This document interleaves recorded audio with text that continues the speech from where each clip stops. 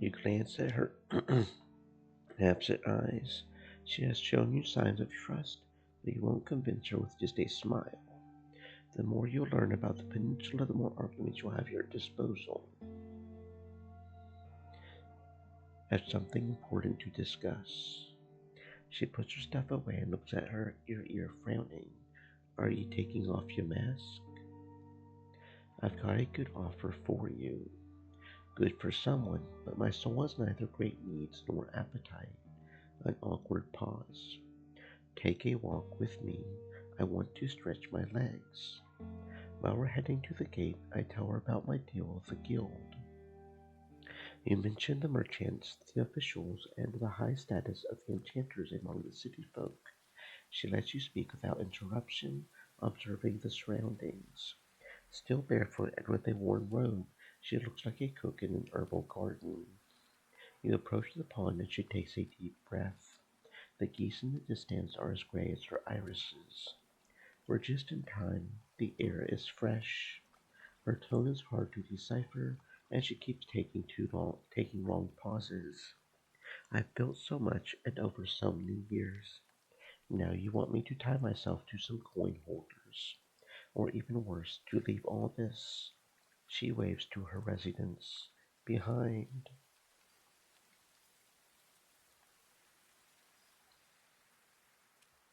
Can you be sure the monks won't turn their neighbors against you? She cocks her head to the side. So far they've done naught to hurt me. I went as far away from them as I could have. I bother no one. You know how easy it is to suddenly disappear in this land. Just think about Astarion. I'd rather not. She rubs her arms above her elbows, as if to warm herself up. I just hope he's all right. The peninsula is a dangerous place with little help to offer. I know that better than anyone. You mentioned the monsters you've encountered, the destruction of Steep House, the undead of White Marshes, the troll from the old camp in Hag Hills, the plague, the missing hunter, her own fear of the bandits. Her shoulders slump. I know the outside world outgrows me. Why can't it just stay away?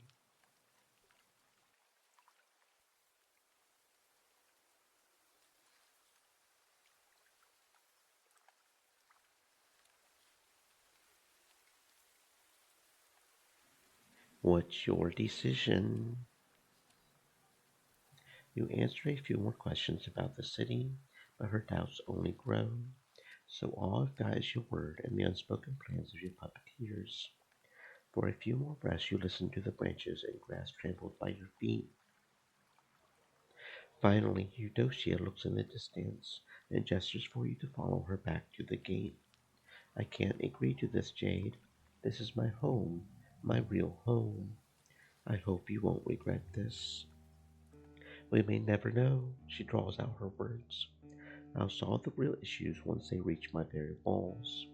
You reach the front yard, greeted by horses' curious snort. The enchantress heads to her house, but she stops herself from opening the door.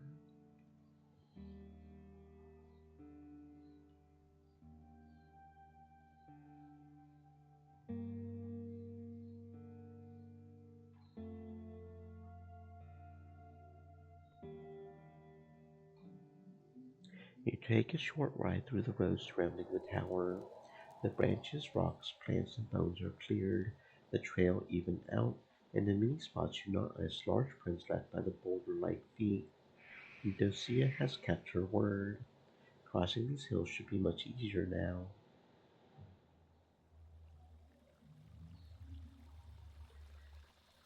The rustling of the bushes stops once you approach them. It's the spot from where I can move east to the tribe of the Green Mountain. You don't see any easy way to move past east. If there's any path you could take, it's completely overgrown. The thorny bushes won't allow you to move without harm, and even if you could, you wouldn't leave horse behind. It'll take a couple of hours, but I cut down the bushes with my axe, making a path for horse and me. Hmm. No, I should probably get some rations first.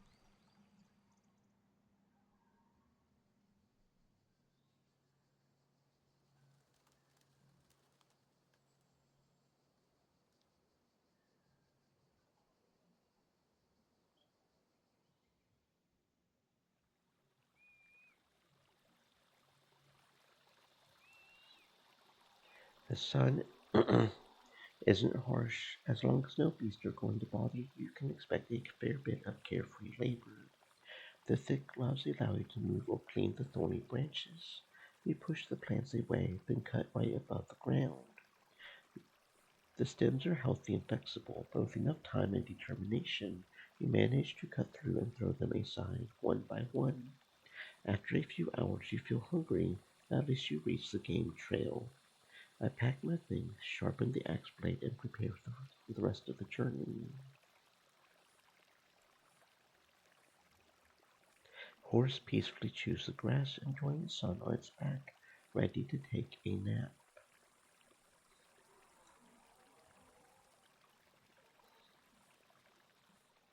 It wouldn't be wise to ride through a lush meadow. There are animal pits and molehills, and the ground is covered with old roots, rocks, and mounds. Putting more weight on horse could turn any stumble into a broken leg. You lead it by the reins and keep looking around. Such lands are a common hunting ground for dragonlings, or cats that sneak in the grass. Finally, you reach a narrow game trail. The rest of the journey should be easier. Let's follow it. The trail turns into a wider path and leads you to a rocky hill. The creek's tune is as gentle as rain, clean and bedded with countless pebbles, surrounded by the chance of insects. Horse quenches its thirst so you'll fill up your water skin. The trees by the road still bear signs of past trimming, giving shadow to old herbal patches, now overgrown. The vegetables were dug out by rabbits, and the apples on the ground are already rotten. You glance at the cave's entrance and let out a sigh at the sight of bones. You could hardly squeeze inside. Fortunately, the path forward is clear. I tether horse to a withered shrub. I take my axe and approach the cave. You prepare a torch, the rope, your gloves. You can't get too far away without putting horse in danger, so you don't take any food. Better to check out if I can get inside with my gambit on. You should be able to squeeze in. A ghastly screech cuts the air. You step back, dropping a part of your equipment. A creature is running at you. I grab my axe. The monster looks like a furless, gray, wrinkled human with stunningly long limbs. You see its bones, as if the skin hardly contains the guts. In the blink of an eye, it squeezes through the entrance, bending in ways that seem impossible to you. You've disturbed the lair of a corpse eater.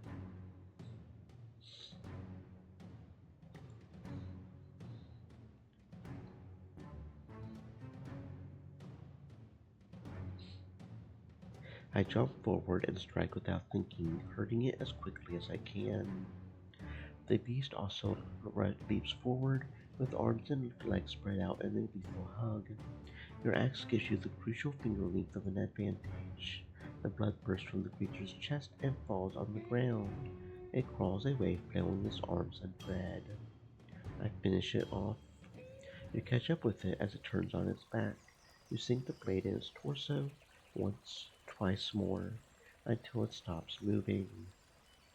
Its raised arms stay still for a moment, then rest on grass. The dark nails, longer than the rest of its hands, lie still. Your breath slows down. The carcass smells of unwashed sweat and rotting flesh. Horse is afraid. I should calm it down. Your palfrey is walking in place and switches his tail. You approach it slowly, avoiding its panic. You show it the open palms of your hands and speak out some gentle nonsense. After a few minutes, you step close enough to touch its side. You reach for your sack for the fresh plants, but you find nothing. You spend some more time patting your mouth's side until it lets out a relaxed snort. I take a closer look at the dead corpse eater. The gray, wrinkled skin resembles that of an old human, but it's hairless and clings tautly to the bones, especially the ribs. The torso is short, rectangular. The large eyes and long limbs resemble no other monster you've seen, not even an ape. You consider cutting the shell further, but you don't know where to start. You've never seen someone owning a ghoul's trophy, while putting it into a stew would poison an entire tavern. The red stained grass stinks like rotten eggs. You could collect some of its warm fluid. It's rare and may be valuable to an unusual soul. It may be simple by fill up a file with the creature's blood. You put on the gloves, pick up a broad blade of yours, and carefully gather the poison. I better burn this monster. You spend some time gathering dry sticks and grass and throwing them at the carcass from as far as it takes to avoid the stench of blood. You prepare the worst torch you have, set the oil on fire, and add it to the small pile.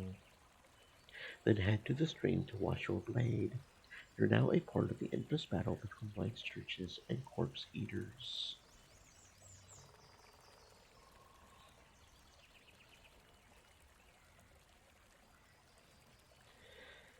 I return to the cave. The ceiling is short, but you can stand upright.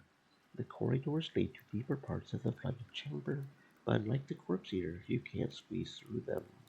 You spot no human skulls or limbs among the bones, even though there are some scraps of old moldering pants and tunics, as well as some odds and ends that belong to victims.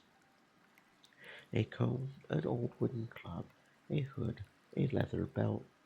Thankfully, the corpse eater has cleaned up every scrap of flesh, so there's no stench of rotting meat. I search the area and look for anything valuable.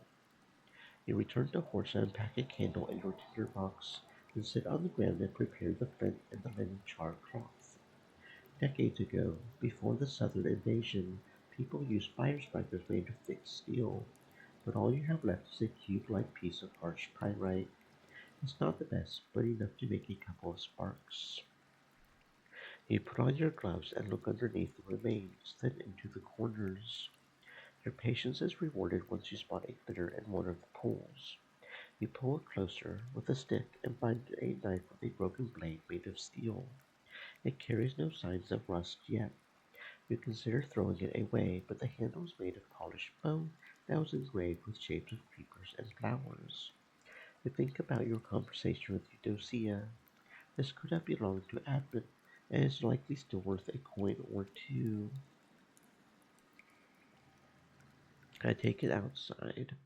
Horse is looking around, flicking back and forth with his ears.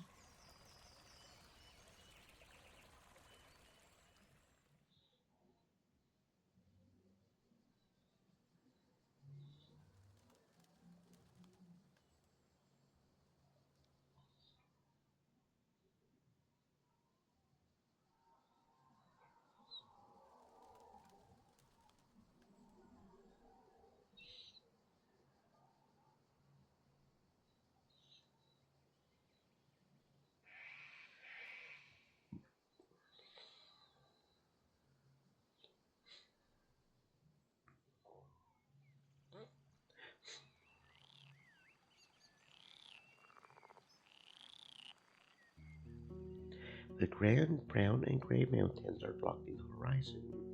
If you doubt, and you doubt the path is going to reach the snow-covered peaks. Without trees and clouds blocking your view, you're like an ant approaching a fortress. I wonder what kind of beast hide among the rocks. The unbodied keeper of the garden is standing still, with a dark cloak on their shoulders and an eyeless face observing the woodlands. Their club, more than 3 times as tall as you are, is made of a single piece of rock and could squash you by simply collapsing without anyone's will. A set of stairs leads into a convenient corridor-like ravine. The gentle wind carries no shouts or scent of blood. I see something among the rocks. One of the rocks placed behind the statue does not belong here. A dark basalt the size of your fist. You look at the mountain peaks and let out a sigh. You could use such a rock to make blinding powder, but smashing it into dust won't be enough. You have to perform the ritual the right way, ideally at the top of the mountain, or at least as high as you can get. For now, you put the rock into a sack. I approach the statue. The statue's face has no features, and the shell ends with the neck, revealing a dark space instead of a torso. You lean closer and notice the coarseness of black and gray gritstone, and how bitten by time it is. Both the figure and the sockle are stained with white guano. Still, it's extraordinary work. The weight of the giant doesn't rest on his club, but rather on the boots, which are cleverly attached to the cloak. Sooner or later, something will break, most likely the arms. Without them, the statue won't hold its stance. Let's see if it reacts to my actions. Hmm.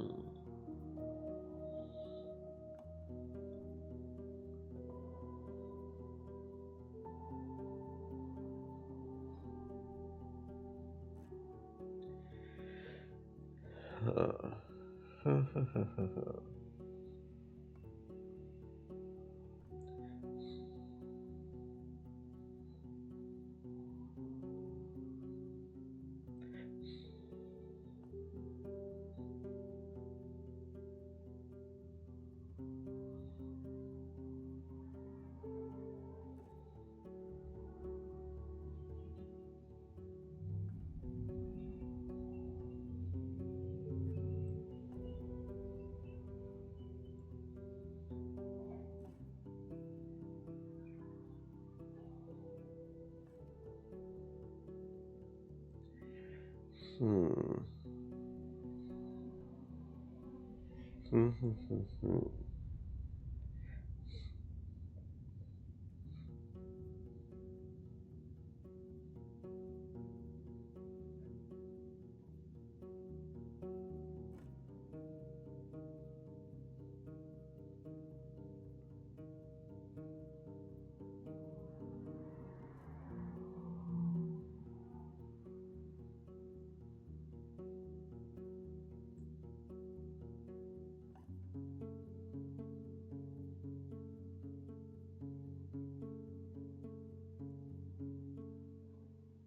Mhm.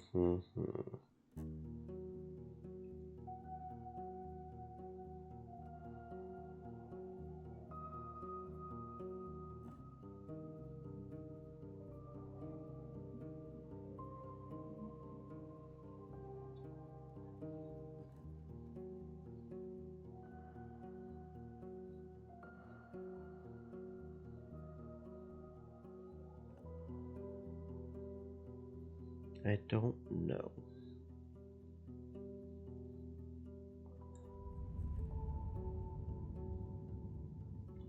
Seeing how steep this part of the road gets you dismount.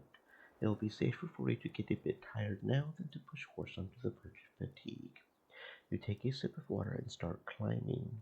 The road is winding and narrow, but would fit a single wagon if it wasn't for the spotted rocks and boulders blocking the path. Some of the larger ones are resting just in the middle, and as you look above, you struggle to recognize where they come from. They were placed here on purpose. The strong, the strong wind, the wooden bridge connecting the rock ledges, the distant singing of birds, roars of dragons. You can't pay attention to any of that now. A creature larger than a bear steps away from its nest and screeches at you through its sharp black-tipped golden eagle-like beak. It spreads its wings as wide as a barn gate. You stay in your saddle. Oh, interesting. I could place one of the bronze rods here too, apparently. Huh. So hmm, I guess there's multiple extras places you can place them if you don't want to place them somewhere else. I examine the beast. Its movements are deliberate and confident. It makes a tiger-like leap, then stands still like a statue, while the brown, white, and yellow feathers covering the front half of its shell are still dancing with the wind. The wings hinder your sight, so you spot only glimpses of the cat-like claws and the clay-like fur. Its large chest rises and falls slowly. The noble griffin's yellow eyes speak only of violence. Its curved beak is longer than your forearm, and the talons on its front paws are like sickles. You don't doubt that its cruel promises may not only be fulfilled, but are a certainty. A single human with but a simple blade and a fistful of herbs would never survive clashing with a monstrosity of this size. You don't have more time to mull over it. The beast leaps to the block face. After it flaps its wings, the gust of wind brushes your hair. Time for us to go.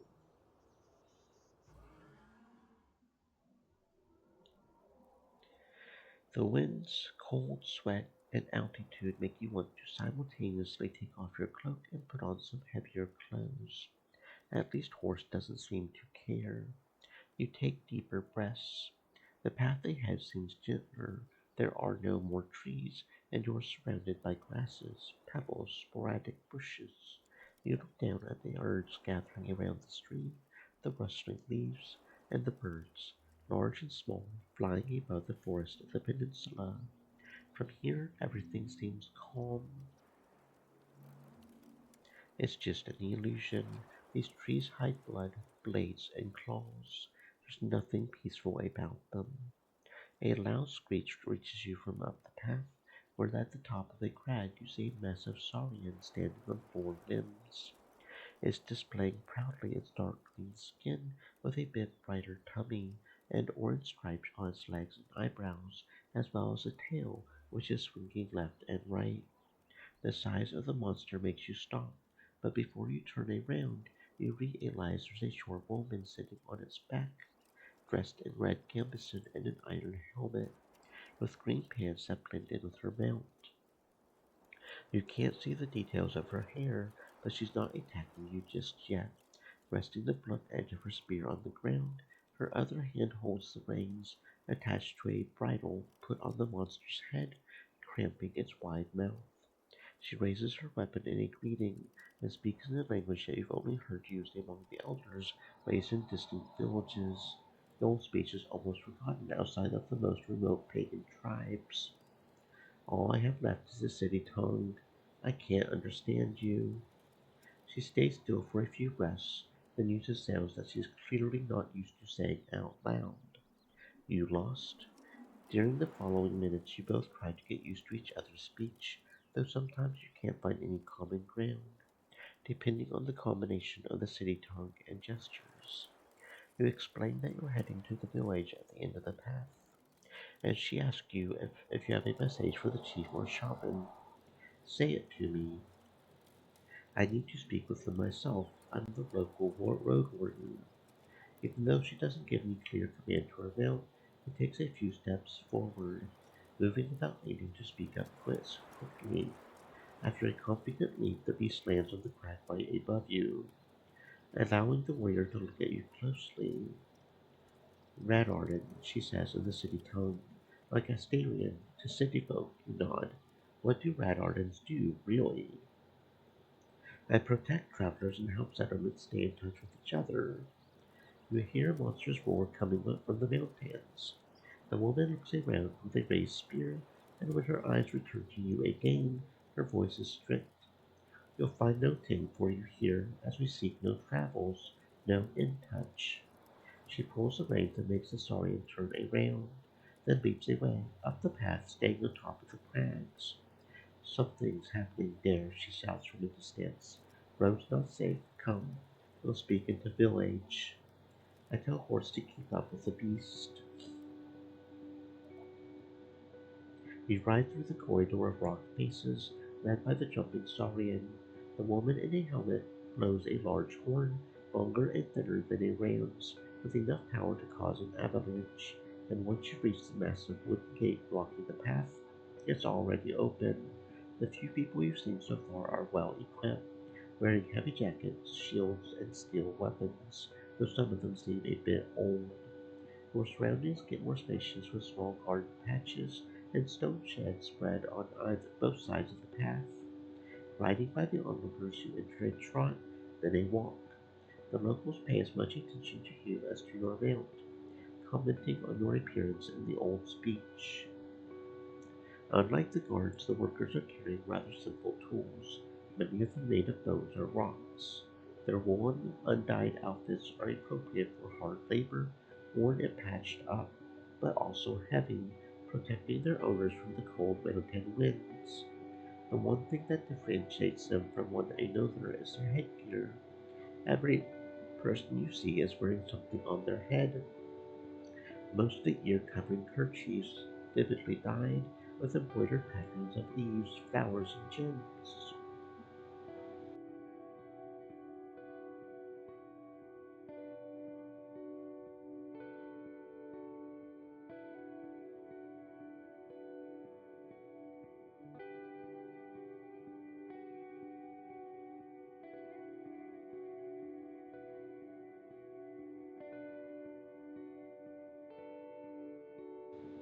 They are sea folk, no doubt about it. They have long limbs, hardly any beards, and the few children you see have uncovered hair, wavy and dense. Yet their paleness is unusual, as if they spend little time outside. Your guide is nowhere in sight, but so far no one has tried to stalk you. I don't want to trample anyone. I dismount and look for the saurian rider. She awaits you at the cave mouth where the teeth and tongue are so distinct you doubt they were shaped so without the villagers' interference. The crisp air carries the scent of late summer meadows. Aside from the discussions of farmers and guards, you hear the rolling wind and the croaking ibexes, but the terraces and crops around you are quiet, making you realize it's the first village you've seen in quite a while, where there's no constant noise of running water or of heavy labor. A safe place, but don't be here for long. We hear from your guide in her lacking city tongue, though still much better than your old speech. She's not the only guard in sight. The spears, slings, and clubs are getting a bit too numerous for your tastes. We need you not.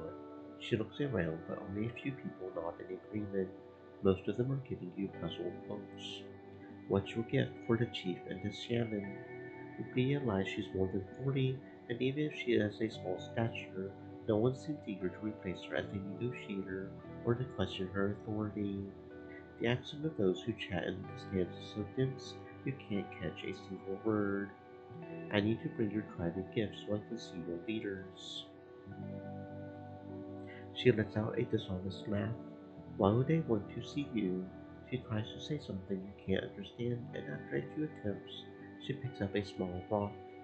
Your problem, she keeps in front of our chest, and points at the mountains above you. Our lives. Is there something I could do for you instead?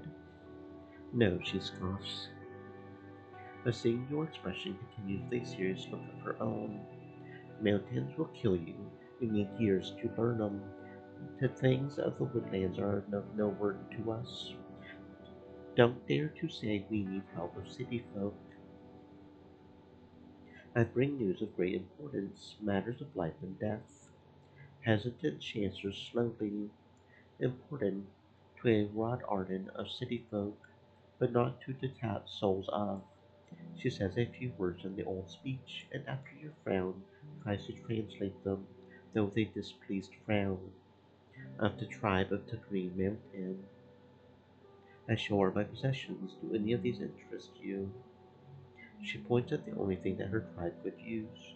Her neighbors gather around, lightheartedly commenting on the things you carried in the mountain. What else would interest you? With a playful voice, she tries to tell you something complex, even asking her companions to help them translate it, but finally gives up. Thing rare to us, a good blade, good drink, spices. I'm trying to find Astarion. She gives you a grim look. Now shaman too, but I can't talk about it. I'm trying to find a few hunters from the village of Creeks. Were they around? She repeats your question, then translates it to the armored villagers to her left and right. After they shake their heads, she meets your eyes again with a confident nod. Not in years. I point at the sky. I'll need to sleep. Hide.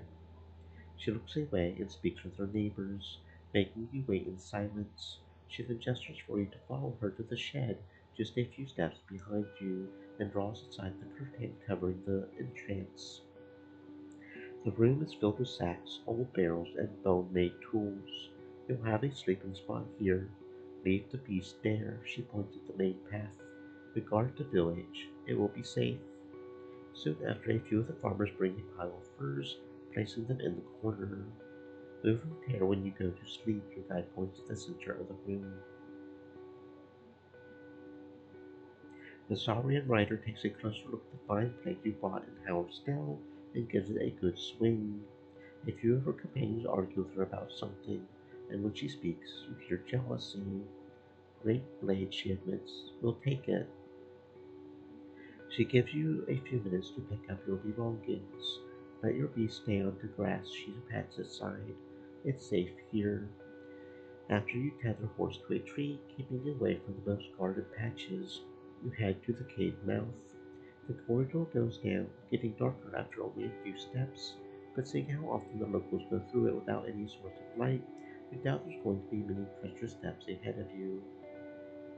Still, your guide leaves the shed with a lantern made of old brass, with windows engraved with winged dragons circling around an erupting volcano.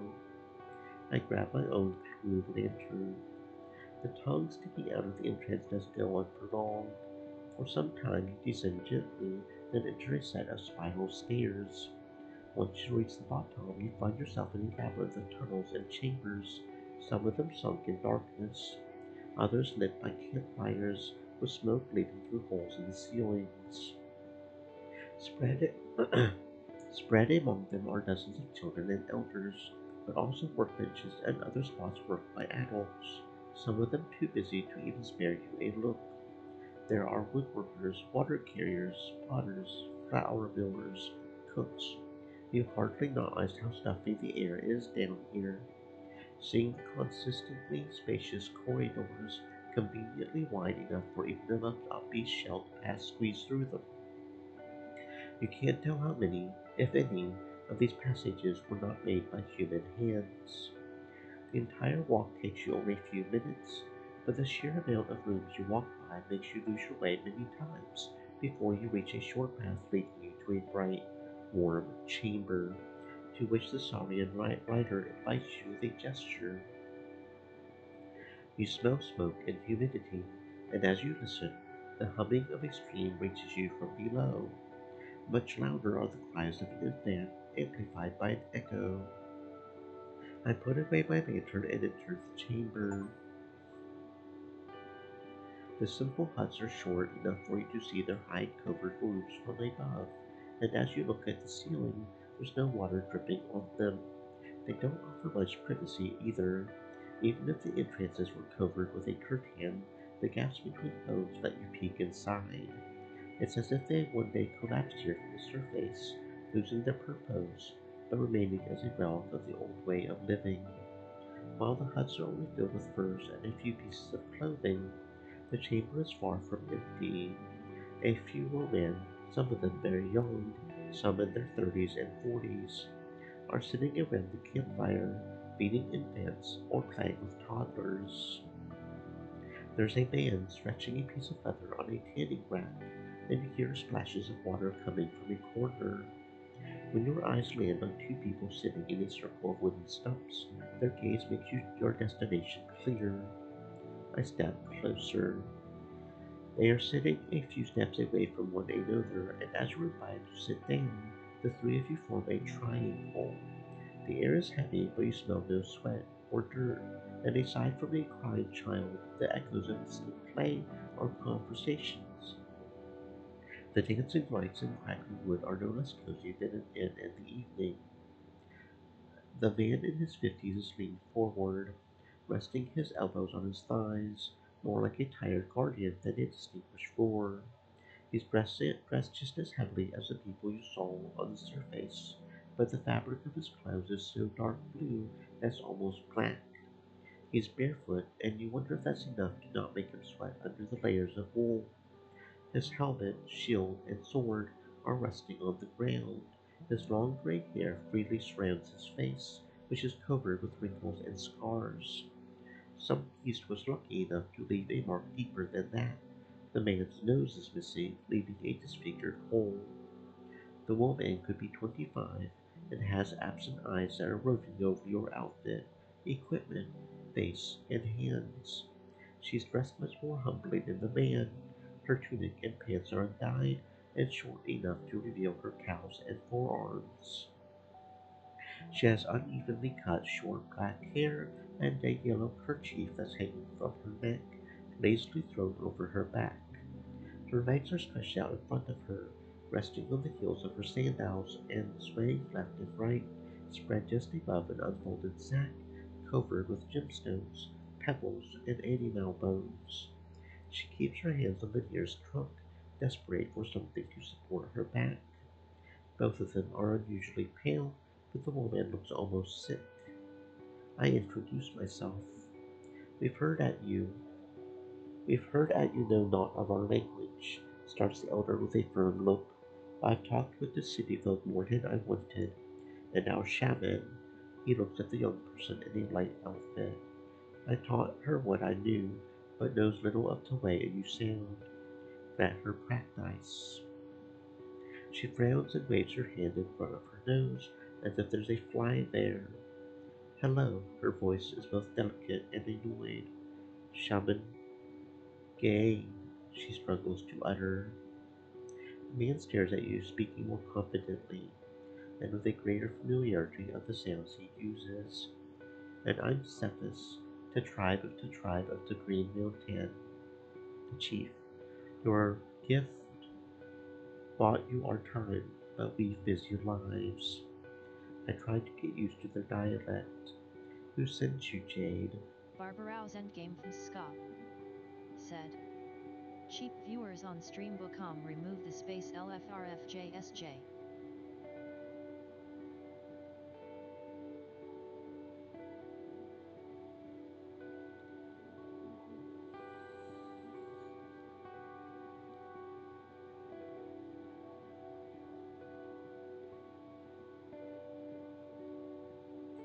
No one.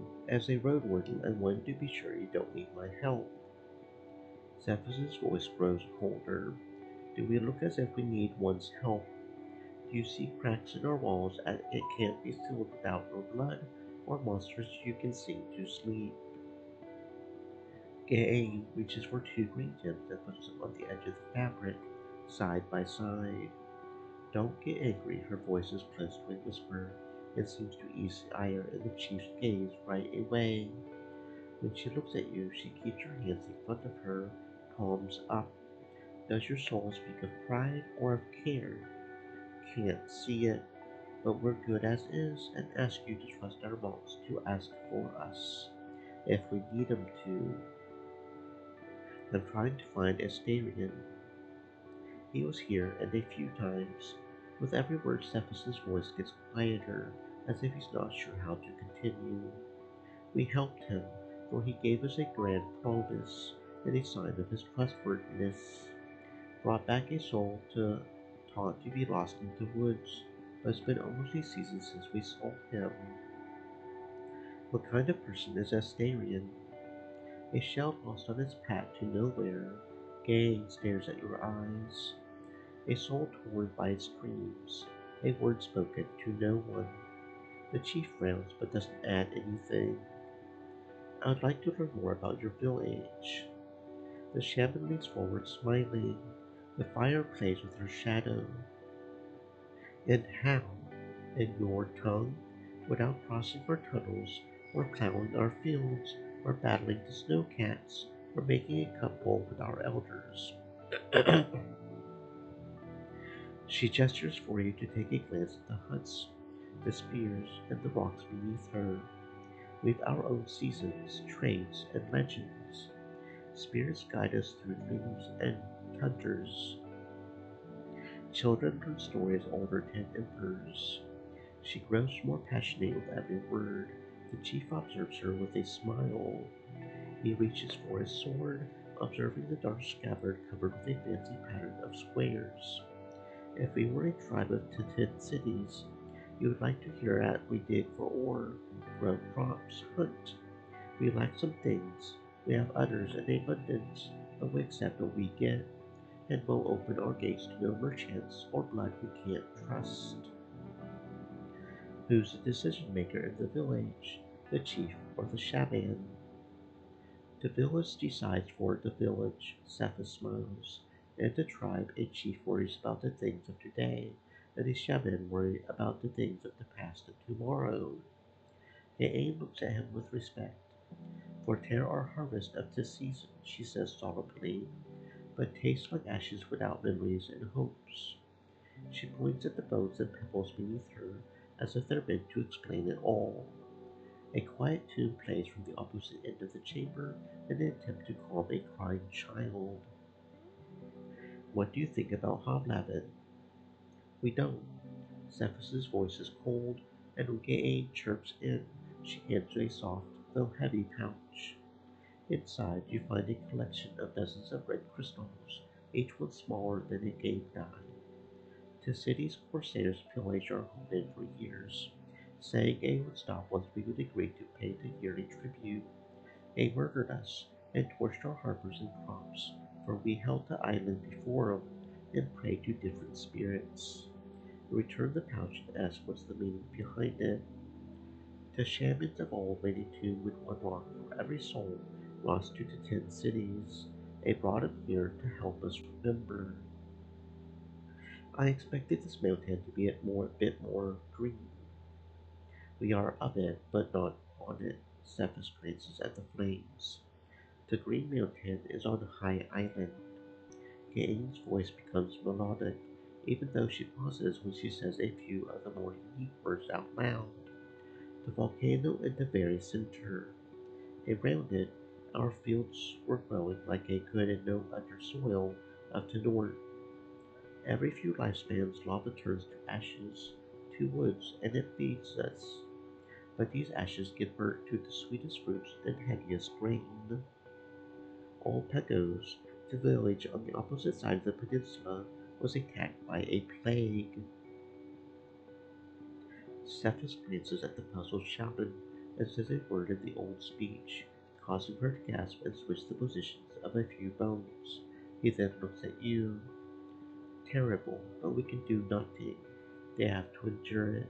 We will not risk breathing their air.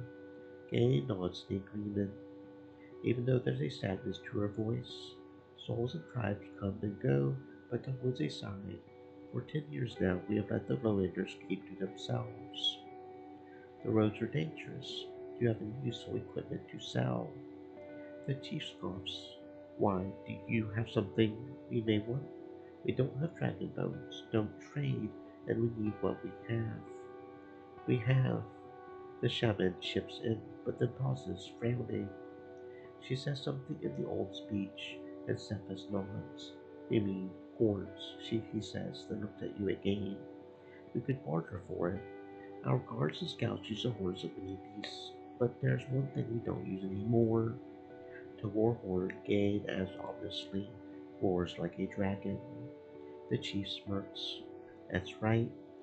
Most beasts flee when they hear it, but you can't show you how it sounds here. We would go deaf. Can I at least see it?"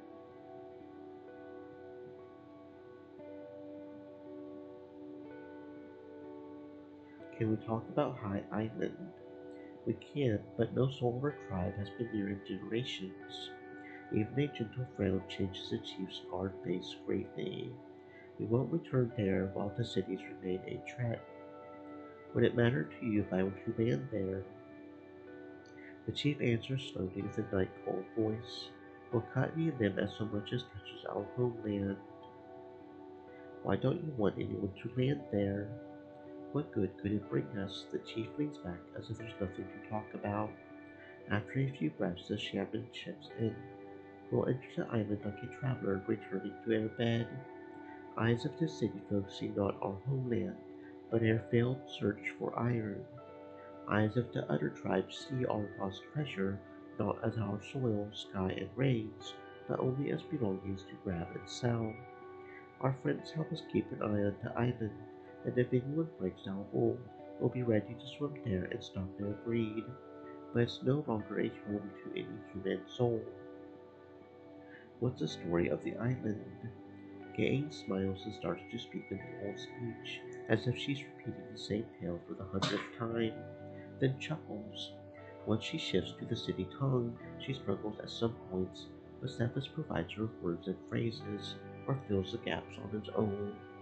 The Green Mountain, the life-giving volcano in the center of the island, has been home to the tribe for longer than anyone can remember. As we're older than any of the 10 cities, though you doubt there are any ways to verify such a claim, the shaman spends a good few minutes describing the days of her ancestors. Through hardship, they managed to tame enough land to grow vegetables, and made a great chunk of the island their forest garden. After finding the iron and copper veins, they had enough tools and weapons to save their offspring from back-breaking labor. She's also eager to describe the deeds of many families and heroes, as they lingered with their beautiful names, but the chief asked her to move on. For most of his existence, Hafaf avoided the island, finding hardship in getting closer to it. And since the pagans were reluctant to accept dragon bones, the merchants saw little value in their wares. However, once the tribes of the peninsula noticed the growing supply of alloys used by the island folk in their fissures, the news reached the city. And little more than 200 years ago, the officials tried to negotiate a new trade deal with the locals, but to no avail. Finally, they allowed the corsairs to start their usual efforts, putting to use the growing height of their ships. At first, they harassed the fishers, then landed on the island itself. The tribe was ready to fight for what was theirs, but the cruelty they faced outmatched them. The kidnappings made the locals afraid to leave their walls, and then the raids enslaved whole hamlets or burned many crucial structures. Using traps and their knowledge of the terrain, the tribe managed to kill more than they lost, but the corsair ships kept coming, always led by a new, yet even more experienced captain. After a few bloody battles, the forest fires started, and the locals understood they had little time before the wrath of the herds would trample them to death. We are the eighth generation of the tribe living here, so close to the coast, yet so far from it. She ends her tale. Taming to new grounds was harsh, and once the first children born in these tunnels started breeding, only a fifth of the tribe was still here to welcome them. Why won't your tribe try to reclaim the island? The root of our torment survived the plague, the invasion, and disasters now known only to oldest tales. Gain grabs a few small bones from the fabric beneath her and starts to roll them between the palms of her hands. We have no strength to fight it, no hope to defeat it, but we can wait in humbleness and hope the spirits will turn their face away once our enemies come to them for help. Cephas rests a hand on his side. Returning would anger the herds and cost us dearly. Yet after 1, 2 generations, once our walls and children grow strong, he looks at the infant being fed by the fire. The corsairs will once again bring torches and chains, for our right allows him to murder freely. He utters the soul carrier's name with disgust. Leading our tribe to our homeland is to dream of every chief and every shaman, but to dream of the prideful. Is the island dangerous? Cephas shrugs. As dangerous as the wildest woods and hills. Its roads are no more, and spiders and ape men now live in our houses. The city folk who try to take our lands may still be there, walking shells without souls. But after so much time, a likely one after blood on the mainland. That's everything I wanted to ask about. Farewell. I should powder the basalt here. You nod to the saurian rider and step away. You follow the unclear steps of the ritual, preparing the new ingredient without fully understanding how the steps you take make any difference. While some alchemical rituals are essential, you are never sure which ones can be omitted or altered. Little companion, the airship-like shell that carries Numa, see your efforts as sufficient. You can only hope. You place a piece of basalt on a larger rock, not getting in anyone's way. You spend over an hour breaking it out into smaller chunks and grinding them into dust. At the beginning of the process, a few of the locals, mostly children, observe you, but they get bored quickly, leaving you to your eccentricities. Once you fill up a small sack with black powder, your hands are tired and a bit scratched. I put it with the rest of my bundles and get back to the cave mouth. Magic, says your guide calmly, using one of the few words that sound almost identical in both languages. And after seeing your nod, she simply points at the bucket, letting you wash your hands.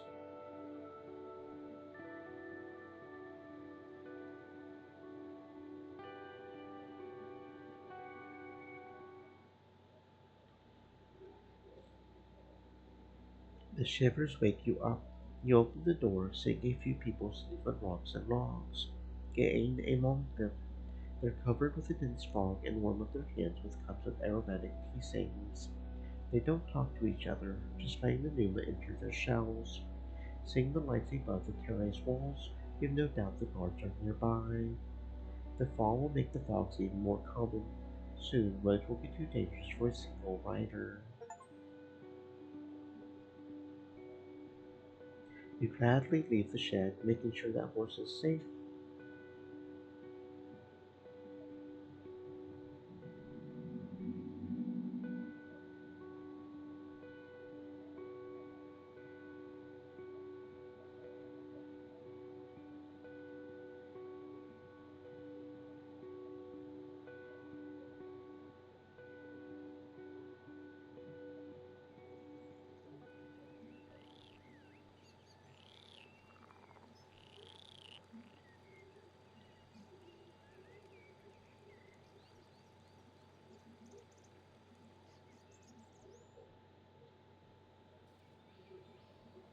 The path leads downward, through the hills and fields inhabited by gurgling warlocks.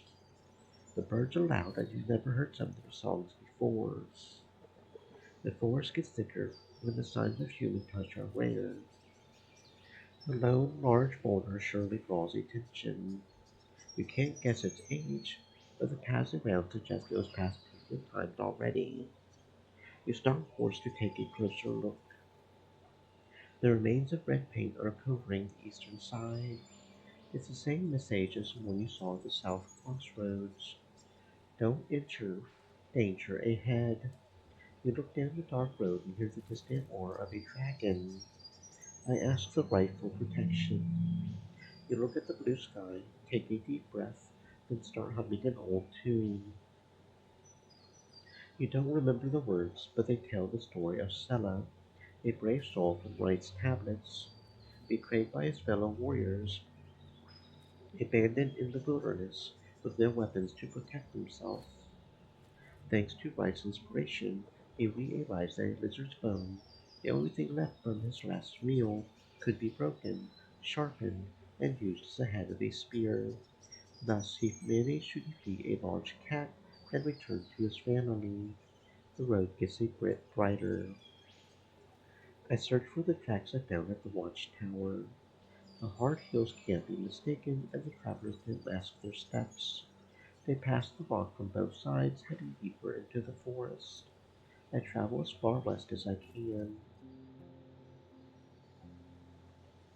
The stream ahead can be crossed by a humble ford, made of hundreds of rocks that used to reach from the bottom to the surface, but is now partially demolished, either by time or a living creature.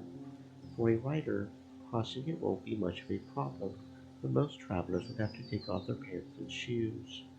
Moving an entire wagon would pose quite a challenge. The water is clean, and the banks are low, good watering spot for a horse. I could spend some time gathering larger rocks and throwing them into the water. An hour should be enough to cover at least half of the gaps.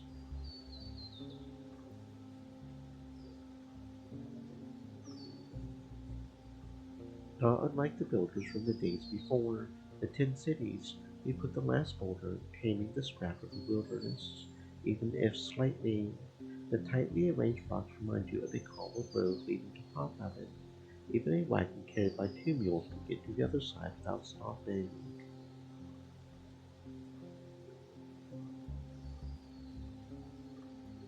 I stay around for a minute or two with my hands on my hips, observing the results of my work. The colors of leaves range from greens to purples, and overwhelming with shadows. The stems of the shrubs twisted in all directions, seeking the slightest scraps of sunlight. The trees are not too tall, but their trunks are as wide as buildings. The neglected road has been carved into the thicket, an inch at a time, a corridor of plants with a floor made of pebbles that give way to saplings and vines. From time to time, we pass by many turns, relics left by roaming dragons, unicorns, and trolls. Some of them are still used by beasts, boars, striped cats, or packs of goblins. The birds are sharing their songs, as cheerful as ever. When necessary, I clear any thicket that's in horse's way.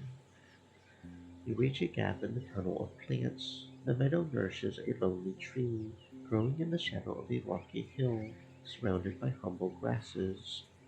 Near the tree roots, a wolf without fur is feasting on a human corpse, unaware of your presence. I look at the wolf. It's standing on all fours, crouching forward, tearing away chunks of flesh with massive canines. Its head, and especially its jaw, are wide and long, like those of a horse. Its brown shell is muscular, with the pronounced shoulder blades, the hair resembling no arms, and a tuft of black fur at the end of its foot-long tail. The beast raises its head, its ears are shaking. I attack. You get down preparing your shield. I try to sneak up on the beast with my axe.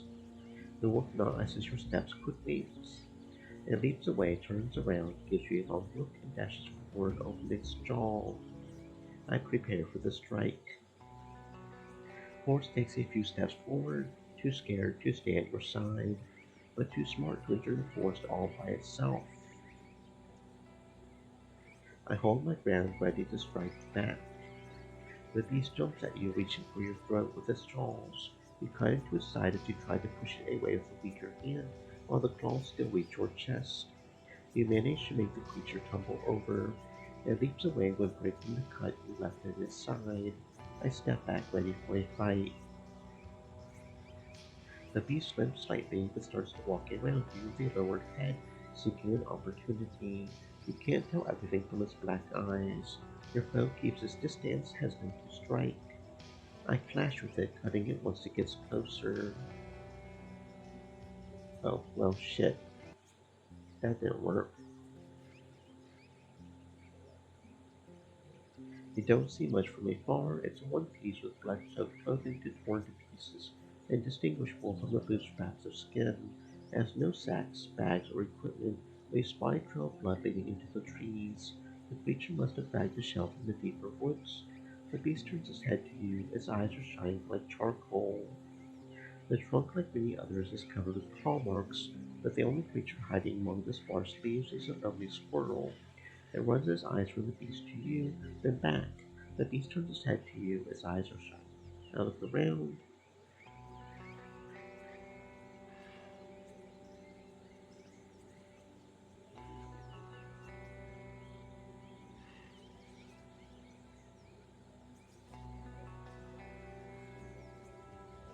I'll bait it into biting my armored forearm, then chop into its side. It tears through your jacket as if it's nothing, but you've got enough time to sink your blade between its ribs. It lets you go and prepares itself for another attack, ignoring its blood. The foe keeps its distance, hesitant to strike. Nope, okay, that didn't work.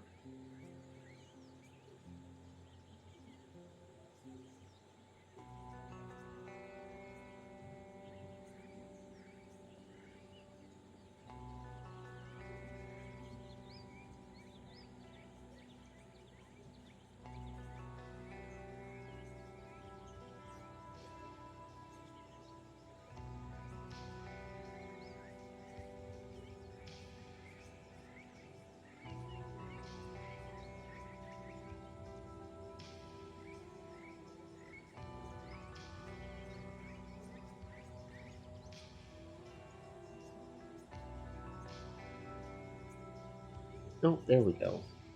I take a couple of deep, slow breaths and stretch out your arms. The horse is looking around, stepping in place. I examine the corpse. Part of its chest, face, neck, and arms are turned to red mush. The wolf didn't break any bones, not even the ribs. The first worms start to crawl over its blood-soaked clothes. The human was male with brown skin and short black hair. His brown pants and blue jacket were made of dyed leather, has no sacks, bags, or equipment, but you spot a trail of blood leading into the trees. The creature must have dragged the shell from the deeper woods. Inside the left ear you spot a trinket made of animal bone, which contrasts with the dark skin and lures your eyes away from the blood. Knowing Eflin's description, you have no doubts. You found Vashol. I removed the earring from the corpse's ear. With a few splashes of water, you wash the cold blood off your hands and the knife. Its brown shell is muscular, with pronounced shoulder blades, the hair resembling your arms, and a tuft of black fur at the end of its foot-long tail. The inch-long canines stick out of the sauria-like maw. Its eyes are like two pieces of shining charcoal. A nail too large to be carried around, too skinny to cut away from a nice cut of meat. I cut myself a trophy. It takes a good minute before your simple axe manages to get through the backbone and flesh. You grab the head by the ear, avoiding its eyes, and let the creek of blood spill onto the grass.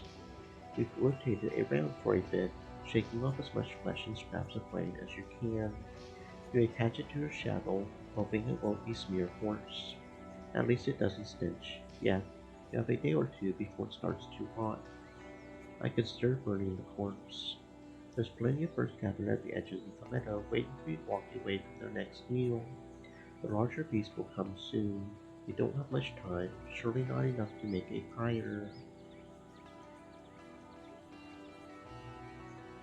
You grab the only beast worn by the corpse and drag it to the middle of the trail. You spend some time surrounded with dry sticks and grasses, then cover it with a single dry bough. The guts are likely to put out the fire soon after your departure, but maybe you'll be lucky. You light up a simple torch and set fire to a couple of opposite spots. As the skin and hair start to burn, horse gives you a weird look. You realize it hasn't used any of this time to graze. I leave the torch here. I'll prepare another one before I go to sleep.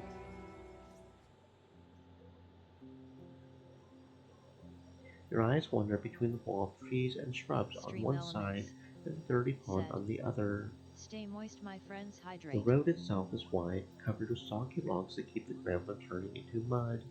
It's breaking under your mount's hooves, letting out what sounds like a sigh of relief. The water insufferably stinks of carrion and is covered with a blanket of green plants and white flowers that draw countless buzzing insects. Even the horse shouldn't drink from it. Horse tries to get familiar with the unusual pavement and speeds up to jump over a fallen trunk blocking your path. Once it lands, it breaks one of the logs in halves. Soon after, you reach a massive black saurian resting on the ground, enjoying the light at the edge of the forest. It seems to be ignoring your presence. Once again, horse canters. I trust its instincts. Once the monster raises its head, you're already in the air. The beast pushes itself away from the ground with its forelimbs, trying to catch any chunk of flesh with its massive jaws. But you safely hit the ground and return to a trot slowly. I pay attention to the dead trees sticking out of the pond. They look comparable to that saurian. The road is bright, empty, surrounded by sparsely grown trees, gentle hills, and meadows. It leads you to a cairn, a pile of rocks ranging in size from your abdomen to your fist. There's also quite a few tiny pebbles. A narrow, hardly passable trail leads south, but likely won't survive another year without travelers. I look for tracks I found at the fallen tree. Without a doubt, the travelers were here, led by the person in hard heels, though there are more tracks around, both older and younger. I take a closer look at the cairn. It's wider than two people standing side by side, and taller than horse. The grass surrounds it tightly. It must be years old, but could just as well be older than any village in the north.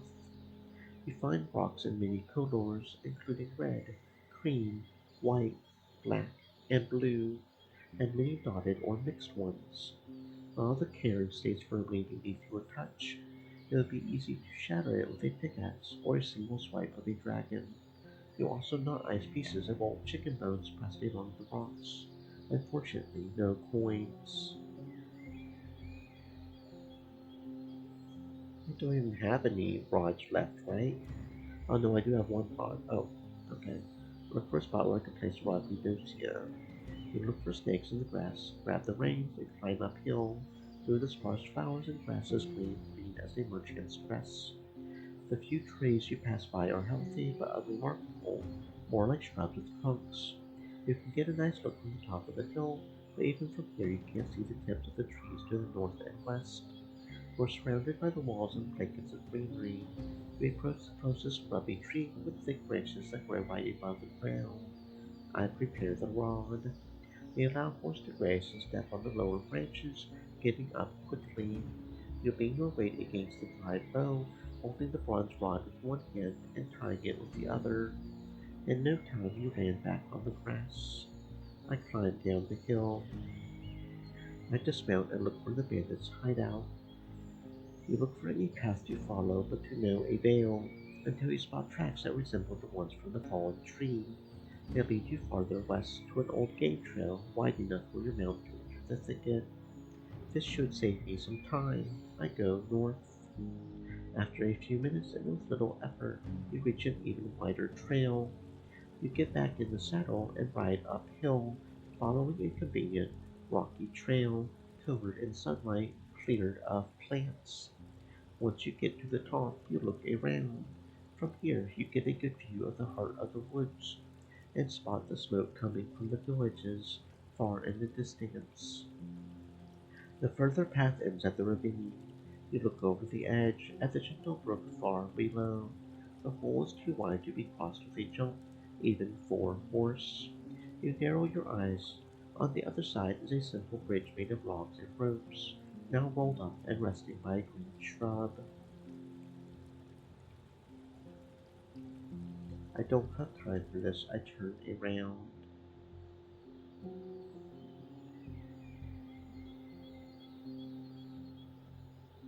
I take the narrow path south. You grab horse's lead and use your axe to get through the branches and the tall grass. After a few minutes, you reach a colorful meadow with orange, red, and white flowers as tall as a wheat field. Their late summer scent lures all sorts of insects as well as tiny birds. The path ends at the edge of the glade.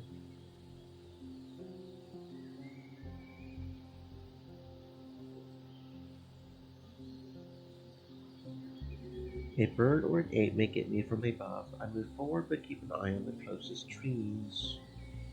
You tether your mount to a tree and tread forward carefully, keeping your eyes on weapon high. Soon the nearest birds flee from your screen. You reach your side and look down. A hundred-legged worm, as wide as your fist and maybe 3 feet long, has crawled underneath your canvas and chewed off a bit of your flesh. You pull by its tail and stretch out your arm. The creature wriggles in the air, incapable of thinking its shell enough to scratch your hand. It's red, covered with armor made of plates. You throw it away and touch the hole that it left in your clothes. There's hardly any blood. I seek anything of value among the plants. Your steps force the mice and insects to spread, but your presence remains hardly noticed by the colorful life around you. I pick all sorts of interesting herbs and add them to my bag. With ingredients, you maneuver your knife, putting into small vessels the herbs you need to keep fresh, and separate them from the ones you'll dry in the sun. If it weren't for the occasional hundred-legged worms that keep you disturbing your work, it wouldn't differ from regular work in the garden.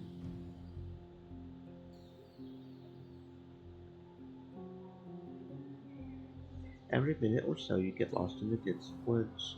When possible, you stick to the remains of the beaten path, clearing the overgrown thicket that blocks your way. It would take many more travelers to sustain such a trail.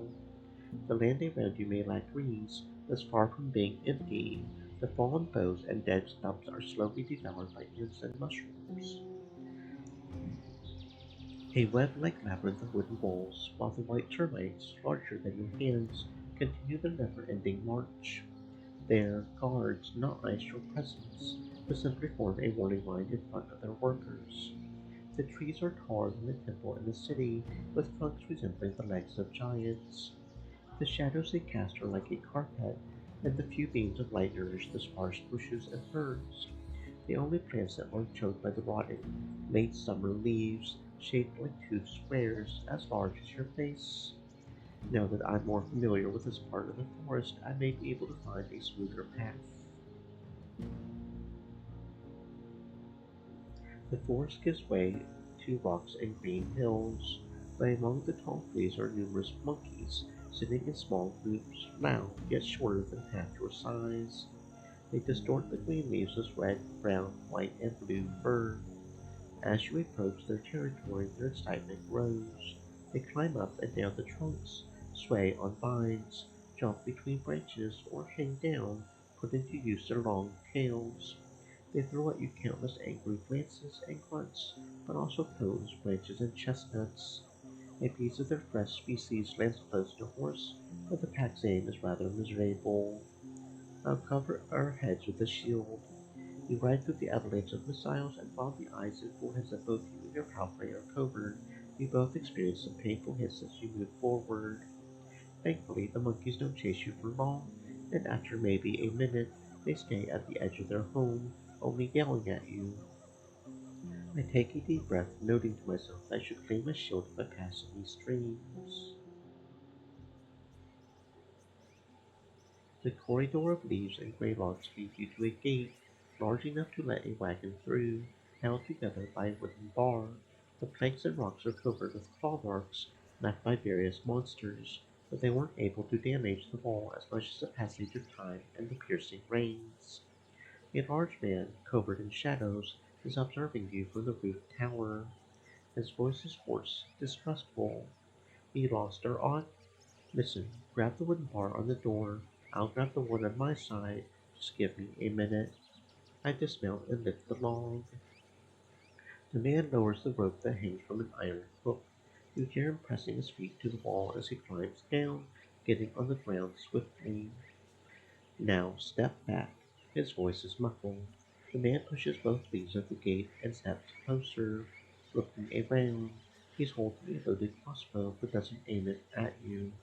He's both tall and wide. He's wearing a black gambeson so ragged it can't be fastened anymore. It tells a story of claws, thorns, and improvised repairs. The hole in the man's hip pants reveals a straight knee. "You follow?" he whispers. "Not really." "Good, good." He steps away, letting you through. The stool and a bucket filled with dirty water don't look like much of a resting spot. "You're safe now." The man closes the gate and observes you with keen eyes. It's hard to tell his age through his exhausted, sleepy eyes. A short, unkempt beard and a bandage horizontally covering his ears and the spot that used to be his nose. There's clotted blood in his brown hair and mud on his clothes and brown neck. Despite all this, he's of a huge shell, with wide shoulders and thick legs. How now, how are ye alive? He still holds his weapon, but doesn't aim at you. "I don't know ye mug." I introduce yourself. "Good time to get to know each other." "Yeah, I've got not the time," he chuckles weakly. "I heard no human voice in days." He looks at his weapon. "I'm no enemy, just on duty guarding. You can hang around, but I've got no ale or water." He takes a deep breath, observing you with curiosity. "So, a warden. He new to the job?" "Pretty new."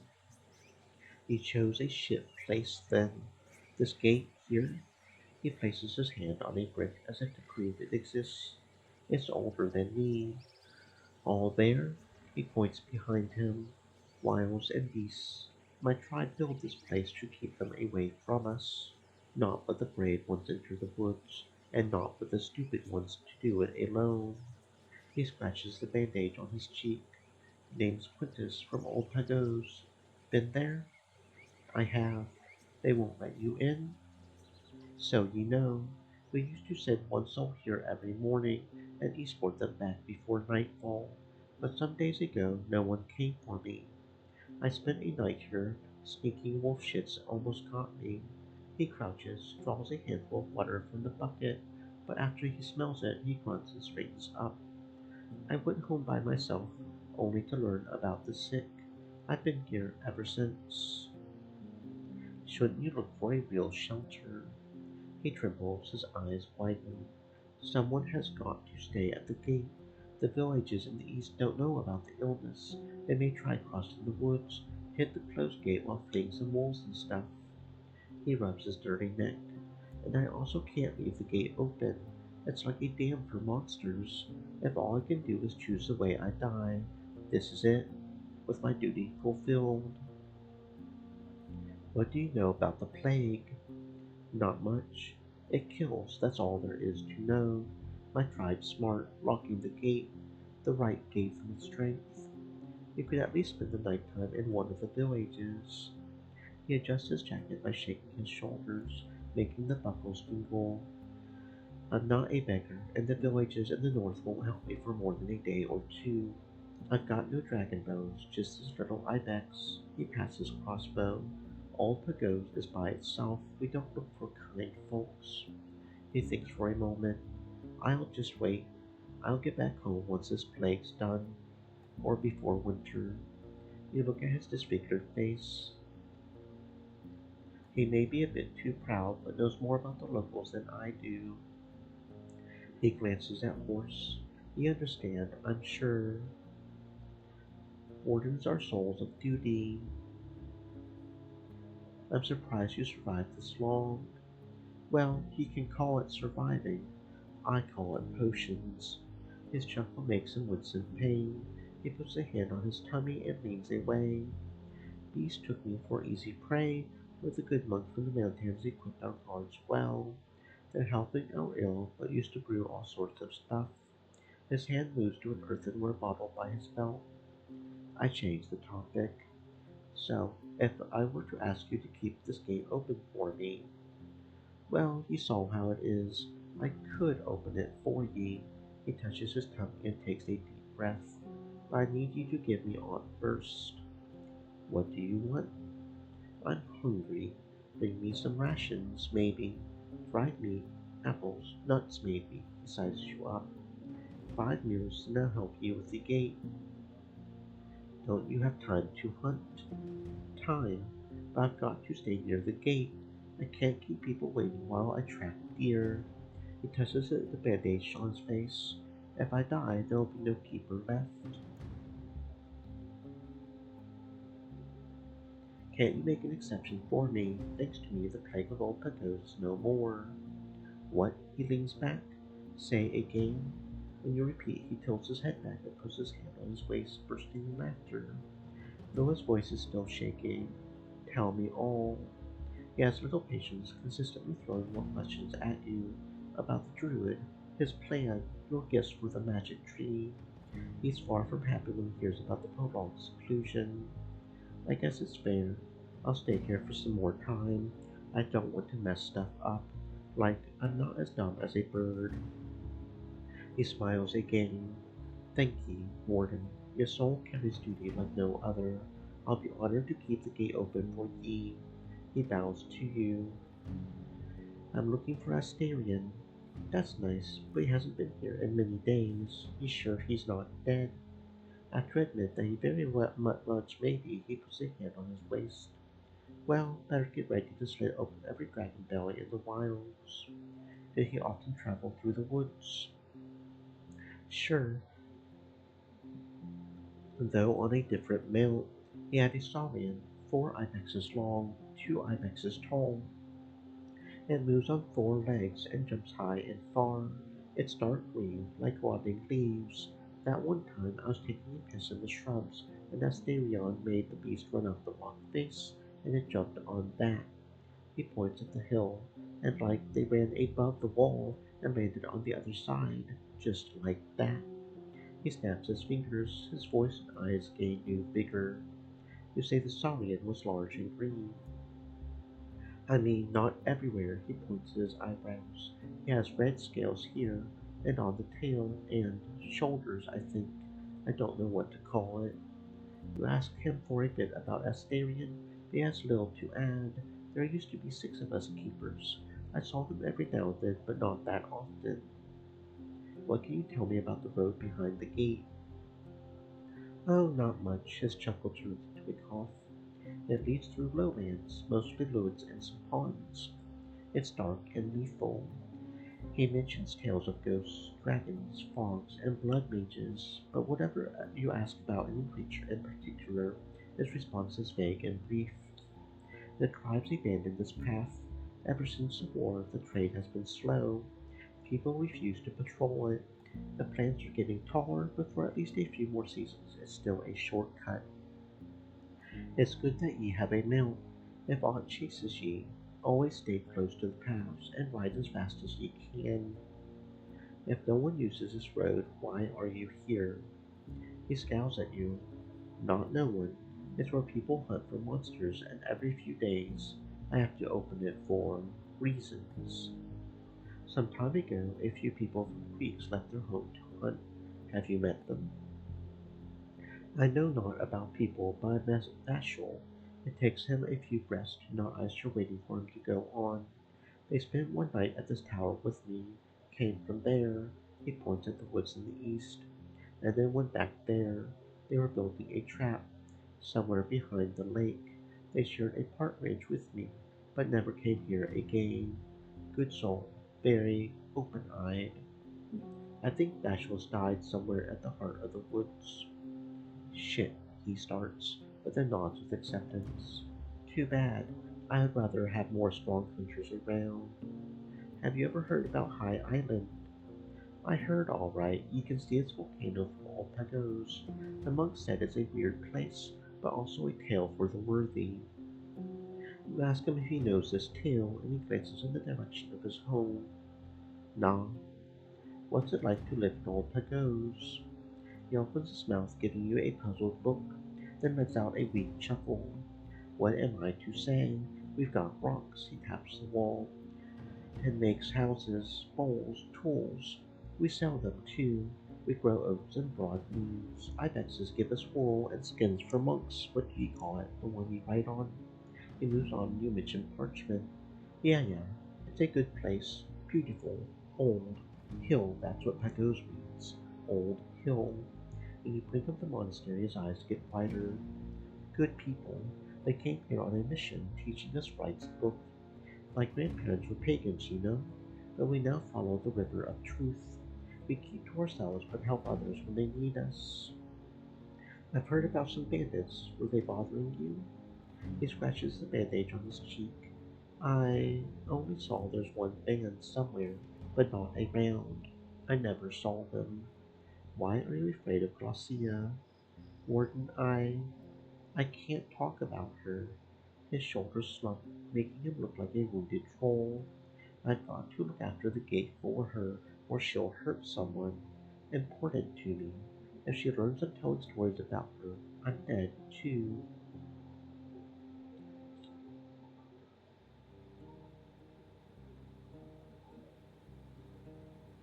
You spot a movement in the thicket far below you. A mass of bears hunting for fish in the river. You spot two groups of hooded figures with lanterns in their hands, either patrolling the area or strolling around.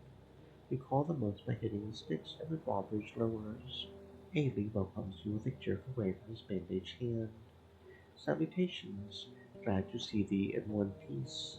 His young companion is right next to him, observing the sky with a wide grin.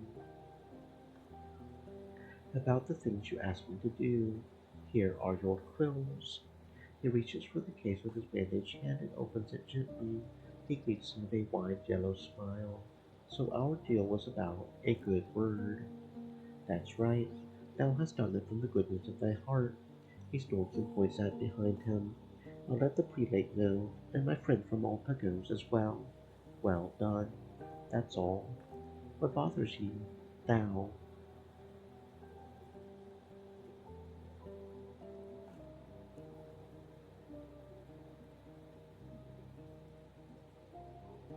Hmm.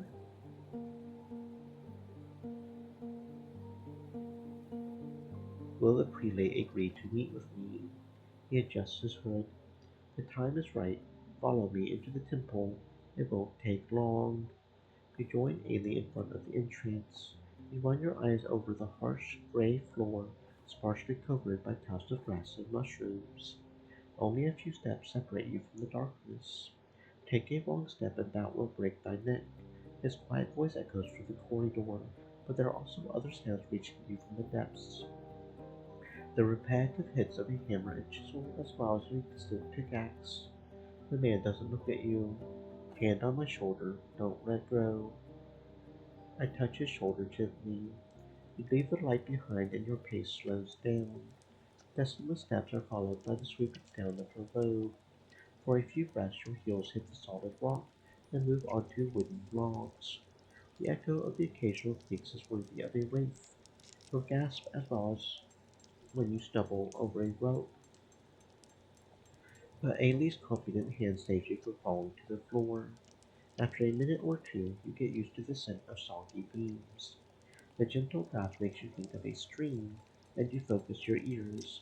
The hum of water is weak, but once not iced, unmistakable. Counting your steps leads you to nothing.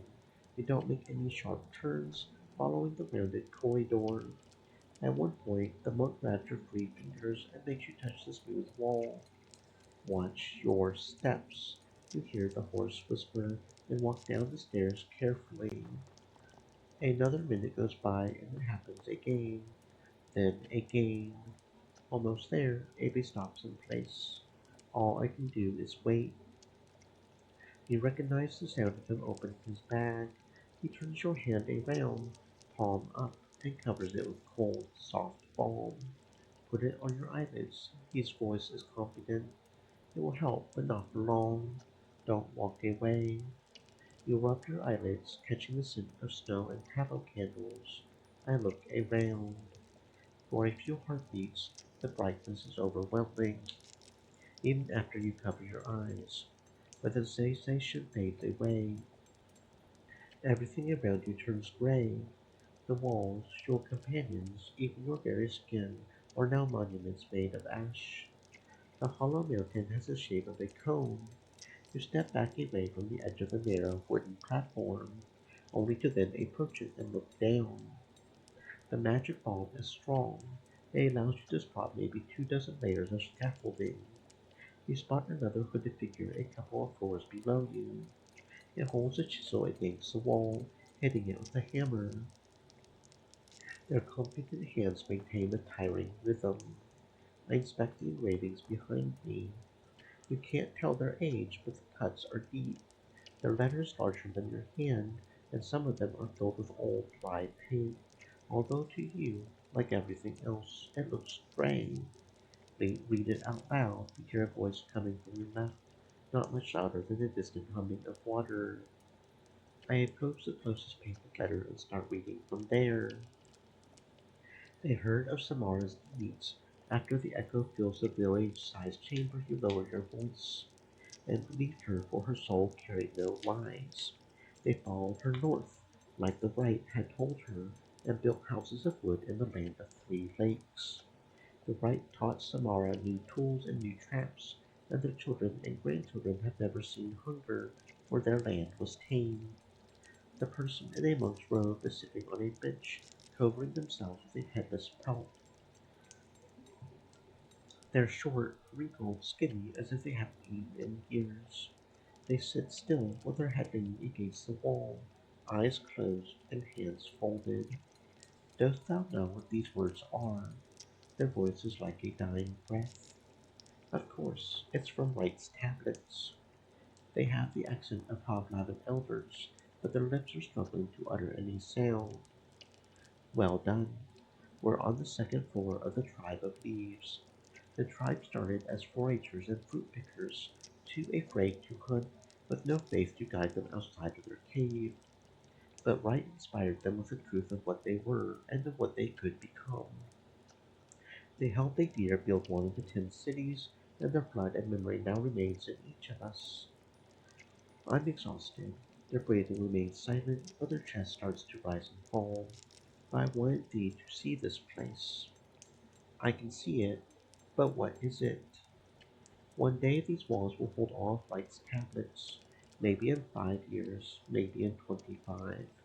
These ancient caves used to be covered by painted hands and beasts, but we scraped the walls clean, giving way to the truth.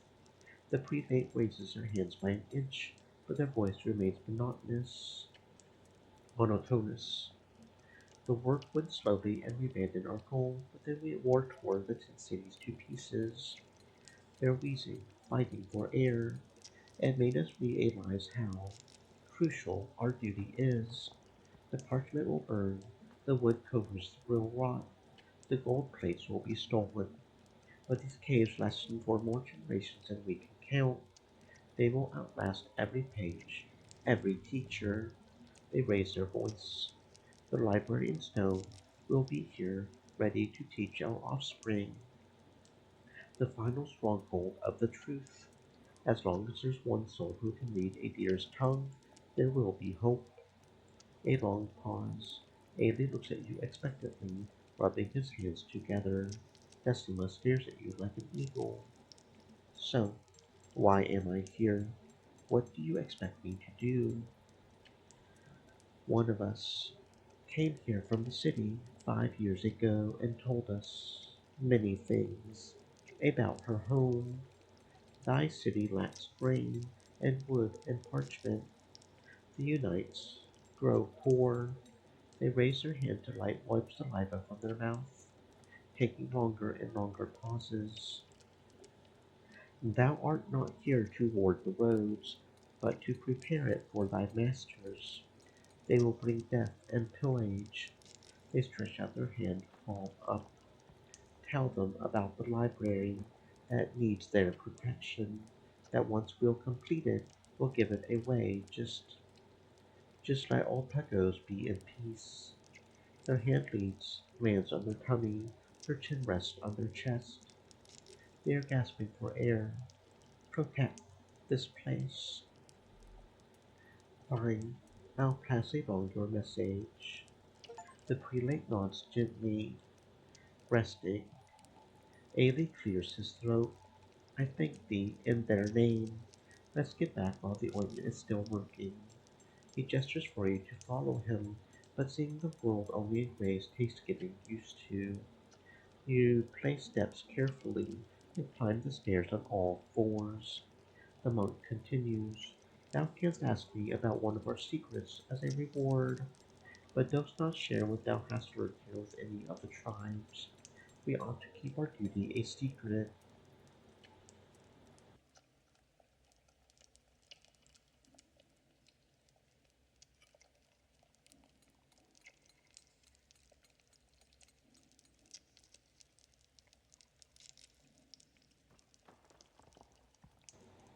I would prefer some of this ointment. Won't happen. He doesn't let you finish. Use it a few times and thy eyes will only see in gray, and after 20 years or so thou wilt lose thy sight completely. Just use a lantern. You move without a sound, without a word, leaving behind the sounds of steps, hammers, and the stream. Your eyes lose their sharpness slowly, but also restore their ability to perceive colors. Before you reach the mouth of the cavern, Ailey lets you grab his shoulder again. After getting outside, you take a couple of deep breaths. The monk absently heads to the storehouse, waiting for Decima to join him. When asked about the prelate's sleep, she spares her companion a sad shrug. Finally, he meets your eyes and puts on a gentle smile. Now that I've been inside the library, I give the monastery another look. The butterflies try to collect the last shards of food from the overgrown summer flowers, while the herbs and lettuce are getting picked by the younger monks, piled up on a small cart. Telling from their conversation, some of these plants are going to end up as pickles. You turn around, once again not icing the constant roar of the river and the valley deep below. You've managed to learn how to ignore it, but now, as you're paying closer attention, you hear the sounds of the order and the land, the chisels echoing in the caves, the singing of a woman looking after the fruit trees, and the cough of an elder who's been watching you from the edge of one of the paths. Close to the massive steel hourglass. There may be no walls around, but no one seems worried or afraid. Even Decima, like always both vigilant and absent, is focused on the picture of an eagle that she's been drawing with her small boot. One could find peace here for the price of freedom. Ava gives you a curious glance, as if he's been reading your thoughts. Once I'm done with my duty in the city, I'd like to abandon my old life. Would your order take me? He clasps his hands together and steps to you, staring in your eyes, then sighs and puts his arm around your shoulders. He smells of humid wood, his grasp is firm. Thou hast seen our lives and knowest they're far from gentle, so I trust thy question is honest. But what makes thee ask? I wanted to help people, but now I'm feeling sort of defeated. Usually, acolytes run away from guilt and shame, not from craving for good, he responds slowly. Thou mayest hide from thy ambition, but not from missed opportunities. We can leave the land behind, but our feet still touch it. He turns you around, making you face Decima, who has just been drawing a winged hourglass in the sand with her boot. We need to judge thy honesty. Let her read you. Let her what? Don't worry, it doesn't hurt. The monk chuckles and shoves you to the ground, making you land on your knees. His companion eyes can now meet yours without looking up, and she cups her hands around your ears.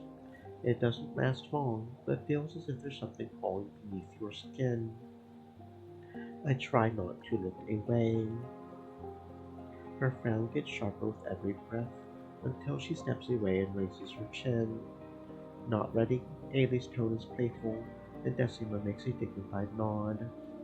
Not empty, but still on the fence. Could be worse, the monk invites you to stand up with a gesture. We only let in souls of great conviction. Come back after you squash your doubt.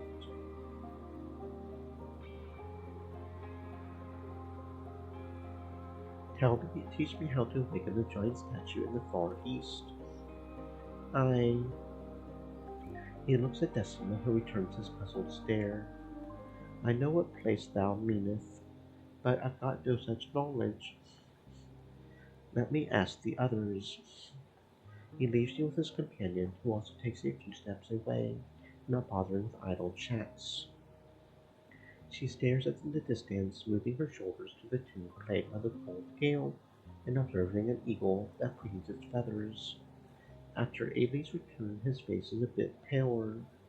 A truth of the pagans thou seekest, but thou wishest so truly as what I'll give thee. Here's what I was told. Kneel and lower your head and pray these words 10 times, if not more. He utters a bench of nonsense and smirks at your confused look. It means, oh, the spirits of the giant fathers be with our paths and not in thunder.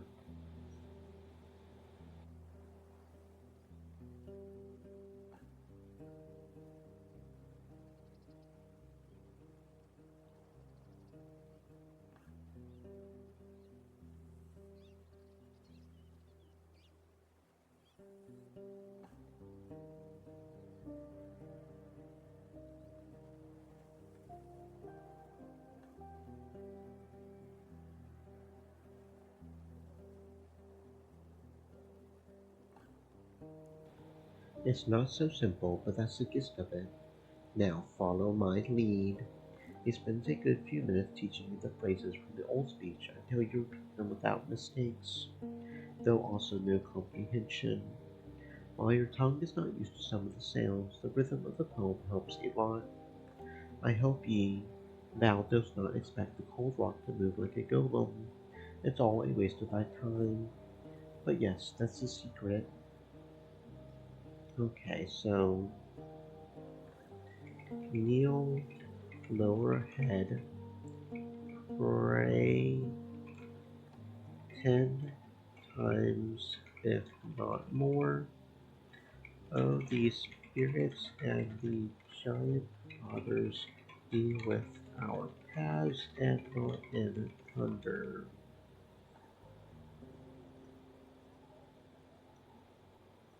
Thanks.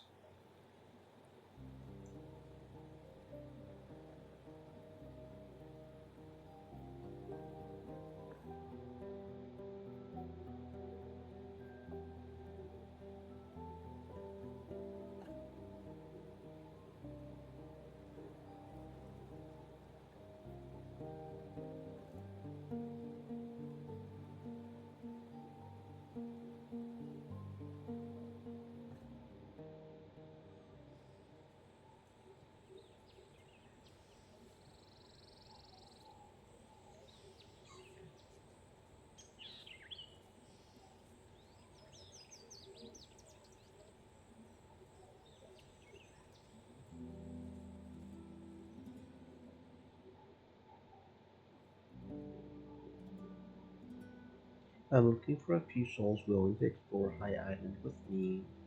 Stupid or what? A man burst into laughter. There are easier ways to seek death, and dragons aren't worth that shit. Zvi, however, gives you a long look. Why? You mentioned briefly your search for Asterion. Sounds like a waste of effort. He adjusts his cloak. But I'll do it. For a fair pay. I'm good with knives, sneaking by and making small things out of wood. The tall four-ager springs up and looks his companion in the eyes, demanding explanation, but the man in black fur waves it off. I'm bored at the inn, and I'd hate spending another winter in creeks. His voice carries a hint of an apology. Aye, we need no dragons here. I'll take them south behind hags. The distance between them grows with every breath. What's your price? You didn't do so well during our hunt, but at least you got out of it in one piece. 31 dragons. Maybe a bit less in the future if I see you're useful for our tribesfolk and you can handle yourself. I'm good at sneaking, even better at stabbing things, and I move well. Climb, crawl.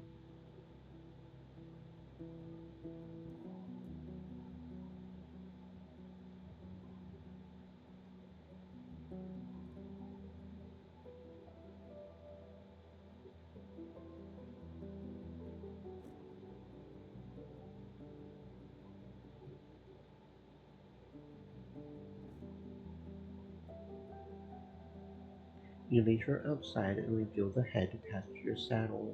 Boggy's eyes are wide open and her grin turns into laughter.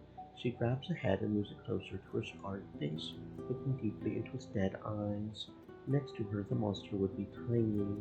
You brought me a treat, love. Her voice is so loud that horse, already disturbed by the smell of blood, steps away. It'll look plenty fine on my wall. 7 dragons, she'll say with a smile. No soul in the north will give you more. It'll soon turn into a stinking pulp. Deal.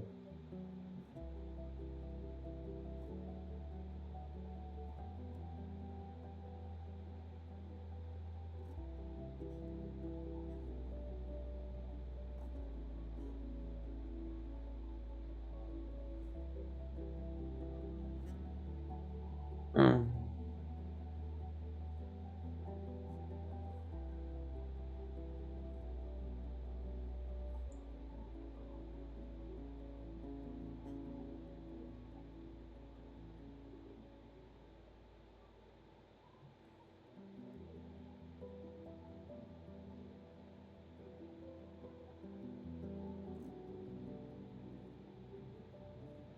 I feel like I just used all the coins that I got from. Mm,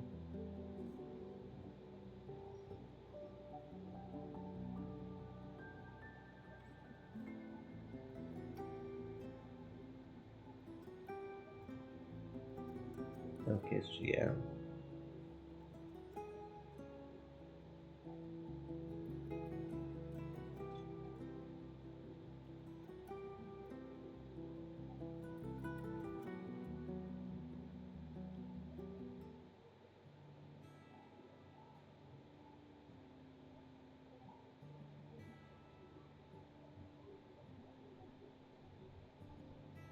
Have you ever met the tribe of the Green Mountain?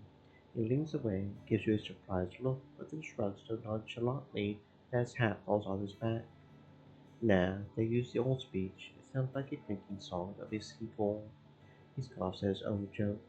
They only talk to our elders like Foggy, he whispers. I, though, don't call her that. There was a time they gave us seeds and spears on a visit, and we also brought them gifts to ask for something. What was it? After he pratted for a bit, you change the topic. He recognizes his knife. He reaches for it without thinking twice, then brings it too close to his face, studying the tiny details of the bone. I do, he whispers. It belonged to Adnan's mother. He lowers it, but holds it tightly. But she's not around anymore. Where was it? He interrupts her tale many times, but having little knowledge to spare, you can't satisfy his curiosity. So there's no shell, only a goal. Everyone knows what that means. He'll wake up soon. He shakes his head as if to drop the thought. It may be so. One bit of bad news isn't all maybe the others are fine. Something bad happened to Bashul. He keeps chipping in until you tell him to listen to the end. He respects your wish, though he frowns so much that you wonder if he can see you. So you don't really know what happened, just that their shell was in the woods. He gives you a long look but finally nods. Any evidence? I took this earring from their shell. He observes it for a few moments and lets out a sigh. So you did. They made this when they were but a little kid, and told me that once they had a child, they would never wear such ugly things. Their words. He lowers his fists and looks to the entranced in the village. I mean, it's not such bad trinket. It's elegant. Thanks for help, friend. Alright, that's all we know.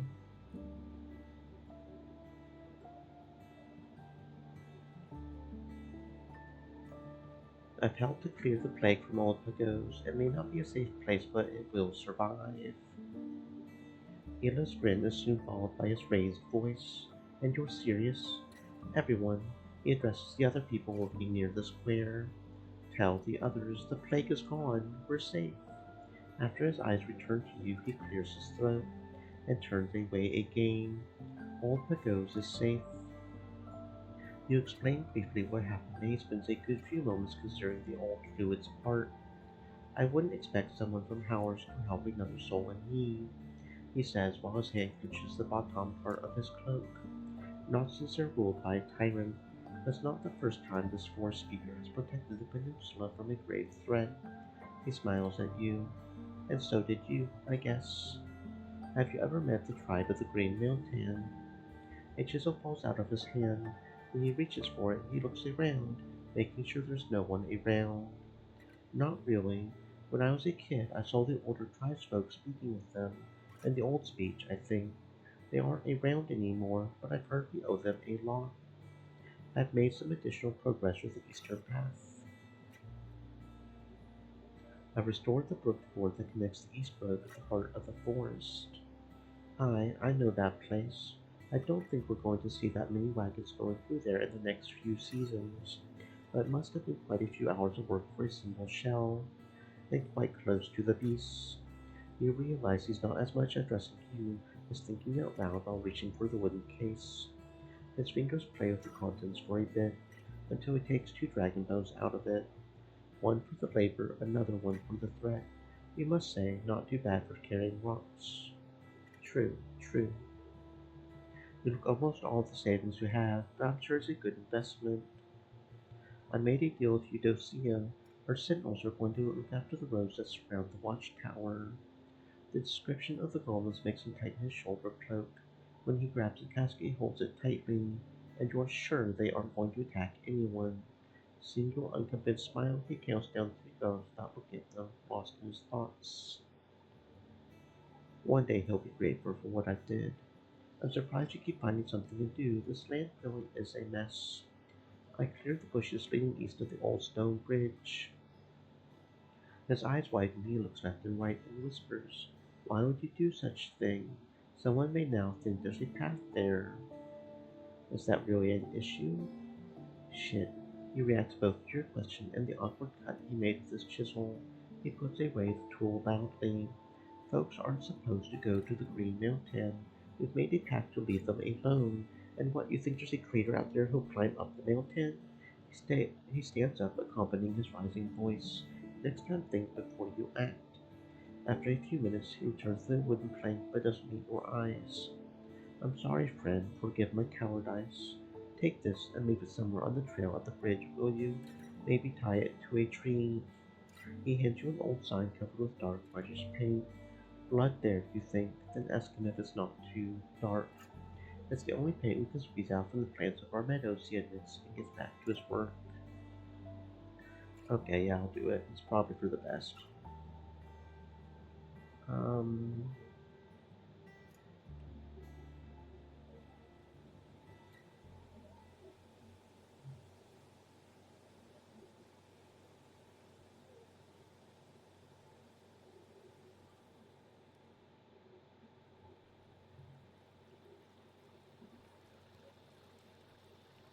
the convenient remains of a shrub occupy the plank above the ground.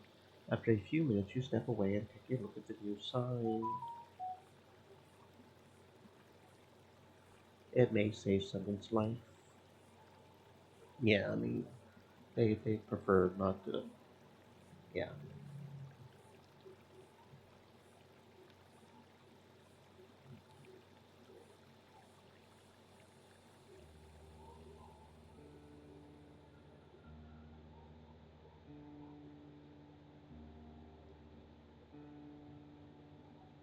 Eudocia wipes her hands in a row, puts one into her pocket, and waits for you to describe the locations where you've placed the rods.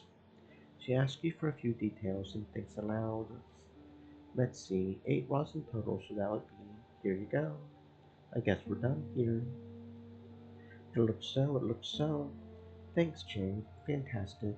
As a bonus reward for placing all the rods, you can buy my spirit rocks cheaper. Such a journey would take me weeks. Or it wouldn't, for I wouldn't try it. She chuckles, but as she pulls her hair, her eyes grow absent again.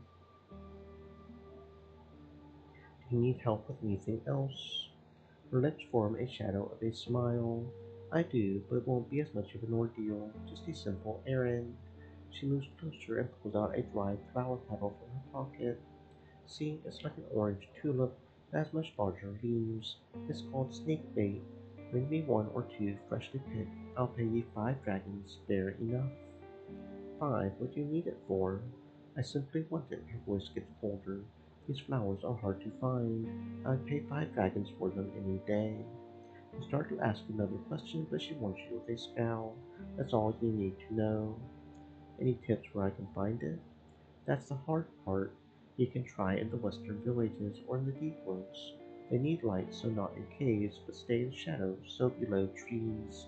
Edges of meadows would be my guess, or maybe you'll find one just by the main road. Keep your eyes open.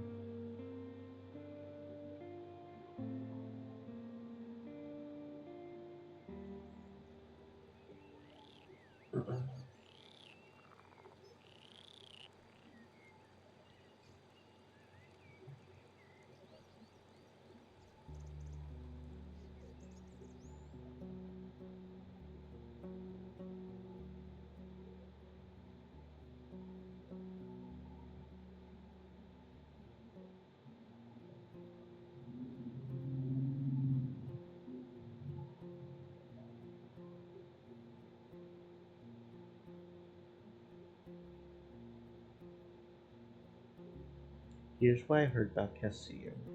Not the easiest attitude to deal with, you say. She twirls her hair. I ain't so sure we need any more arguments around here. So whom are you going to hire? She attempts to move her hair behind her shoulders. I guess Cassia can land a few hits, maybe enough to keep the others safe. We'll go to Gale Rocks before winter, speak with her ourselves. Thanks, Jade. 5 dragons and a few minutes in the saddle. Here you go. She pays no attention to the few bones you hand her and approaches the beast quickly. Her short posture only emphasizes its enormous size. You clasp her hands to form a step, letting her get into the saddle, and preparing her to walk around the yard. In actuality, it's you who's holding the lead. Horse, disoriented by the rider's unconvinced touch and her anxious gasp, welcomes having you by its side. As the hunters gather on the walls, observing these events, and drawing Dunlit's attention by calling her name and jokingly commenting on her transparent appear, their cheer makes you think of the market square. The worried but honest laughter of your companion is like a child's, for a few moments unbothered by the events of the outside world. Finally, you help the guard get down. She's sweating, but her smile is radiant as always. She spreads her arms. I embrace her. Her arms are strong. She smells of water from the local well, but also of mud. Before she steps away, she pats your back a few times. I'm glad you had fun with the horse, friend. Horses are pretty cool. Horses are pretty cool. I've been to your camp. It's as good as gone. It explains that the broken entrance is in worse shape than she remembers, and that the scavenger is going to have to feast for a few days, if not more. She rubs the top of her head with her entire palm, glancing at 200 who just entered the room. No longer my problem, she says to herself, but then meets your eyes and without a sorrowful chuckle. Quite a monster we knocked down, wasn't it?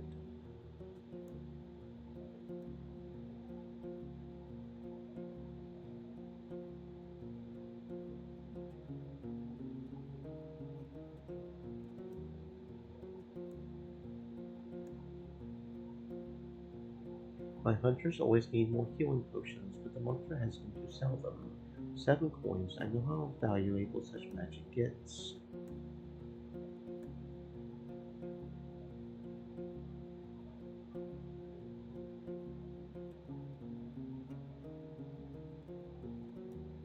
Well, that was good. We got quite a few from that, okay. Um, Tempted to get the crossbow, but we do want the food rations for sure, though.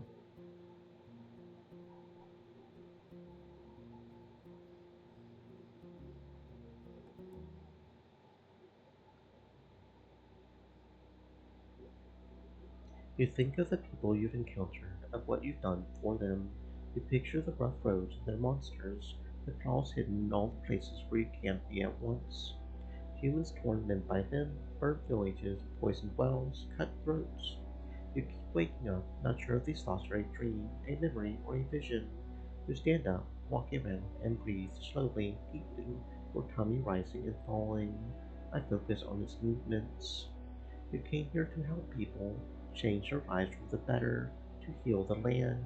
But after many struggles and sacrifices, this place is almost the same. You think of the past days and find both the light of your deeds and the gloom of the things that are out of your reach. You can save some people, but not the entire realm. You've done so much, but you're small and alone. I reject this thought. I need to be stronger. People need me, and I'm going to help them, no matter the cost. Your heart is filled with both anger and determination. It keeps you awake for another half an hour, but you finally force yourself to return to sleep. You need strength for the rest of the journey after all.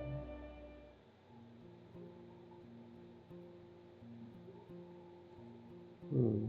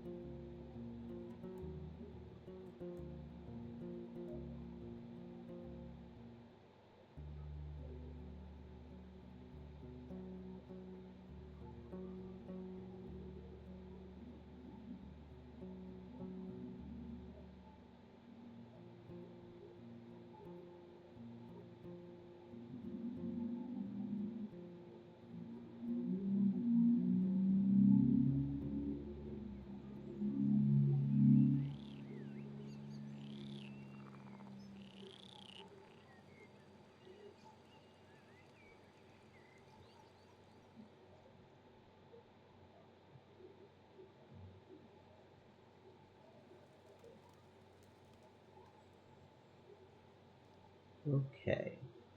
What do we need to do now? You're doing pretty good completing quests. You can get a lot of different things now. Support a Powers Dell. Hmm. Right, the sleeping giant. Okay. That's a trust for the ally. Still one more hunter. We found Admin and Vashel. They're both dead. Dahlia we don't know about yet. Oh yeah, I completely forgot about the matchmaking one, honestly. Um, right. We still need to. Okay, okay. Hmm. Okay. Also forgot about the Empress card. That's one where you have to type the name Fukio specifically, I think. Okay. Okay. Okay. You know what? Let's go ahead.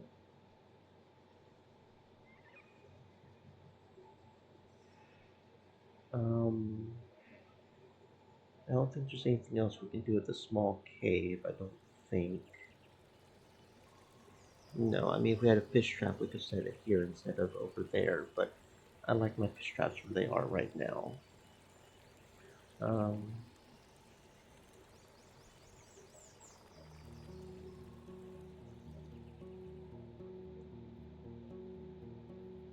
I tried to awaken them. Um, you lower your knees on the ground to show respect and humility. Monks wouldn't be happy about this.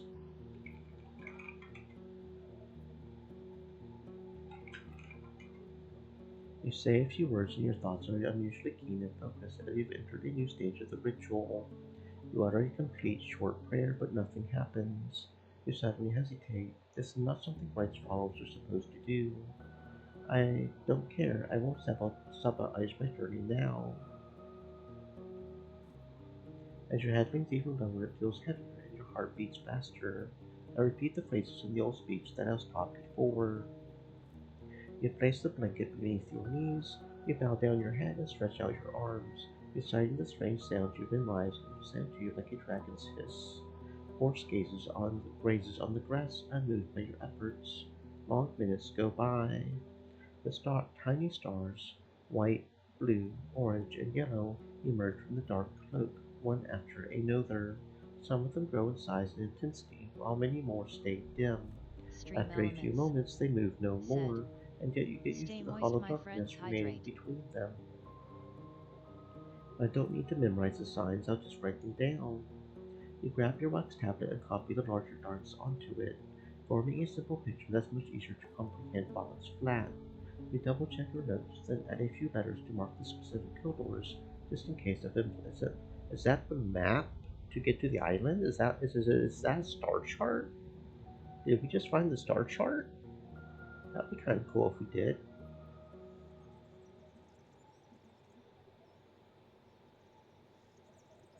The griffin is sitting in its nest. I look at the spear, a simple weapon but not a cheap one. The light shaft makes you think of Ashwood. It is neither soggy nor bent.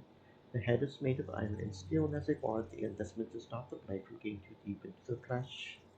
The ferrule placed at the bottom of the weapon could serve as a club in desperate situation. There's no way of telling if it was left here after an unsuccessful hunt, or carried here together with a monster's victim. You don't have time to mull it over. The beast leaps to the rock face. Okay. Hmm.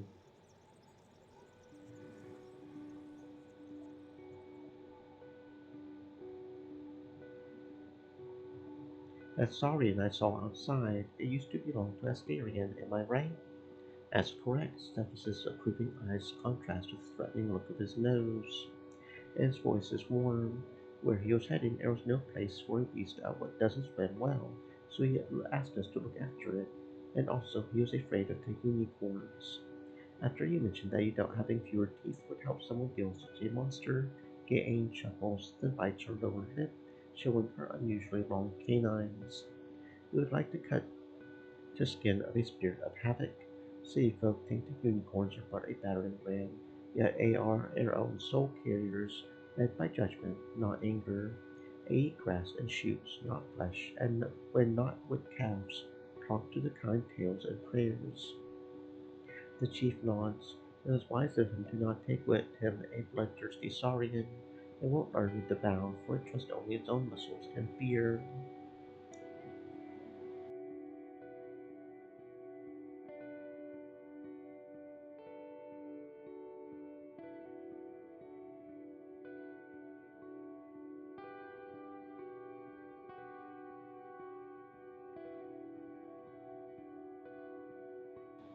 Alright, let's barter.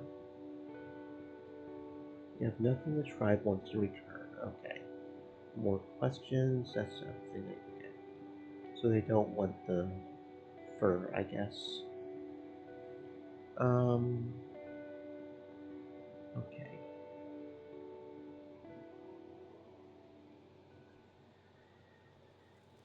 We'll go ahead and sleep here.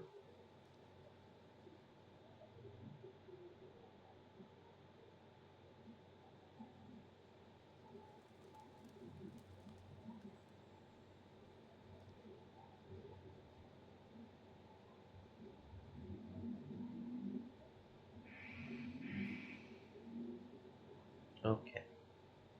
I'll quickly go down to the riverside turn and at least get the fish here if there are any. Nope, still empty. Fair enough.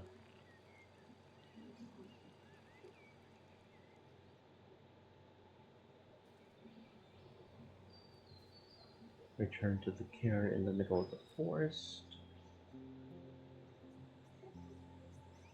We're near the same part of the forest where you encounter the clerk's eating feast.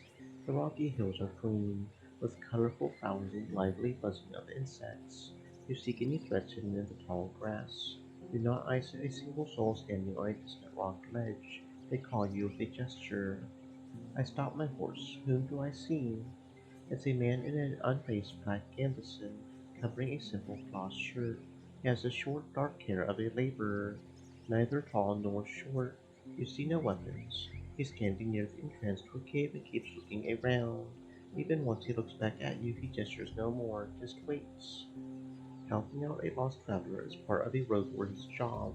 I dismount and lead horse up the hill, and Nicker is happy to rest in lush grass.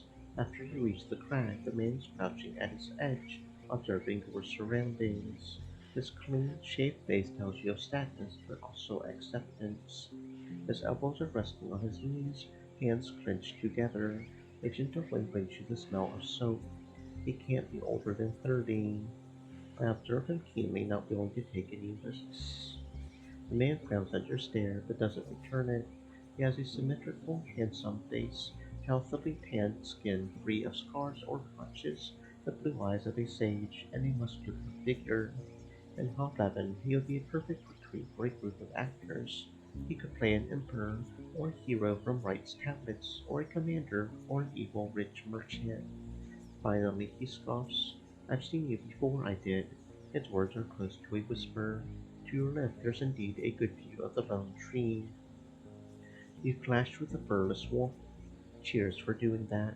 There are too many hands in the north to plow land and pick berries, but there are never too many fighters. The man speaks slowly. His voice is thoughtful, contemptuous, and a bit taunting. And chiefly those who don't let the dead roam about. You saved me some work. And what are you doing here? Planning, mostly. Catching birds. Resting. Beasts have nothing to look for in this cave. It's small. His tone shifts to a more casual one. Right. Tell me, stranger. You know of a place where I could spend a few nights. He straightens up and, for the first time, looks you in the eyes. Care to introduce yourself? He chuckles. I ain't sure how to do such a thing. Not sure at all. I want to pick a new name first. Something that goes well with my eyes. Are you hiding from someone? Ain't we all, stranger? He looks around. Mostly wolves and dragonlings. I know of a shelter where you could stay. I'm all ears. He leans forward.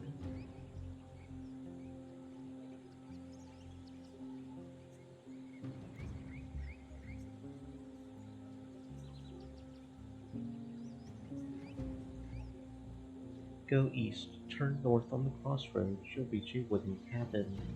But is it safe? Last time I was there, the entrance was closed. It was. A large spider was inside, but I took care of it. Still, better be careful. His smirk turns into a bright smile. Cheers, stranger. Look for me there in a day or so. I'll have something to say that you'll want to hear. So, time for me to leave. Right, right. He eagerly nods. But keep our meeting between the two of us, won't you?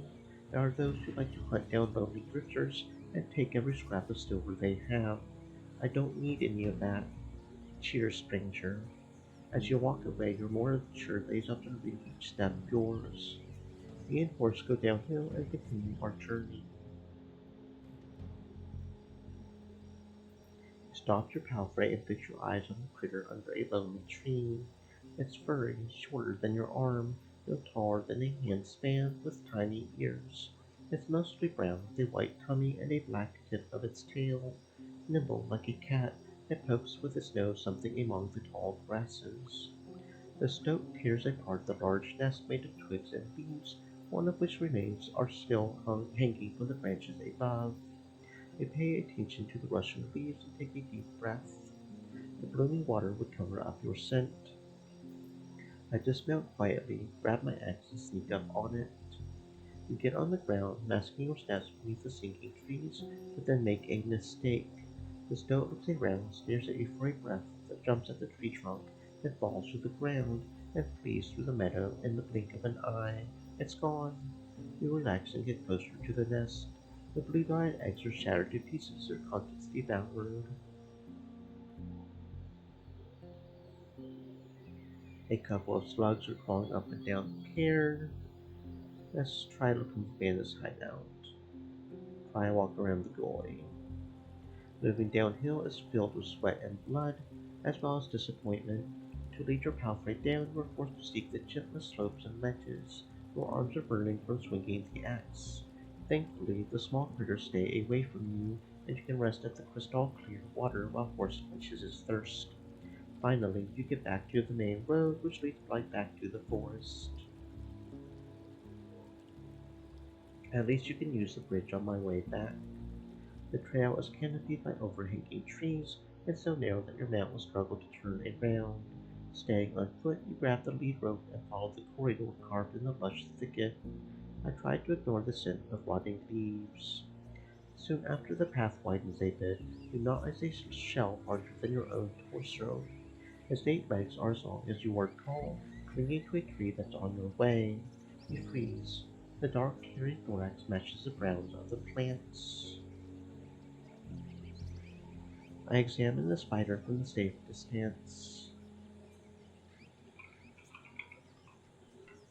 We crouch. Some of the prints are fresh, yet there are no signs of combat by the spider's hideout.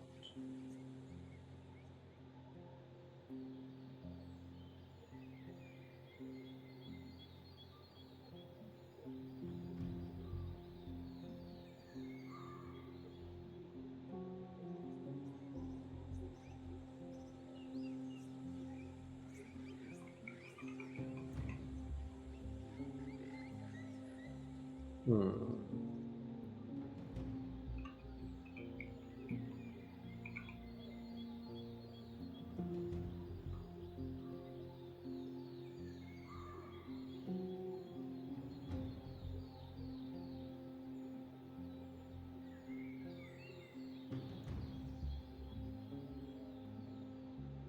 So far the spider hasn't moved an inch. I poke it with a stick. We step slowly, picking up a large branch resting at the side of the trail. Once you tap the abdomen, you let out a relief sigh. Observe the spider's dried out shell. It's such a human face you would expect it to rot. More spools of blood leave begging to turn around. I comfort with the sound of my voice. The path is beaten, yet your mount has to step over branches, large rocks, and even animal bones. While the trees aren't pruned, they grow sparse enough for you to have a good view of your surroundings. The pile of rotting logs, the remains of food, and even a broken wagon rest at the feet of the crag. You look up. The palisade has a massive gap in it, which now serves as a vantage point. For a person you can't see clearly, they're holding an arrow on their strung bow, and while they aren't aiming at you, they would have enough time to shoot before you got off the saddle. You've a horse, the masculine voice announces loudly, then stares at you. Thought a mad deer was running, I did. Almost shot it in the nose. Another pause. Who? I shout back. Jade, a road warden. The archer crouches as if watching you from 2 feet closer is going to make a difference. He shouts, but more so to someone behind the wall. Wait, another road warden? You sure do look like you rode through 10 swamps. Head up, but I've my eyes on you, I do. The hamlet could be a generation old, and while the freshly beaten paths, spread trash, and newly fallen trees and gathered rocks make it clear that the dwellers are still altering their surroundings, the woods around you are filled with wildlife. Crowding in the tree crowns, grasses, and trunks. A boar flees up the path, keeping his eyes on you as it runs. A dragonling is drinking from the pond you just rode by. There are a few people gathered at the gate, and more of them approach you from behind. You count 8 of them in total, with only one female face among them. All are younger than 40, with weapons at their sides or in their hands. Simple flails, two-handed axes on long hafts, maces, spears, throwing clubs. Equipment so heavy and unwieldy that you can't be sure if it's meant to threaten you or to get through the skin of nearby monsters, if necessary. Some of those who came through the open gate have bared chests, displaying their scars and bandages, but the others are wearing heavy jackets and look nothing like pure farmers seeking shelter for a night. They observe your mount in silence, together with the curious rooks sitting on top of the wall. I get down slowly, then keep my open hands in the air. One of the strangers nods in approval, while another gestures for you to step away from your mount, making sure you're not hiding anything. All right, leave here every blade. Tie the beast somewhere. He points his thumb behind him, leading your eyes to a loose stake of the palisade. Flossie is on her way, he adds matter-of-factly, as if to a regular waiting for an alehouse keeper. You follow his commands, waiting with the dwellers in silence. From afar, you hear the heavy footfalls of the person who joins you soon after. Her massive winter boots are made of leather that still remembers the garden dye of the past, and have wide and firm heels. The bronze of the decorative buckles is polished without a hint of green. Her emerald eyes are running over your mount and equipment, reaching your face last, and with little curiosity.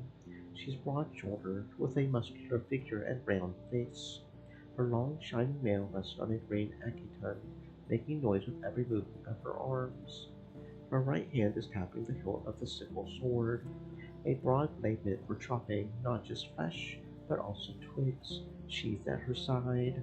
The short, dark hair of a fighter is carefully cut, and her skin is healthily tanned. It takes another few breaths for you to notice the other side of her appearance. While she's whiter than anyone in sight, she's more than a head shorter than you. You spot the gray strands of her hair and wrinkles cut by scars on her cheeks and lips. Her hand is missing a thumb, explaining why the blade is on her right side, and an old bruise surrounding her left eye hinders her from fully opening it, so it's difficult for you to match her gaze. She must be quite a fighter. A palfrey this time. Her confident, powerful voice matches her straight posture. She reaches for the bottom of the horse's neck, slowly, allowing it to accept the touch after a moment of hesitation. It's more for running than combat, I believe. The Saurian was dangerous, but slower, without much stamina.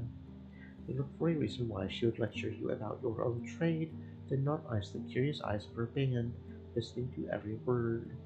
It may be the first horse they've ever seen. Stranger, she looks at you again and steps back. I heard about your arrival to the peninsula, but didn't expect we would see you at our doorstep. We don't have much to discuss. Tell me you ain't stupid enough to provoke my hand. I see no reason why we can't have a friendly conversation. Her voice grows colder. I see plenty. For all I know, you're yet another city spy. If I were to learn you're more here to hinder our work than to fight peace, I would have a light heart letting you bleed your neck out right where you are. You look to your left and right. No matter how many hours of training you have behind you, the sheer number of opponents would overwhelm you. But let us leave the threats for later. Take a stroll with me.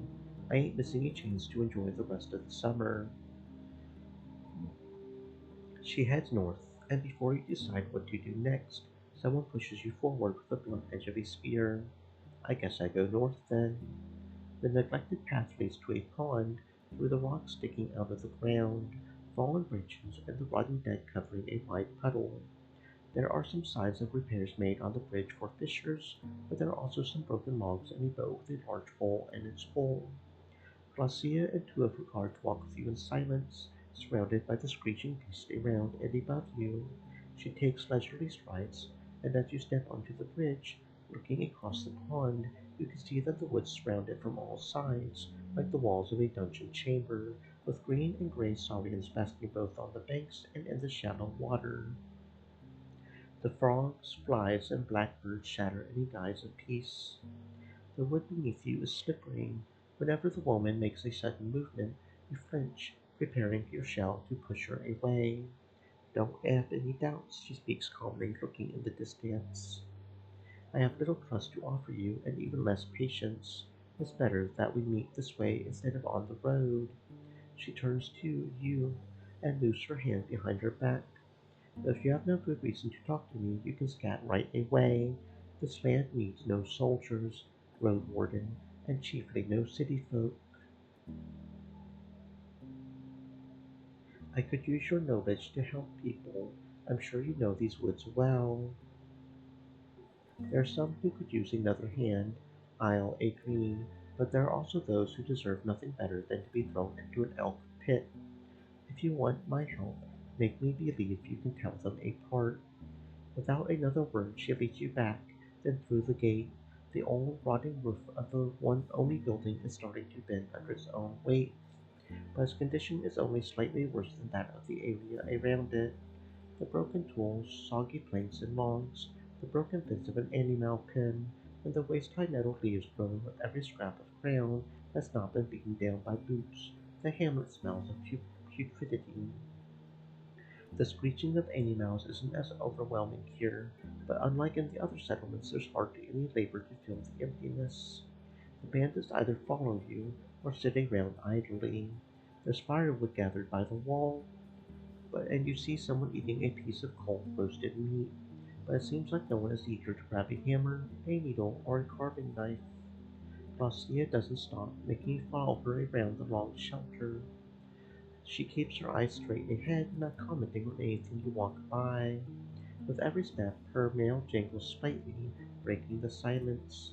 Her eyes either wander around or stare at the back of your head. Why do you target white marshes? And why don't you? She turns and adjusts her head, giving you an annoyed glance. What good is a roadwarden for if there are armies of awoken shouts right under their noses? I'll put the necromancer's role to an end. I just need to find a way. Emerald eyes pierce through your skull. Good. Now let's see if you have deeds to stand on, not words. For now, I've nothing to gain from telling you some stories. Fight for what's right, or fall with all the others. She spares you a nod and ambles forward. You may want to stay away from old Pagos. It's been struggling with a plague.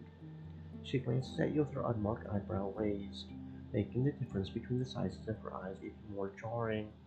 You think I don't know what's happening in my land? I don't need your rumors.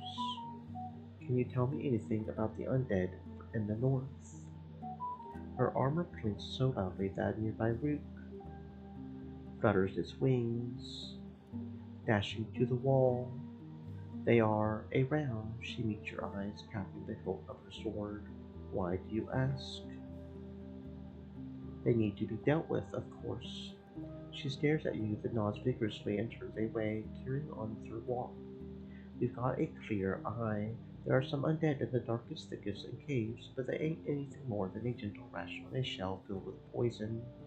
White marshes, with their dark arts and crazy warlocks, are the real danger, and a part of our work is taking any bone we can get away from them. You ask her to say something more, and she slows down. They ain't merely using their own dead, outsider. They seek the shells in the woods. They scavenge for them like. She waves at one of the roots, which opens its mouth in objection. Shame on the villages that let them do so. May the right drown them all. I found an abandoned cart on the east trail. She keeps her pace, forcing you to stare at her hair, then steps outside of the gate, looking around. What do you think about that? I think you found it indeed. She walks down the slope, speaking slowly as she takes careful steps.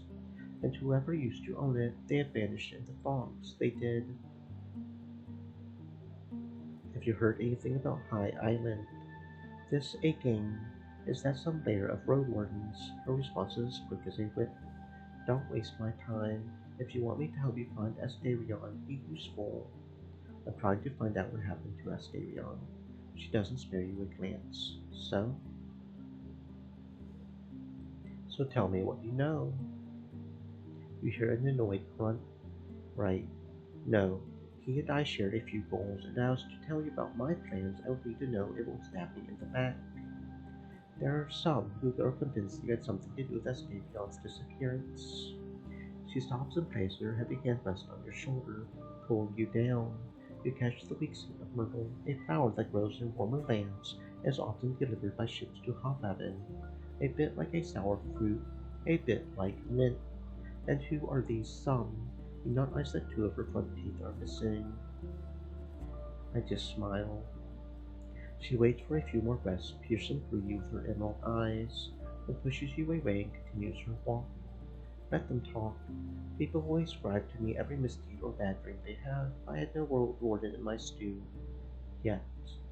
You made Yason quite worried about your recent moves. She slows down.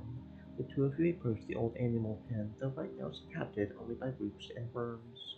She leans against the soggy fence, which mows in protest.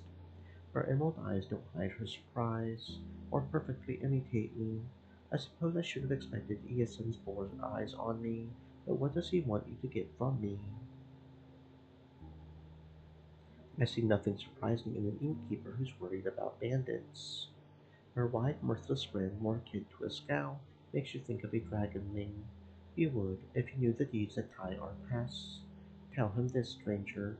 Don't sweat. The right leads my blade and dreams against the necromancers of white marshes. Also, bed with an ibex. I followed the trail leading from the abandoned cart, and here I am. She freezes, then turns around slowly, scowling at you. You notice how the slow twist of her wrist makes one of the guards step back, hiding his already drawn blade. I ain't going to explain myself to you. We needed tools and wares to sell, so we took them. The merchants are back in their homes with their skin untouched and dogs on their backs. They knew the risk and took it. You flinch when she reaches for your shoulder, but someone is already behind you, keeping you in her range. Her strong hand freezes your flesh. Do we have a problem here? I needed to know the truth, that's all. You needed, did you? You sigh of relief when she releases your shoulder, but then her strong fingers start to pat the front of your neck. And I need you to know your place. Her hand forms a fist and hits your chest gently. Don't be a kid. Some questions are better left unanswered. Her emerald eyes weigh on you heavier than her touch. She walks away slowly, gesturing for you to follow. What else? I'd like to learn more about you. She doesn't even stop. Hire yourself a guard, she growls. I consider telling her about the secret trapdoor from the dolmen. You wander behind her under the keen eyes of the other members of her band. Their harsh looks can't hide their unrest. Giving them yet another hideout could save their lives during difficult journeys, but they could just as well use it to practice their trade, so to speak. I tell her everything. Her trust is worth it. Their leader doesn't interrupt you, nor slows down her pace. After you're done, she says without a hint of emotion, though you notice the unnatural pause. Of course, she tries to maintain her composure. If you're trying to impress me, you need to try harder. You look at the surprised glances of the others and try to hide your smile. You got them. Foggy mentioned some dark days pushed you into becoming a bandit. More than you can count.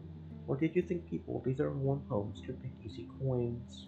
We have survivors from the long gone village of Steep House, a lad forced into marriage by some old prince with long beards, a cooper whose daughter poisoned herself with a daffodil pie, a hunter whose home was lost to a fire, a shepherd who took an oath to clean those woods instead of wolves, a hungry thief who chose to run away instead of losing their arm. The guards are now more numerous. Some of them look down, casting you shameful glances, while others meet your eyes, keeping their backs straight. We were all wronged by this land.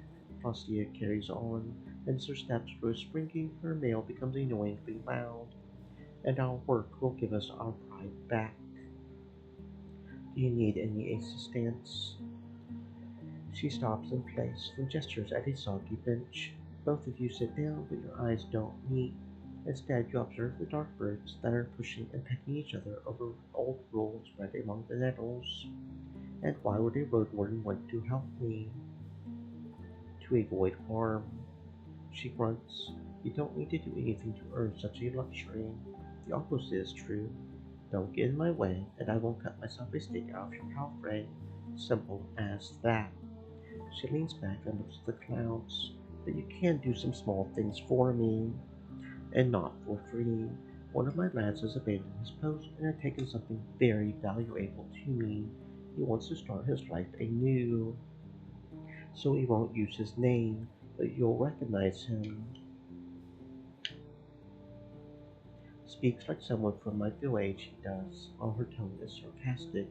Her eyes remain serious. Young, strong, with the pretty face and blue eyes of a beaten cub. Shaves often.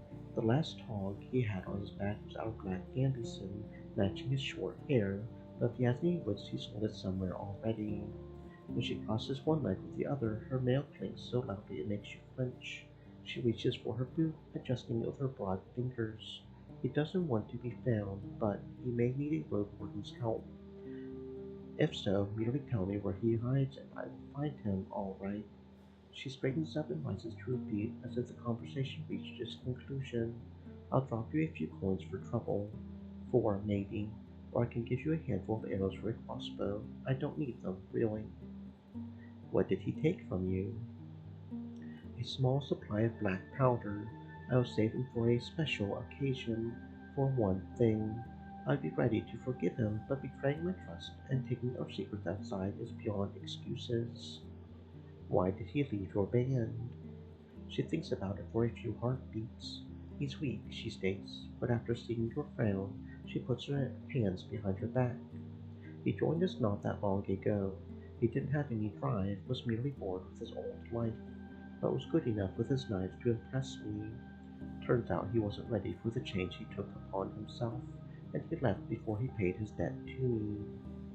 What will you do with him once you find him? She frowns, narrowing her healthy eye, as if it's too obvious to be worthy of an answer. What he deserves. You have nothing to gain in all this. You could just let him walk away.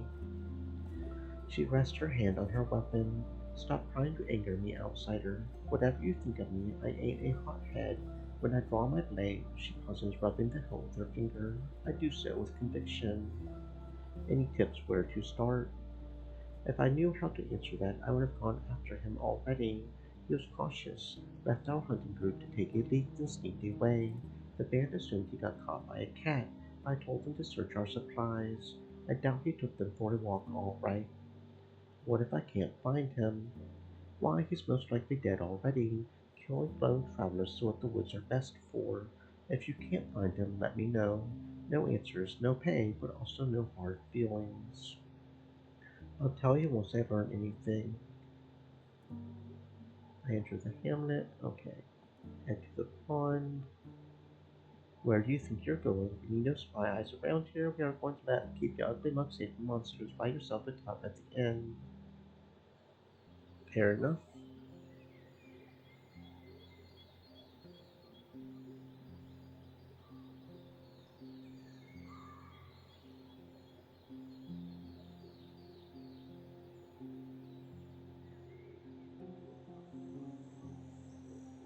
You approach the monkey's territory while the flowers, you don't see any flying sticks and acorns. I ride forward. Yeah, they're used to me now, so it's okay. Yeah, they don't care. They're used to me now. But like the one girl said, as long as they get used to you, you're good. The air in these bright arid hills is much drier than in the woods. Down below, among the humble meadows, you spot a stone plateau, on top of which a group of bipedal creatures is feasting on a large carcass. From what you can see, only a few of them must reach your knees. As the pack notices your gaze starts to regroup. I can handle a few bites from the tiny jaws. You grab your axe and shield and head to the crag slowly. Climbing to the top is simple enough. You step forward to take a few swings, raising your voice in your taunts. The beasts keep running left and right, stretching out their shells, jumping up and warning with their shrieks. They are quick, nimble, and as loud as a bird. Finally, the largest kobold, whose head is covered with red scales, risks an attack. It gets close enough to take a hit in the maw, and while Sneer's companions follow its lead, the others hesitate. One of them manages to reach your sleeve, tearing it as you lift it up, but then you grab it and throw it away right into another member of its pack. After that, the entire group runs to the rock face and makes impressive jumps onto the higher ledges, leaving you with a few more discontent screeches. You doubt it's the first time the prey gets stolen. Examine the carcass. It's an ibex with brown elegant fur. His back horns were broken in half. There's a red knot attached to one of his front ankles, a sign of ownership.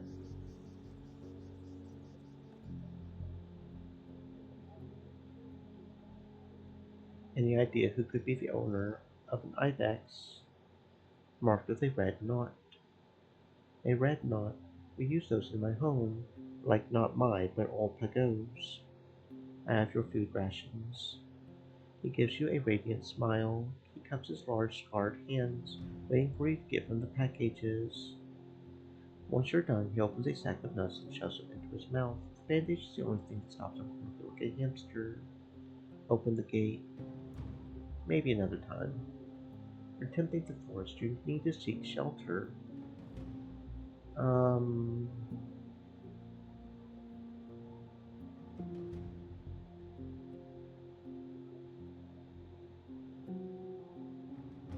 Hmm. Hell of the North has plenty of space. Now what? I wouldn't mind spending time with the lit and her crew, especially the winter. But forget it. I can't afford even that. Unless you're looking for a pair of hands, I'd better stay here.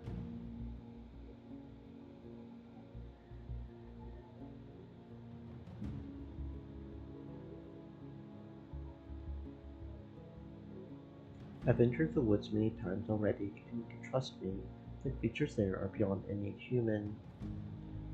Thanks for throwing food at my nightmares. I heard monsters froze before, but I hope they'll stay. I don't know a way. Don't you miss fresh, warm food? Rations lose their charm quickly. Dragon bones? I won't beg them. Well, he lets us help, so yeah, we can do that. We can do that. We can ask them for and that's fine. Um, open the gate.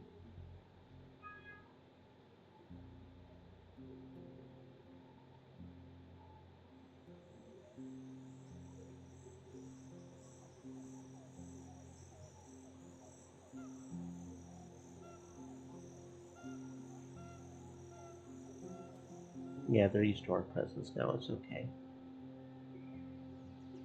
The distant roar gets louder as you ride forward, and is quickly followed by the obnoxious screaming of runners. Now it's the sounds of breaking branches and powerful falls grabbing the soil, the shouts of anger and fear. I follow the sounds. The tall trees cover you with shadows. You're forced to get on your boots to move beneath a few of the fallen boughs. Soon you reach a few shrubs at the edge of the fighting ground and tether your mount nearby. You count 6 birds spread around the dry glade.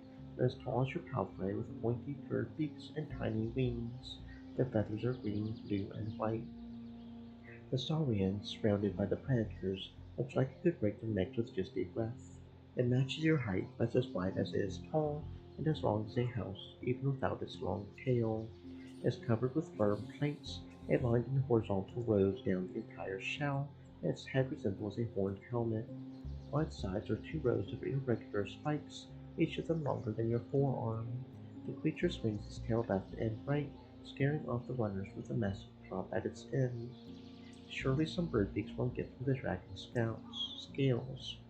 By the monster's side do not ice its descendant, gurgling in fear, too small and weak to protect itself. The runners don't have to rely on their muscles. They're fast, nimble, and keep their distance easily. Their constant shouts and disoriented movements force the victims to walk in place, swinging the tree-breaking weapon to no avail.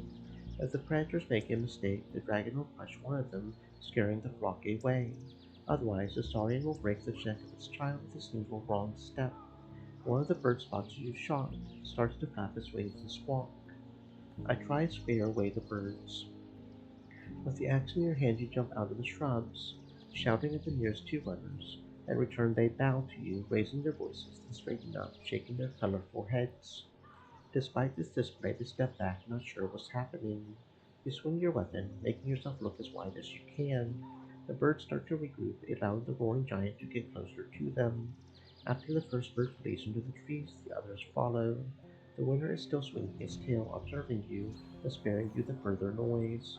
The little dragon steps away and imitates the movements of its parent, though if anything, it looks more like a play. You lead hoarsely ways, step on a stump, and climb into the saddle. From behind you comes a triumphant roar. Once the dragon wing gets older, it may be turned to a nice few piles of coins.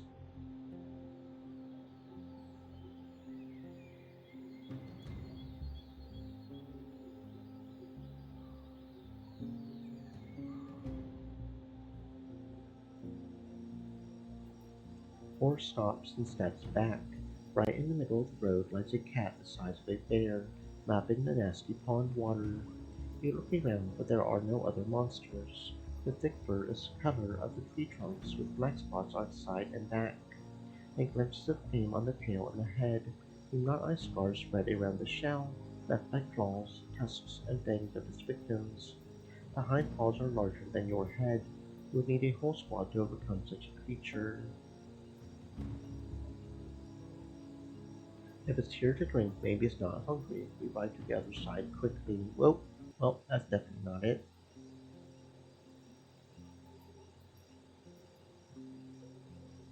Yeah, okay. Your skull crushes. I can't face the beast. I pull the reins gently. Horse gladly turns around, right deeper into the woods. I wait for the cat to get bored for as long as it takes. It's quenching its thirst slowly, then resting by the pond and cleaning itself with a massive tongue. The few other animals that show up avoid both you and the predator. After more than an hour, the beast slowly gets up, stretches out, and confidently runs into trees on legs as large as tree trunks. You lose track of it soon after that. It matches the colors of the forest perfectly.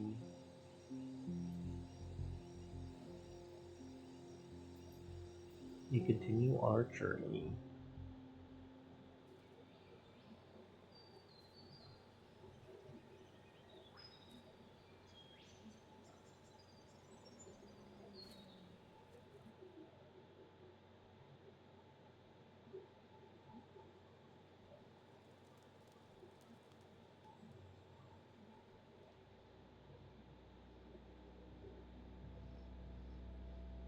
Oh, muddy roads. Muddy roads are annoying.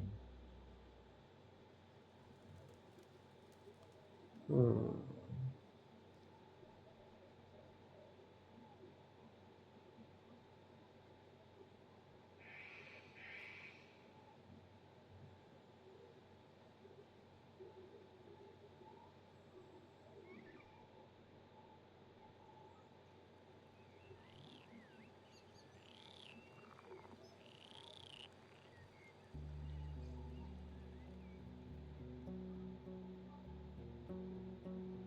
Oh, three fish. Very good.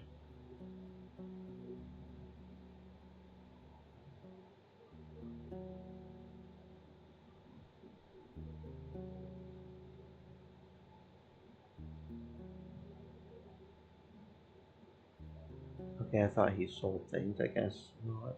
Okay.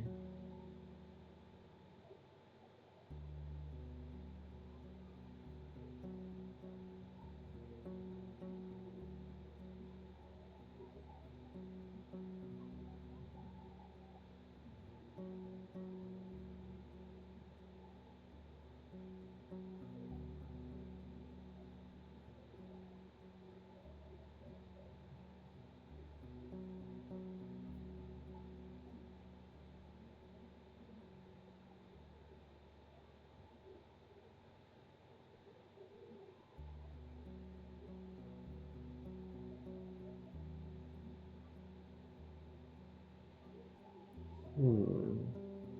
I'm looking for flowers that look like orange tulips with much larger leaves. Do you grow anything like that? I'll ask at Violence. Your wife has some of those. After a few minutes, he brings you a clay pot with a plant not larger than your hand.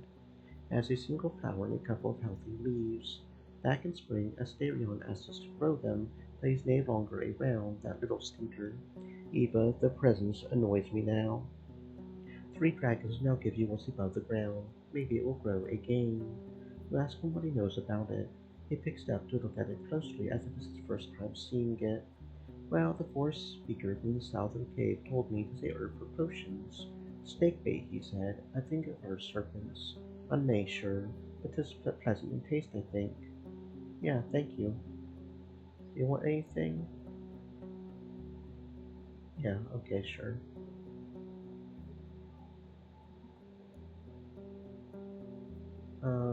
Okay.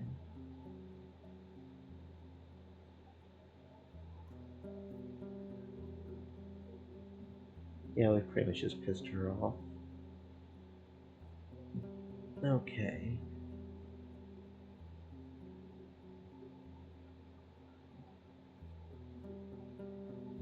We'll go ahead and sleep here.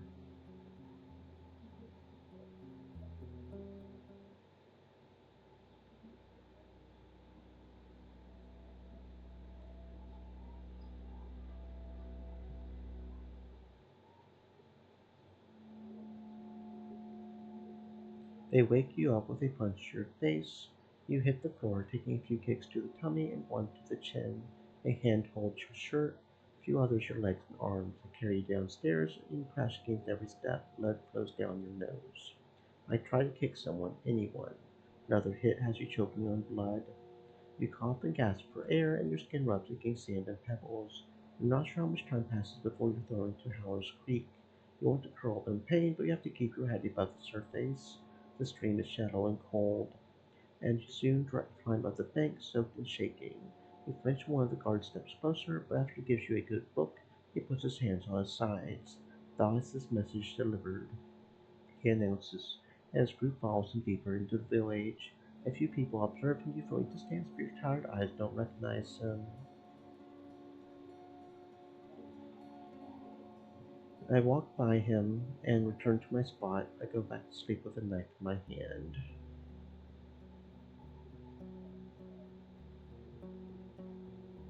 We should fucking shank her. We should just fucking shank that bitch. We should just fucking shank the bitch.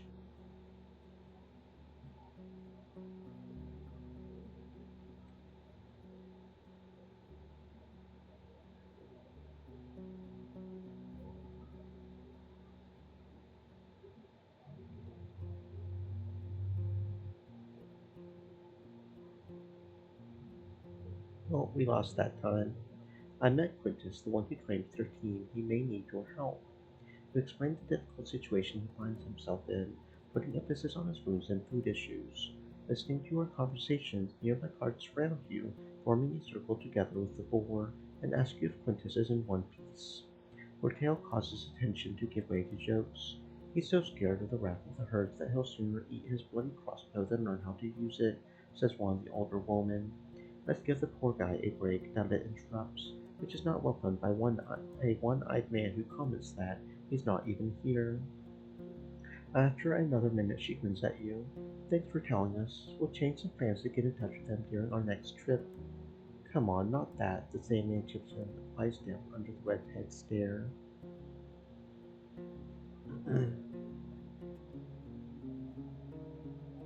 There's this gatekeeper, Quintus. He looks at a mug listening to your tale. So what do you expect me to do with him once he's here? He's a brave, strong soul who would assist hunters on their trips. We use our wits and traps, not so much brute force, but I guess you're right. A fierce fighter may be of use. He rubs his arm and reaches for a piece of roasted lizard. Bring him here. I offer him gruel and a corner to sleep, and I'll pay him once he helps us catch some more of the gang. Yeah, just like you did when I picked the berries for you and you sold the leftovers. You know what? We're gonna go ahead and buy the crossbow. We'll take almost all of our money, but I feel like it's probably worth it because considering how many interactions we've had at this point where we could have used a crossbow, but we couldn't because we didn't have one. Okay. Travel the Riverside Inn. Fish trap. 3 fish. Thank you. Very good. We'll go ahead and cook those at the watchtower. 3 fishy. Gather some firewood. Step away. Okay. Got 4 hours until dark. Let's go ahead and go to the secluded residence. We'll just spend the night with her. Brought you the flowers. Her eyes widened as she moves closer to you. And I've got your dragons here. How about 8?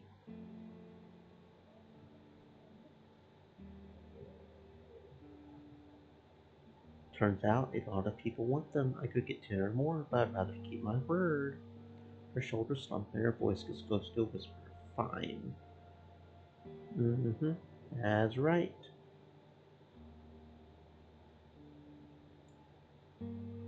Mm-hmm. You're getting high, aren't you? You're getting high, ain't you? No judges, no judgments. It's okay. You get high, boo. You do you, and you get high. It's okay. No judgments.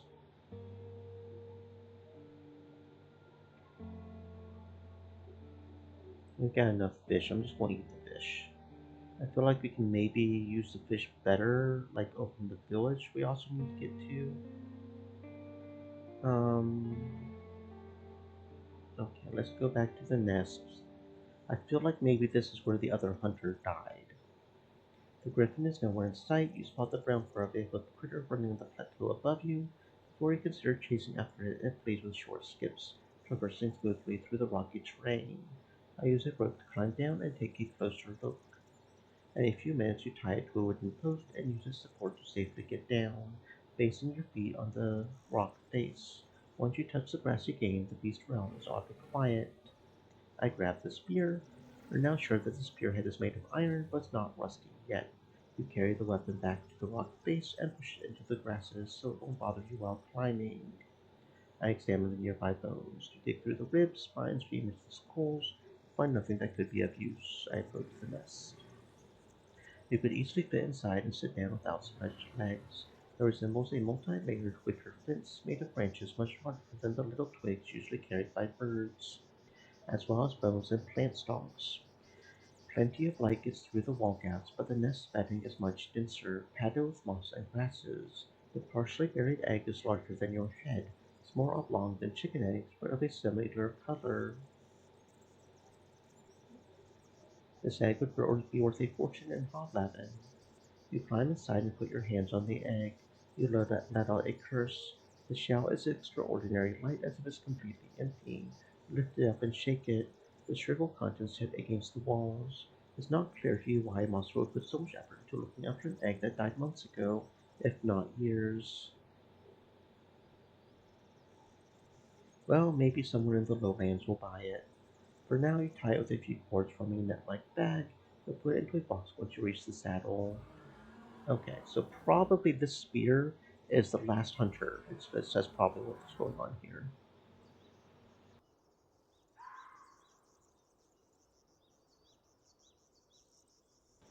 Probably, probably. Do you guys want this egg? I don't know why you guys would want the egg. I don't know why you guys wouldn't want the egg. I don't know. It's an egg. You guys want this egg? Barter. No? Hmm. Okay. Farewell. Um. Okay. Let's go up to the foraging ground since we're passing that way anyways. Let's forage, put even more effort into exploring the area, but you only find things that you can't use on the road. Honey, mushrooms, insects, acorns, eggs for little critters, snakes, and lizards. You do, however, find an unusual spot in the far east, near a shallow pond. A small ravine of sorts, though instead of water, it hides torn clothes, broken tools, and remains of a camp. There are no bones around. Whoever had found their end in this place surely turned into an undead years or decades ago. There's a broken rope hanging from a tree stump. The other part of the plant is already at the bottom of the ravine. Maybe I'll find something of value in the bag or the tent. I'd better get down there. You grab horse's halter. The mount observes the area nervously, not willing to graze on the sparse, dry grass. You pat its side. It won't take long, you say, knowing both that it doesn't understand you and that you can't be sure if the words are true. It lowers its head and starts to paw the ground. Not willing to repeat the mistake of the previous traveler, you tie your rope to a stone instead of any of the plants. You take only what's necessary and descend, leaning with your boots against the rock face. The sounds of wind and birds are muffled and echoed.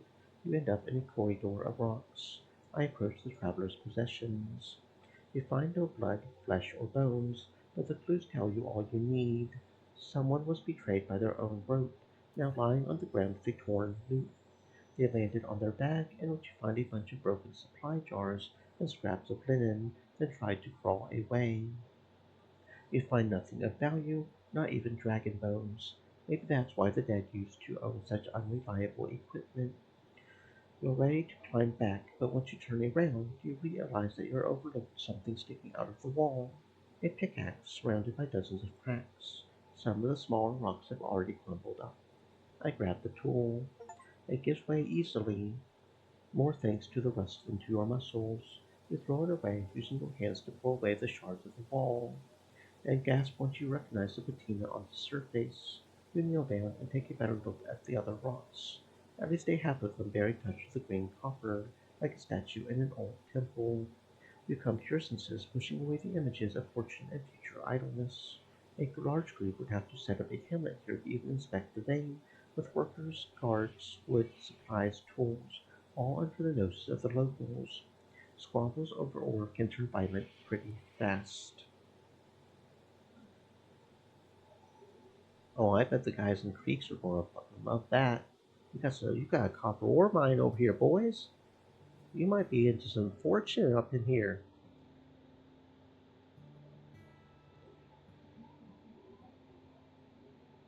I was asking about the merchants. Our hunters push away the beasts, but it's not safe enough for us to keep roaming from here to there on a whim. But you're right, Roadwarden. I'm just a farmer with a past. During the pause that follows, a cold gust of wind ruffles your cloak. It's Foggy who speaks with travelers and merchants, knows how to price wares and labor. We need both her place and her experience, but you know how these roads are. When we need to resupply, we send a whole expedition with a cart, not a lonely peddler. About the hunters. Oh, is that not her spear? Hmm. Well, we found a spear for whatever that's worth, I guess. I thought we did find her, I guess not. Wonder where she is.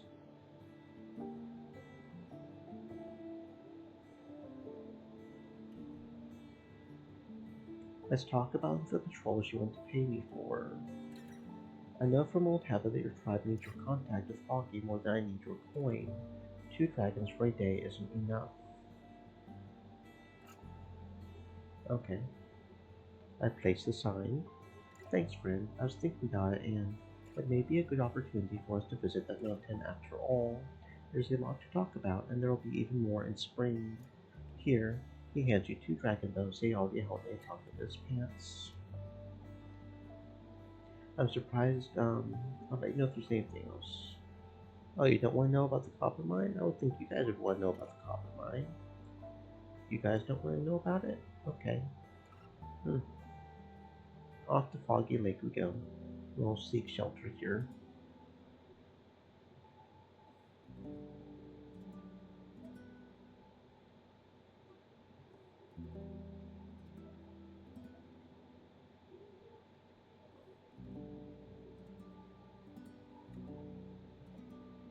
Oh dear, she covers the egg with her massive hand, but sighs after not seeing the unusual lightness. Won't even press a cloth on the table. I could, let me think, make a stand for it. A piece of wood here and there. She illustrates how it work with her fingers, then looks back at you only after you clear his throat. 5 dragons. Okay. Um, okay.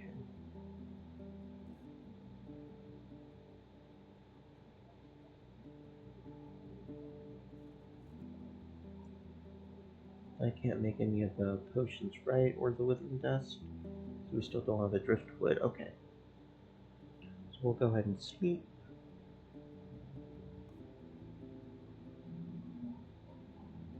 Yeah, that's fine.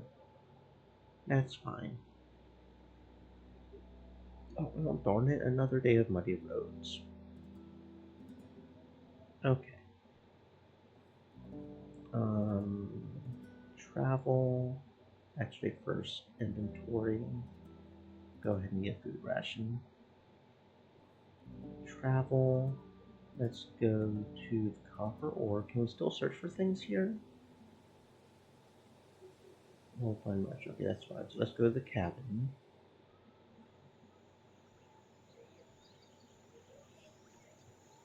The man without a name left behind a wooden bowl with a roasted bird wing, fresh berries, hazelnuts, and 2 wild carrots, all of them untouched. Alright, so he's not here, I guess. I don't know where he went. I guess we can't. Okay. So then let's go. Let's just go to Gale Rocks. Okay. Cat, here's the armor. Yeah, you've got corals. You know what? Go ahead and give me the corals now that I've got a crossbow. Head woman, how you doing? I've helped to cure the plague where old goes, but the seasons to come will be grim for them. Old friend right now, maybe some supplies for winter. I think you misunderstand the shape of our past alliance, you do. While it is true that Stream our forebears elements, had strong ties, said. even before Pago Stay started moist, my following the friend, right. hydrate.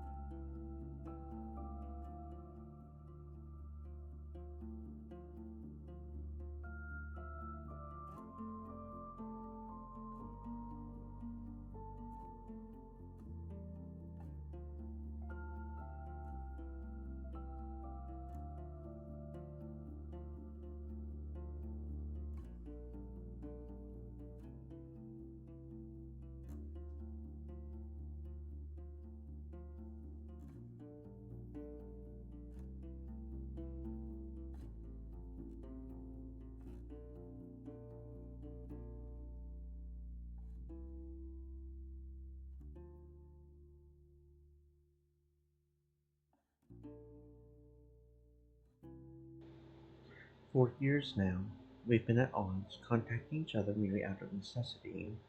Ever since we were accused of robbing them, she suddenly pauses, glancing at her granddaughter and clearing her throat. Wrongfully accused, we are not welcomed at their gates, and I've no doubt they wouldn't help us either. If you say so. What do you mean, cure the plague? She keeps her voice low, with a spark in her violet eyes betrays her utter shock. She clears her throat and rests her elbows on the desk. Were they just getting cold?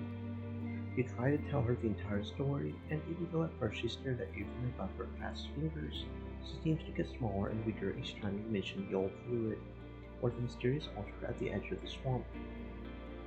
Finally, she stares at the wax tablet, defeated rather than joyful. May the right rest the kindness of that pagan. The perfumed guardian announces briskly, as well as yours, Roadwarden. You've helped our old friends in need, where we thought there was no hope. Sabrina, he turned to the old woman, let's offer the stranger some help.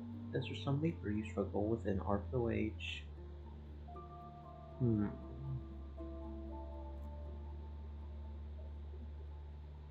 I may be in need of a boat one day. I could use a discount. Sabrina raises her head and sighs.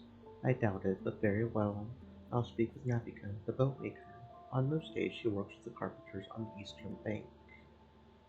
Navica, you say? Great. Okay. I tell Paulus about Timo's conditions. He responds with a smile, then a warm laughter. And that's all? Of course I agree, as long as she teaches me the empire dances, or whatever it is they do. Tell her I'll arrive with a spring doll to meet her. His voice lowers suddenly, cut by pain. Without anyone else, I suppose. He's first to mention the compensation for your service. We're still helping Marina, right? We've already talked to our head woman. She agreed to reward your work once your matchmaking is done. Be sure to meet her then. Esther shows she's on the stage with Marina. Her blushing cheeks contrast with the pale skin of her hands. I can't, she says after a longer moment. I thought about our previous conversation, Roadwarden. I'm not ready for such changes, not just because my son deserves the peace we have now. I'd rather join a monastery than put pleasure above prayer. We've already matched Paulus, I've heard, she says, without hiding her jealousy. Go and speak with our head woman. She'll reward for your help. Okay. I believe Paulus and Marina already talked with you. Can we double up on the boat? Would that give us an even bigger discount? Okay. Navica is the best bowmaker in the north, says a young boy with a proud posture. Come, I'll take you to her. The carpenters have their space at the edge of the village, separated from the saltery with a stone wall that catches the shavings before they reach fish, and which are then swept into a pile and moved to the smokehouse. The tiny woman keeps her distant from the other workers, partially because of the many bits and pieces she needs constantly at hand, as well as logs, steam planks, and a boat keel only a few steps away from her. She must be at least 40, older than any other woodworker in sight. Her light brown hair is in a ponytail, laying her work, and the simple tunic and pants, made of hemp in 3 shades of red, have short sleeves and legs. Her tan skin is like dark honey. She glances at you from afar and turns away, cutting some sort of log without pause, as if hoping you won't not notice her. The massive broad axe, made of fine steel, looks even larger as it's resting on her back, and it's engraved with the shape of a toothed eel twisted into a spiral. The kid leaves you alone, and you're standing in silence. I've heard you make boats. Yep, I make boats. She doesn't raise her eyes. I have a reason to believe you know what happened to Astarion. You tell her what you've learned, and her hands slow, then finally stop. You've some wrong ideas. I don't know where he is now, or if he's alive or dead. Just that he needed a small bolt. I sold it to him, and he took it to the beach, and that's all I've seen of them. Are you saying that you don't know where he set off? I. She pauses and scowls at you. Yep, that's what I'm saying. What can you tell me about High Island? She speaks slowly, stepping between words as if they're poison ivy. Not much. It's a deadly place, and we are forbidden to travel there. We are. All them old deals between the tribes and villages. Who could understand them? Ain't like the fish there are worth the effort. I need you to make me a boat that will reach High Island. She freezes. To High Island? Are you serious? After you confirm your words, she shakes her head slightly. Looking for ways to die. I ain't making you a boat. Her tone mocks the very thought. It would take us seasons of work, it would, if not a year or more. Tell you what, I fixed one old piece of driftwood some time back. It stays afloat. Merely takes a lot of muscle to push forward, or it has only the paddles. It's now wasting itself under the rains. Speak with you, few neighbors, 31 coins. What if I rented it? I wouldn't lend you a boat for fishing, even less so for traveling to Forbidden Island. Okay, fair enough. Let's see. What is the name of the carpenter? Photios. Photios. We're told that the fishers spend long hours at the beach in the north and can be found in the village only during very early or very late hours, unless the weather makes fishing too dangerous. Very early or very late hours. Okay, so let's wait until afternoon then, and then try looking for them. Nope. Okay, wait until evening.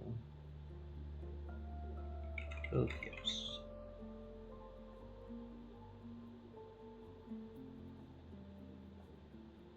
It is the very late hours. What are you talking about?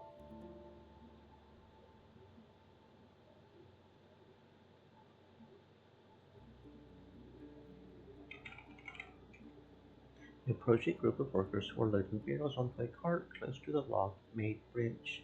Photios is there, one of them tells you, and points at the tallest man, dressed in undyed wool or linen. He's discussing something with a group of workers. As you head in his direction, he nods for you to join him on the other side.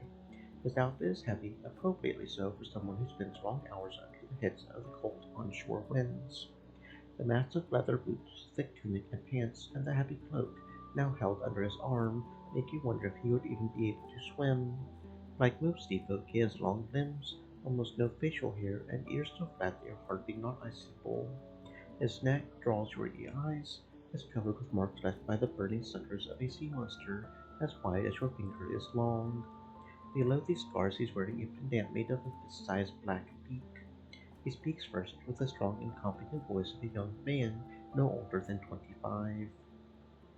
We don't really sell any catch of our own, and maybe ask for smokers or the cook. That's fine, I was hoping to speak with you.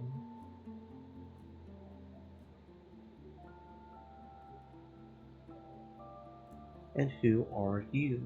After you introduce yourself, the man raises a corner of his mouth to an angry grimace.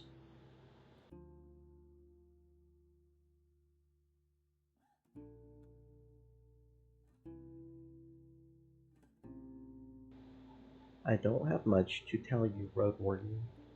Like my neighbors, he looks at the nearby fishers. I struggle with day-to-day living.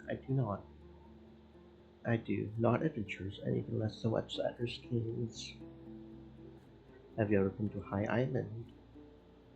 Why, are you a sailor now? He doesn't hide his sneer, but after you say you may need to get there, he reaches for the beak on his neck. Don't you know that visiting the island is forbidden? Not just by the Green Mountain tribe, but because it's a dangerous place, wicked and wild. So you haven't been there, you ask gently. Right, and I don't plan to. Them harpies sit on every rock on their route from our pier to the island. It would take twice as long to sail around them. Rowing there would exhaust anyone, barring the most experienced arms. Do you have any work? Work. What do you know about fishing? You mentioned the docks of Havileven, but after a few questions about fishing nets, boats, and winds, it's clear you don't impress me in this conversation. Teaching one how to work with us takes time, effort, and rescuing those who fall overboard. You ain't a kid of ours, so if anything, it should be you who pays us for sharing what our forebears have mastered. You explain that you can fight better than most, and that gives him an idea. Our guards stay at the village, so we always move in groups, and waste time securing the beach from harpies and saurians we do. We could put 3 more souls on the boat and keep you on the beach. You would guard those not fishing with nets. What's in it for me? How much do you want, stranger? He responds carefully, and you spend a few minutes discussing the details. Right, you'll get a meal and 2 coins for a peaceful day, and another one for putting your life at risk, he summarizes. But you must be at the beach soon after dawn, and while we're preparing our boats, and have another strength to convince me you'll be more help than a bother. Are you sure you don't need help with something that would fit my skills? I spend many hours on the road. He gives you a long look. You know what, outsider? There's something you could do for me. You can't really ruin it by trying. I need you to help my daughter Phoebe. Senior Rookie raises his hands. Don't worry, she's fine. Merely spellless. For generations, my family used Numa through her fishes and hold her breasts, but no matter how much she practices, she can't cast even the tiniest spell. There's something wrong with her soul. He pauses and his voice grows pained. She's my only child, and I seek no new wife. I want her to have the choice to do whatever she wants, and it breaks me to think she won't have a way to follow in my footsteps. I don't really know how I can help you. His eyes are absent. A few years ago, our traders were at the home of this weird enchantress by the Eastern Road. I don't know her name. She lives close to the old watchtower. You can't miss it. If she's alive, she may still have these weird rocks. Spirit rocks, I think. They help weaken mages. Buy it one, bring it here. Maybe eating some Numa will help Phoebe learn. You forgot to mention my payment. I'm not a drifter. I don't hoard any savings.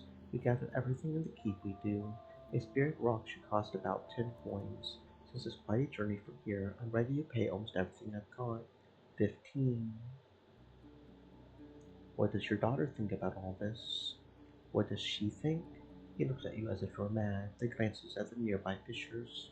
She would be heartbroken to realize she's spellless. I won't tell her unless I have no other way. She's merely a child. I'm doing what's best for her. What can you tell me about this enchantress? I've only seen her a few times when I was a teenager, though she was also young, I suppose. Tall, not as tall as I am. He smiles briefly with cold eyes. For the few days she was around, she kept to herself. People say she's a witch, and a mad one at that. This sounds like a very unusual healing attempt. Are you sure you want to try this? I've asked our sorcerers about what they felt when they used the stones. Their pneuma got stronger than on most days, and nothing bad happened to them. We risk nothing, outsider, he said with growing irritation, and stops himself from scratching the scars on his neck. Have you asked any herbalists, though? Maybe a priest or another enchanter? Have you heard about the previous Roadwarden, Asterion? You nod. In spring, I stayed to one of the greatest mages in the peninsula, some druid, I think, and that old prick told me there was nothing he would do. You hear that? And I had paid the messenger to learn this. He squeezes his cloak even tighter to his side. We have no herbalist here, but since the spirit rocks are safe, I'd rather let it spend my last coin for such a chance than try nothing and regret it. I think what you're asking for may be risky. Why would it be? No one has ever been hurt by the previous stones. Eudocia herself told me the stone will likely kill any shell that can't hold the stone's pneuma. His face turns pale. She said this. After he clears his throat, he squeezes the monster's beak on his chest. As courage returns. Then you've spoken with her, and you know she's crazy. Instead of chatting to people, just pay me what. Okay. Hey, is your daughter. I told you what she told me. She told me it could kill her. I told you that. I mean, I was sitting here by an old druid from the south. He claims that you own that male empress carp. What? I owe nothing to that old fool. I can have it here tomorrow if you want, but you better have coin with you. I need to have someone to look for it with a net, and that will take hours. Okay. Well, go ahead and sleep, and then it'll be tomorrow.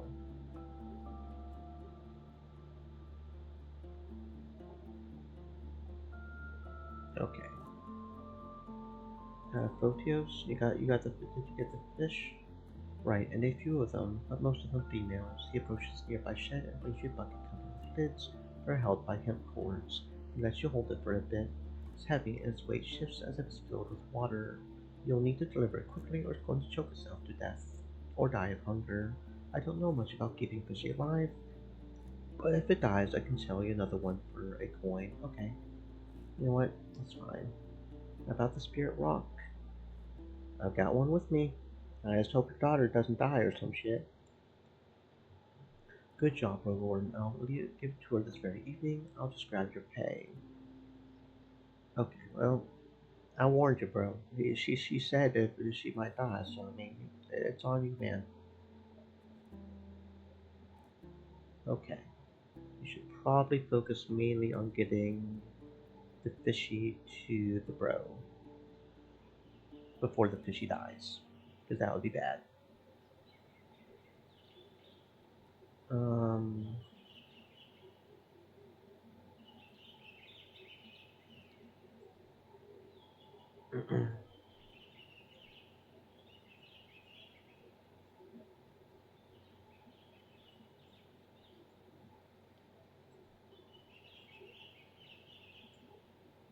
hmm.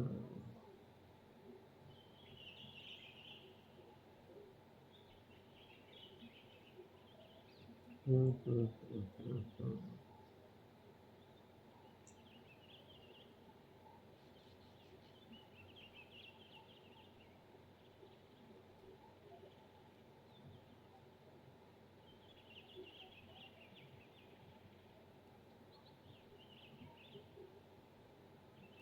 Mhm.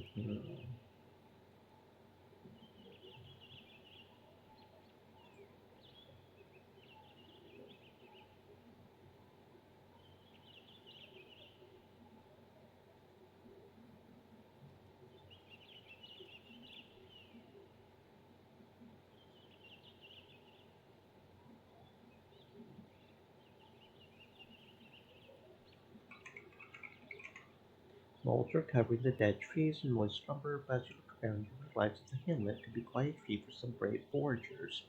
You don't fully trust your judgment in this matter, but most of the large mushrooms grown here resemble those eaten by you at various points in your life. Worms also feast on some of them, but your stare is still in bare shape.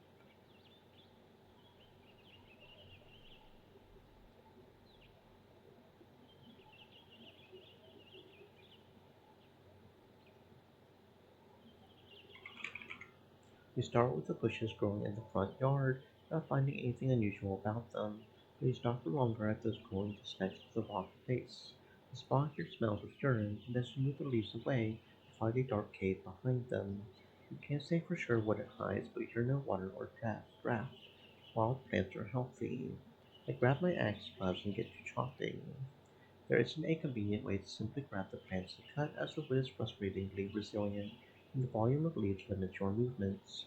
With no proper tools at your disposal, you take little steps, remove the twigs with your knife, then bend the branches to limit their flexibility, then slice, twist, and pull. It takes almost half an hour, but you finally reach a point where you can get through while letting in enough light to take a good look. The cave gets shorter the deeper it goes, getting too small for most humans after just a few feet, but the entrance was used by someone as a hideout. There's a stool and trash inside, including a surprising amount of bones, and one thing that catches your attention: a bronze axe. The handle was eaten by rot, unpleasant to touch. You break off a part of it without even trying, then lift the rest of the weapon by its cold blade. It's free of decorations with tiny notches on its still sharp blade, but you don't doubt it's still a fine piece of artisanship, of a higher quality than your own axe. Still, a decent bronze can endure centuries. With some sharpening, it may serve you well in combat. All you need to put it together is a set of tools. Maybe a trader would have some. I remove the old handle and put the head with the rest of my bundles. There isn't much left for me to do here. Cool. Okay, let's hmm.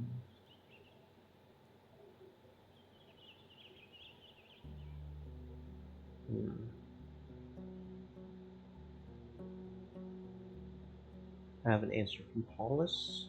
She shouts and jumps to you, throwing her arms around your neck. And I had such an awful day, thank you. With tears in her eyes, she steps away, through your clothes and cheek are already covered with droplets of water.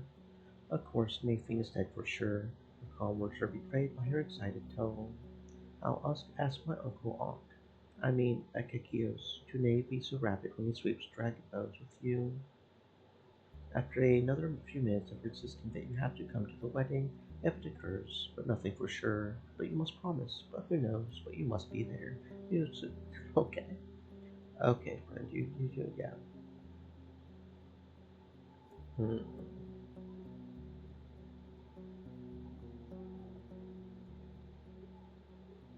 Hmm, hmm, hmm, hmm, hmm, hmm.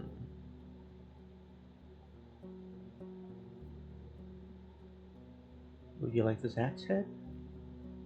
More of these. Yeah, I would like a better weapon. What do you want for it? Oh, thanks. Okay. So do I have a better axe now? Spend some time putting it sharpen the blade and put it with the rest of your equipment. Yay! Okay, there we go. We got the bronze axe now. We got the better axe. Thank you. Um, okay. Goodbye. Actually, you know what? No, you know what? I don't know if anybody actually wants to live in the tablet, but we're just going to buy it just in case somebody wants it. I don't know if anybody wants it.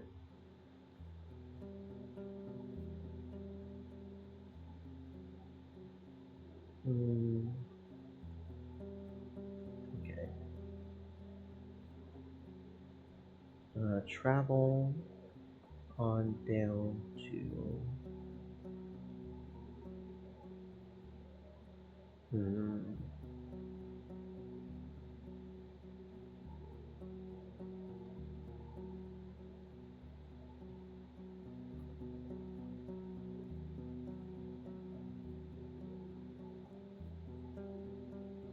hmm,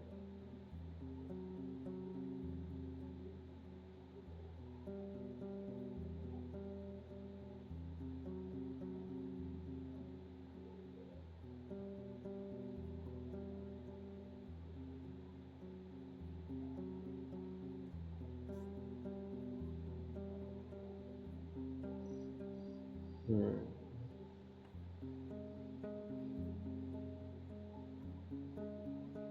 hmm.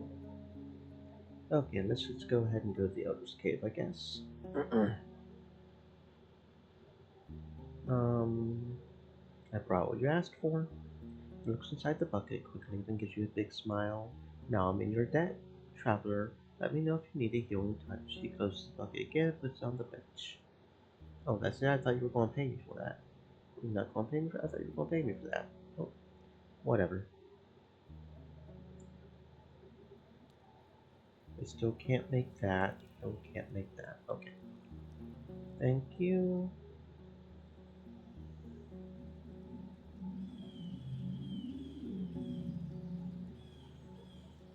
Let's go ahead and travel to Steep House, see if we've got any fishies.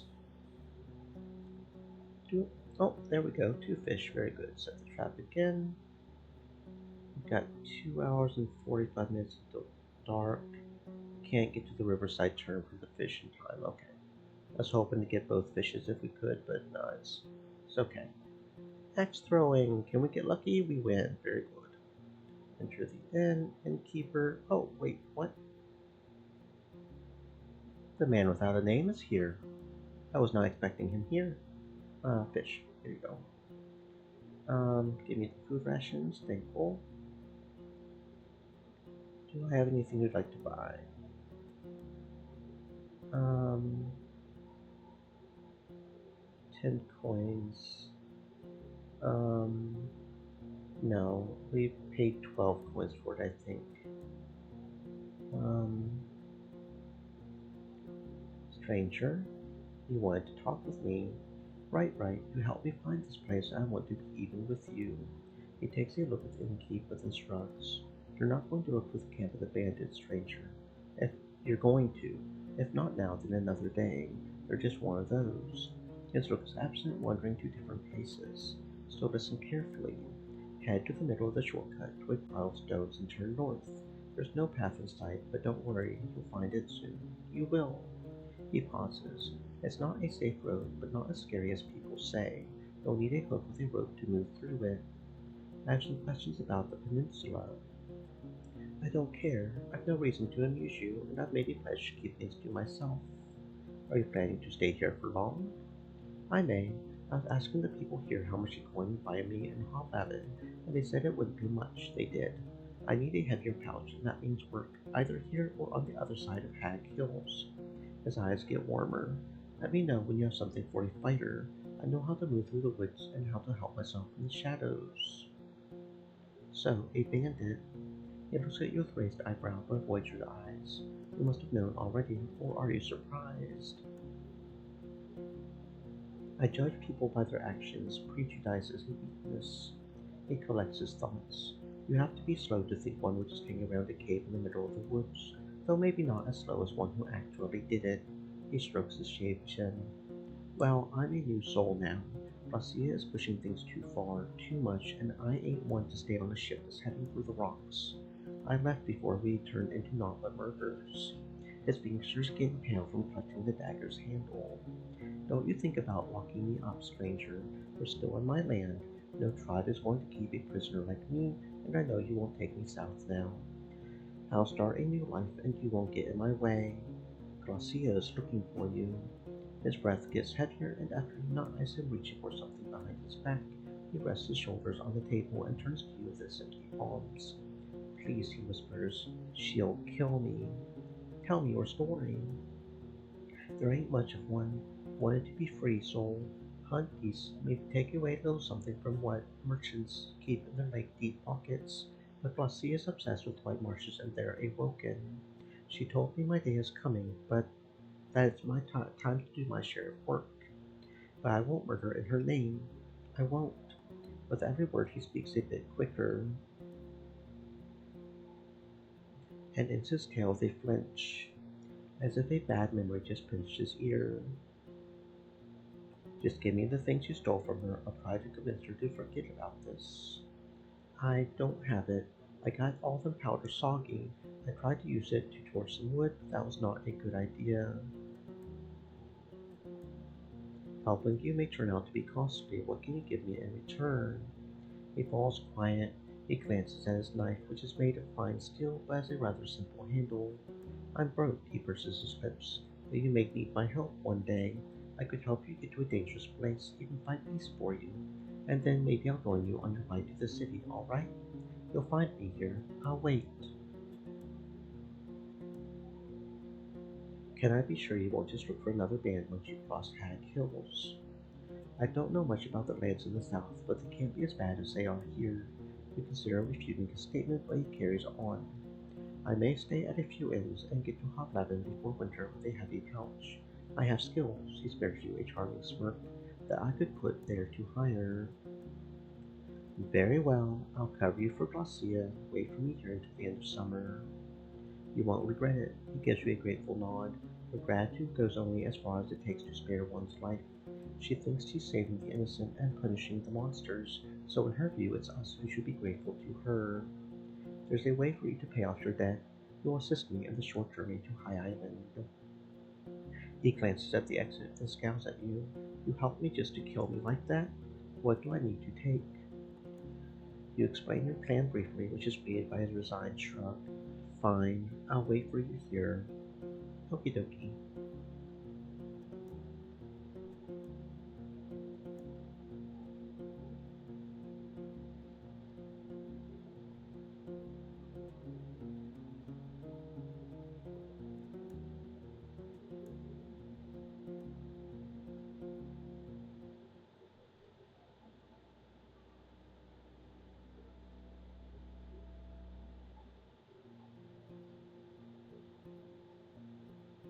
Any leftovers?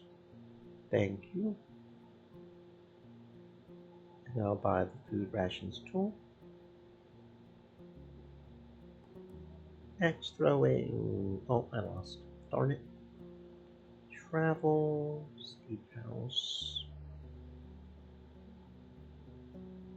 Fish trap. Nope, still empty. Riverside turn. Fish trap. Two fish. Very good. Okay. Random watchtower.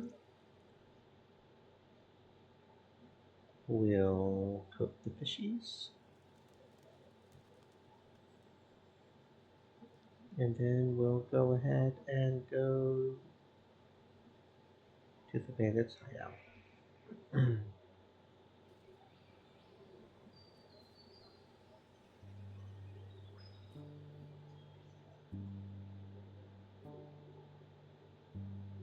Can I spend the night?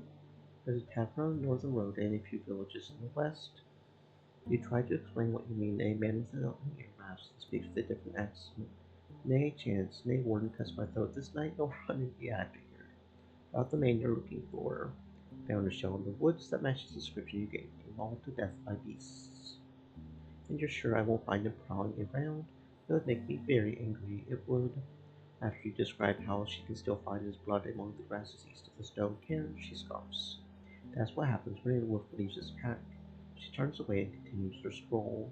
The sound of her heels and nail ruffles the nearby rocks. Tell me about you. She stops and rubs a large metal leaf between her fingers. There ain't much story in me to share. As a young lass, I was taught to sow for food and planned to start a family with a kind cobbler. Her voice weakens and she looks down at her boots. I had to leave my family and I accepted it. On my way to the wedding, the Mowoken shell stood my closest friend, my face, and the hand I worked with, and I accepted it. The right gave me no kids and I accepted it. She then runs her eyes over the nearby guards, raising her voice almost to a shout. But after the monsters hit, my home is shattered, and everything I had built or loved, I would not accept it. With or without the right, I'll make those butchers pay. Her wounded eye, far from being free of the pain it has seen, looks at you with determination. I've been here for 10 years now, and I'll be here as long as it takes, by myself if I must. Tapping the hilt of her sword, she moves forward. You were there when Sleep House fell, weren't you? She stops and turns around, and she places a hand on her side, the mailed cheeks. I saw it all right. That is his threats. The torches and bows of her people, the druids in clean robes with curses on their tongues. I helped the others add logs to our broken wall, but when the herds got in through the breach, all I could do was run. So I did. She closes her eyes, but her wounded hand instantly moves to the scabbard of where it lay, just in case. I still remember two young men, no, boys, fighting each other by the flames of my house, and a head hitting a tree. My husband screaming from pain in our bed, poisoned by the well, not knowing he would never fall asleep, nor wake up, and a werebear grasping my friend, then tearing her shell in half. I, and a few others, carry it all. Her eyes glance at one of her guards, a man with a face eaten by fire, and will never forget. I know Thais was angry about the thing with the convent, but why were the people of Howers willing to do all this? They would say we were asking for it.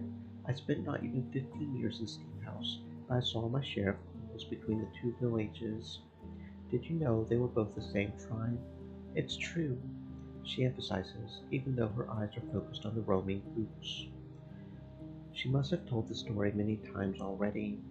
Howers started a fishing hamlet at the stream bank, and it sprouted into a new village. In a few generations, Steep House grew strong enough to prosper without Howard's help, and decided to cut ties. We pretty much paid taxes, you see, and got little in return, chiefly since we were placed closer to the hill pass, and many traders turned around soon after they entered our gates. My neighbors had riches, all right, good food and pretty homes. She pauses, and you're not sure if these words make her at all proud, but respected their land, roots, and stream. The only greed we faced was what that brought it to us with violence. Her fierce eyes look away, and she strides forward.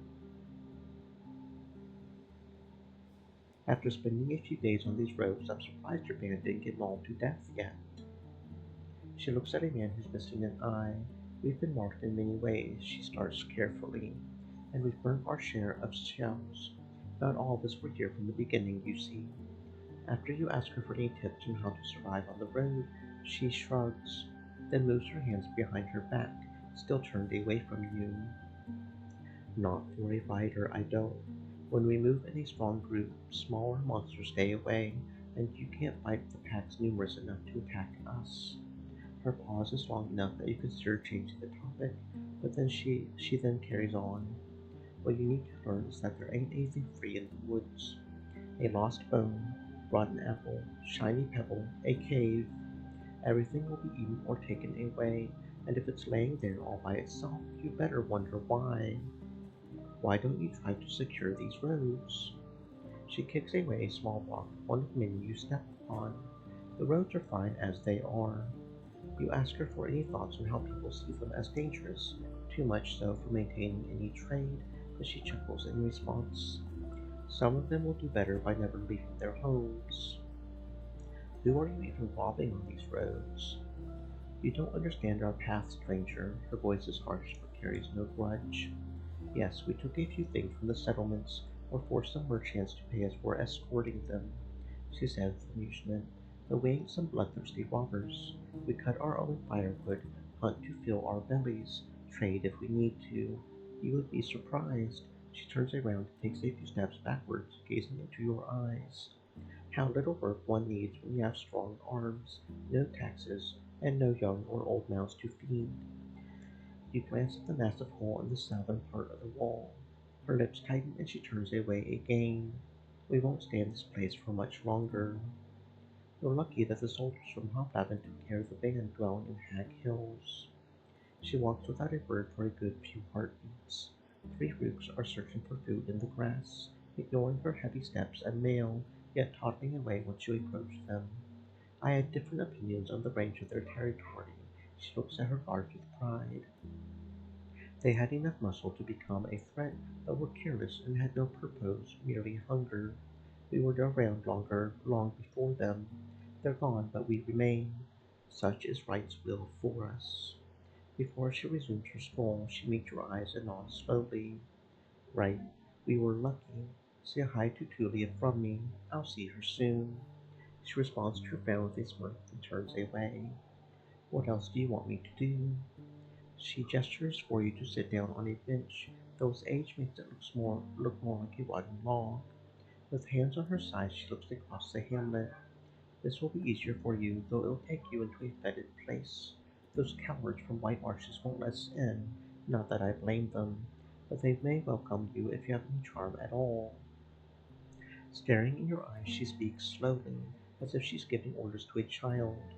Get there, through the bog spread by the western road, and look around. Count the awoken, or see which side of the village is poorly guarded, what weapons they have, and what they're made of. She sits down next to you, and her arm burdens your shoulders. She pulls you closer to her, and you lean down. The delightful scent of myrtle doesn't make you any more comfortable. I don't care about your trade. I need you as a spy, Jade. Someone who can shut their lips when they speak to my enemies. She springs up, her mail jangling. I'll have a small pouch ready for your return, or two healing potions, always useful. She sizes you up to a traveler, and yet advise on how I can get on the locals' good side. She rests her hand on her knees, looking ahead in silence. Right, they're a harsh tribe with hardship and hungry years behind them. They will listen only to the strong and the gritty, unless she once again hesitates and carries on as if she's surprised to hear her own voice. Not all of them agree with their necromancer, Oryntius. Their warlock, by Theseus lives in the peat field divided with his people, so with a soul as firm as a shield. No threat, no begging will move him an inch. I'll get it done. About the spine you wanted me to do, I should go.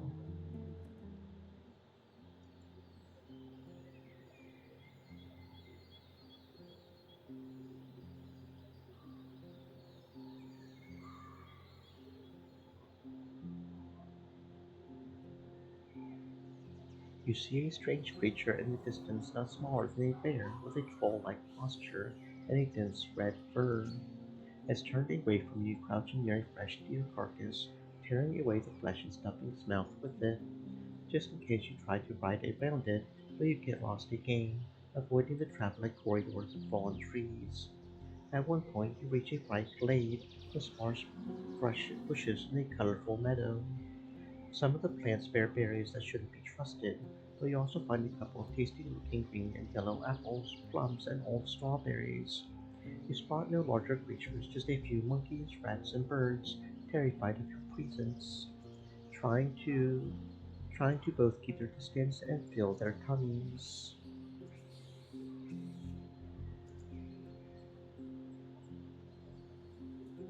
I tether a horse to a smaller tree and spend some time picking fruits. You walk in the sunlight, putting the harder on the bottom of the bag. The orchard is peaceful, but from time to time the distant roars make you flinch. The memory of a red beast tearing its prey to pieces returns to you with every loud rustle. That was easy. I can look for some more food. You find a couple of hazels at the edge of the orchard, startle the nearby animals, and grab a bunch of nuts and occasional fruit, shoving them into a bag. So far, so good. I grab another sack. You stop you spot movement at the edge of the glade. Once the creature notices your gaze, it moves forward, but not alone. Okay, well, I got too greedy. That's what happens, I guess. About your duty, what's there to say? ESN will allow you to stay as and will even pay you after you help the hunters on one of the more vicious trips. He crosses his arms, still hesitant. Won't be more risky than this place. I know that finally have time to rest a bit. But what before that? Am I to live on oats and water and rags? After a long pause, he lets out a weak sigh. Fine, I'll gather my things, leave the gate open, and get moving tomorrow morning. I paid enough blood for my duty, but I'm now in your debt. I'm ready to enter the woods to repay it. Find me in the inn if you never need my help. Do you want me to escort you? No need. I'll stay away from the cursed trees and the ruins through paths you will follow. Okay. Fair enough. That's, I just wanted to check. Gotta get ourselves over to the monastery.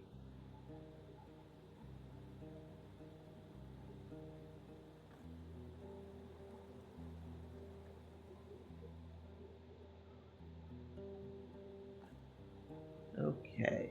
Inventory. Eat me some nummy rations. And I think now I'll start trying to do the White Marshes thing a little bit. Where's the peat fields? Here we go.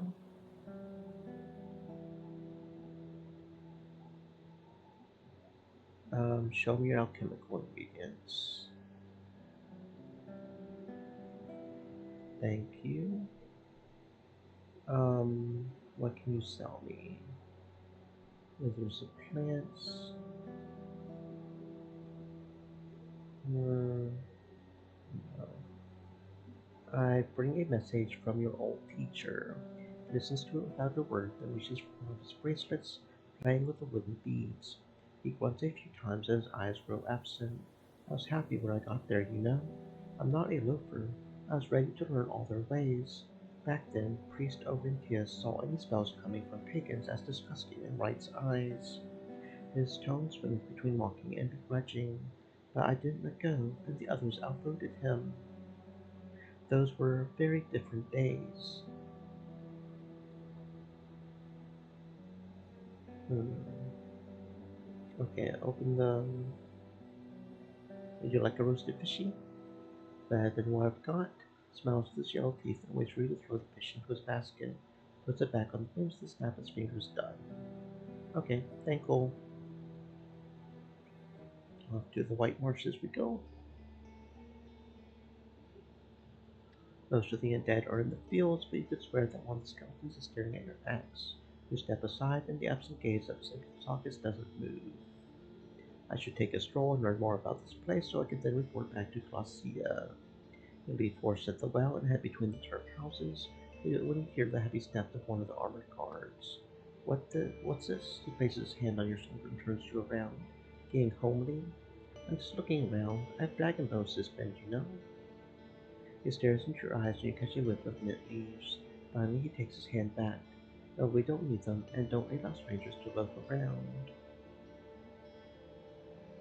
And go to Helvius. I'm speaking a few missing hunters from Feast. Are they here, maybe? Voice remains the same, but he's greeted the long captain's axe. Thalia, right? Was here but many days ago with questions on powers and cats. Some dumb bat, she told me, was heading back north. I've helped to purge the plague in old cagoes. Maybe with time the things will return to normal. You did, he frowns. And how, I ask? Not even Olympia's cat helped them. You start your long tale, but the mayor stops, paying attention after just a few minutes, pressing the cold blunt side of his axe to his cheek. So some dangerous pagan spells. Knowing the curses of the druids, the village may not last till spring. Or maybe Thais is going to help going to collect the debt now. When he mentions pagans, you can help stop yourself from looking at the loud, undead shells. Ask him, where's the shell? Would you like some of these linen fabrics? I brought it here from beyond Hag Hills. No.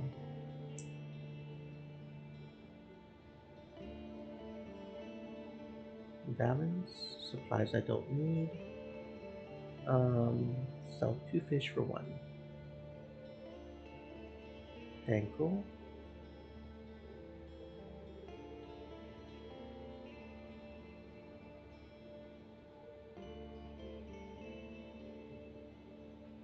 How do I know when no one's watching?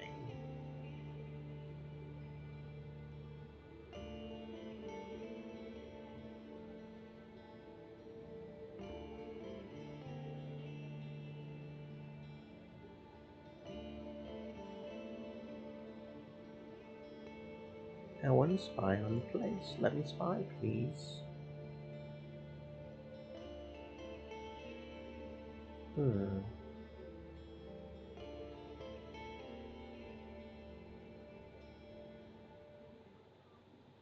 It's still dark outside and oddly quiet. You think about Lucia's request. You could spend some time looking around, though by doing so, yeah, okay, we need to examine local defenses. When underestimate how difficult it would be to cross the many puddles and muddy alleys of the village. You seek silent lamps, trying to hide from patrols, some of which may already be dead, and sometimes spend a few minutes crouching in the dark, waiting for the right time to walk away. Once you get back, you recollect your observations. The guards seem weak, almost sickly. A few spots in the walls could be crossed, but the entire backside of the village is surrounded by water. The houses won't be taken down with fire easily. There are no obvious observation posts. The undead carry no equipment. Aside from the sheer number of potential enemies, the village is weak.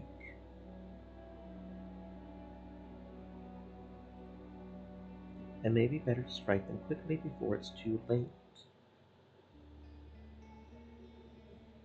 Even though the village seems to be on its last legs, okay.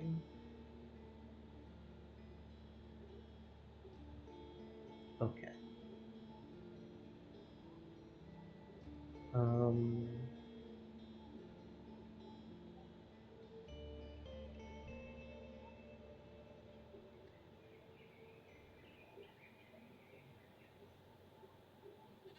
hmm.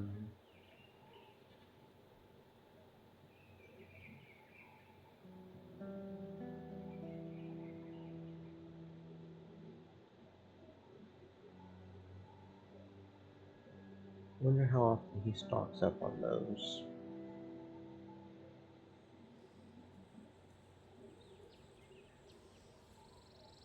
Nope. Okay.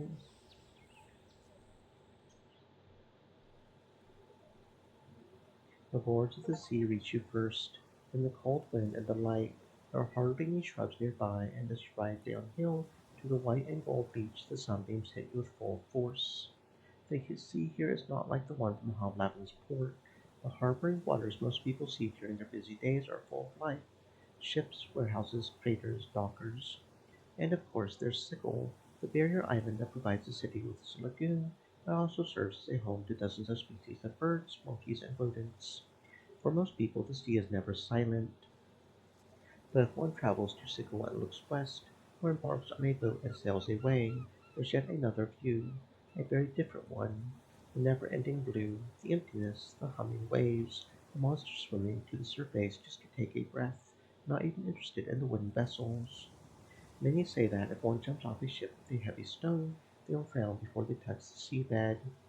Here, however, the water can't be separated from the rocks that cut through it, like a swarm of mushrooms in a dark forest.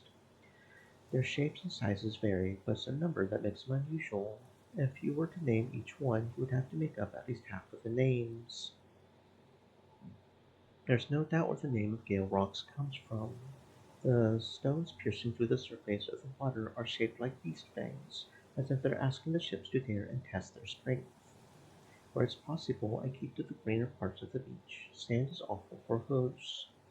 We follow the sharp turn to the right. The road remains broad enough for carts and wagons and avoids the sands, letting horse trot without disturbances. The grasses to the east and south are short, and hardly any shrubs have managed to oppose the harsh winds. There are no boats, nets, or fishers in sight, but there are countless bootprints and footprints in sight, both on the road and next to it. You reach the end of the beaten path, getting to the stone-made pier, just next to a small dolmen-shaped shed. Only the door seems to be fairly new, and you don't doubt that both of the structures have been repaired many times in the past, crumbling under the touch of the waves. I leave the pier, lead horseback to the road. I spend some time looking through the pieces of driftwood that could be useful at an alchemy table.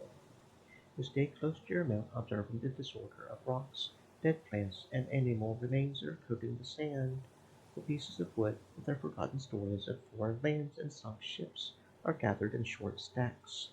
You approach the largest pile and push all the sticks, boughs, and branches aside, sparking displeased shouts of worms, crabs, and other beings that used to live among them. You find the piece you are looking for, which is unlike the others, not too thick nor too long. with a few little chunks of wood coming out of only one end, like a bunch of fingers. You nod with approval, reciting in your head a part of the withering dust recipe. Fuel with an ocean wood in the shape of a flower. I approach the pier, or next to the shed. There are no boats, nets, or fishers in sight.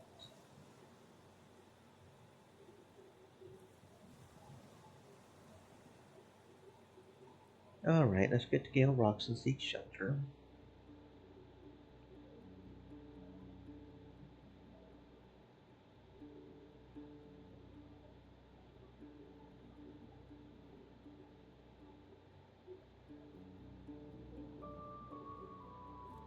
How's Phoebe doing? She's far from well, stranger. She sucked on the stone she did, went to sleep right after, and is still sleeping.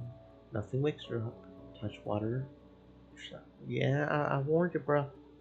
You're the one who insisted. I did warn you.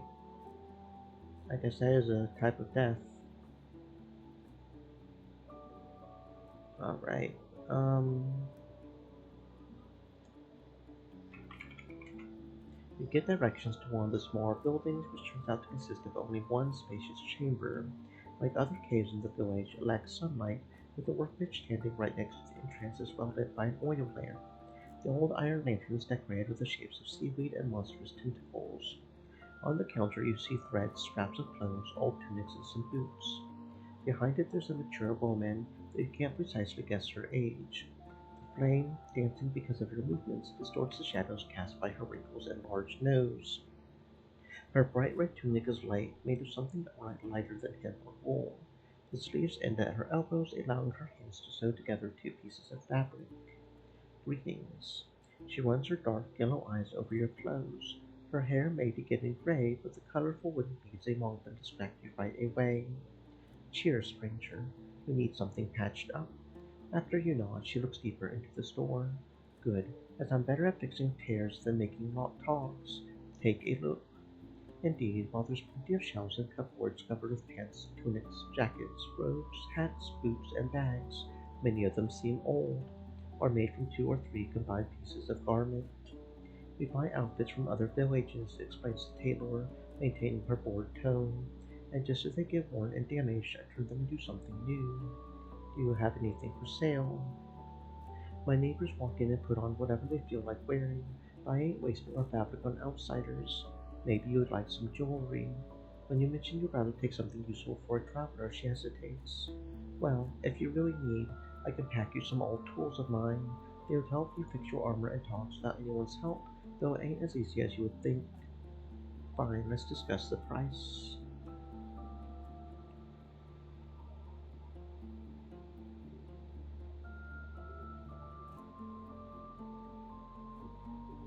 This bone ring looks like something from here. She moves it to the light, widens her eyes, and speaks with melancholy.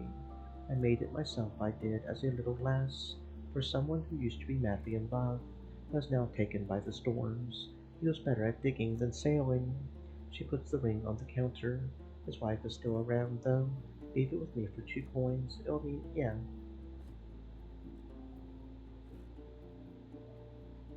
Thank you.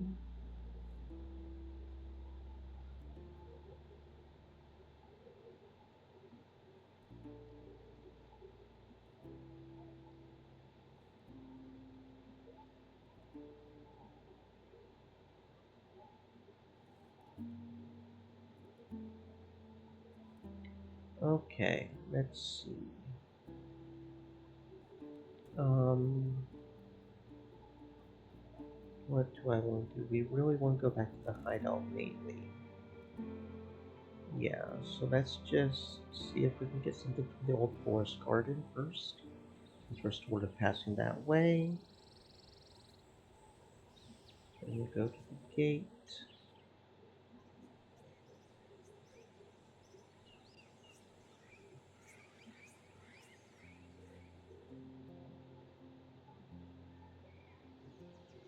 We find a new segment of the road which seems to be shorter, but you need to cover some distance on foot, cutting the dried out branches. The tree crowns have been merciless. Hardly any ferns or grasses have managed to survive in the shadows. You spot a 10-year-old dark tree that's about twice your height. Yeah, it looks like it snapped when compared to the giants around it. Its thin branches are leafless, hanging like the limbs of an exhausted worker. Right under the tree there's a dead red boar, too large for you to lift it. Its tusk could be worth a few coins, but scavengers may show up any minute now. I approach the carcass. You tether a horse to a heavy fallen branch. It lowers its head and snorts with disapproval. The grass here is too sparse to be grazed on. You reach the trunk and its branches reach to you. The creature doesn't roar or howl, but the movements of its limbs spit out wood-like Stream creaks and elements, are as nimble as the said. tentacles of a sea Stay monster. moist, my friends, hydrate. You jump away, but the tree grabs your shell mid-air and lifts you up, holding your tummy and chest. Its skin is like a rock. The beast pulls you to itself, brutally swinging you around. You're dizzy, but you not realize that the roots have also started to move. You're already holding your axe, led by your instincts. Let me think. Um,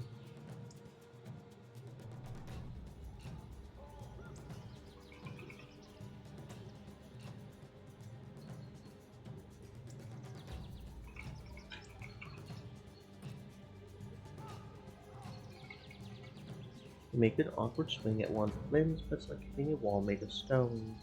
You don't even leave a crack. The branches painfully squeeze your tummy and surround your legs. You constantly move, striking your toes and skin. The ant moves you closer to what you thought was near hollow. It's now opening its eyelid like shutters. You can smell its gastric juices in previous meals.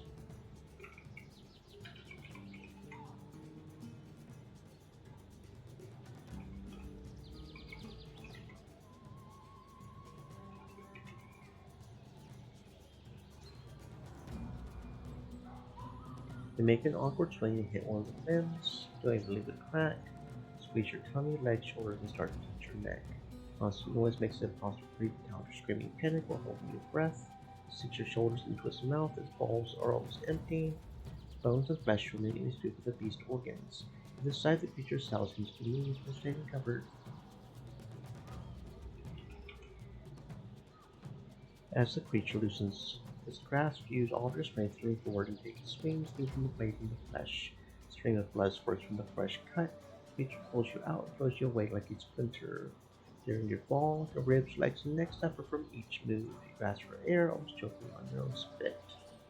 You crash into the ferns, rescued by your armor, then get up quickly, still holding your axe. The tree has turned away from you, swinging its upper limbs in panic.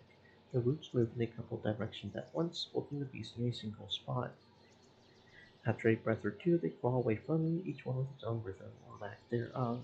The beast may be slow, but pays little attention to any obstacles. It either tramples him or gets him out of its way with a single swipe. I put away my weapon, loosen my armor to take a deep breath, and approach the boar. Its tummy has been crushed and still bears marks left by the branches. You push the stiff bristles and the broken lips offer no resistance. The flesh doesn't stink, but it's likely old. The only thing of value are the creature's large tusks, each resembling a stone sickle. Gruesome work, but it may be worth a coin. You put on your thick gloves, grab the axe, prepare the knife, and get right to removing the boar's jaw. It requires some chopping, but also precision. There's not much blood, as it most likely already filled up the beast's tummy. Once you get to the bones and teeth, you brutally remove both pairs of tusks. Their bases won't be pretty, but you don't have time and space to carry the entire jaw around, and then boil it for hours in a cauldron. I'll wash them later on, and my gloves too. The painful roaring of the large creature to the bandit's hideout.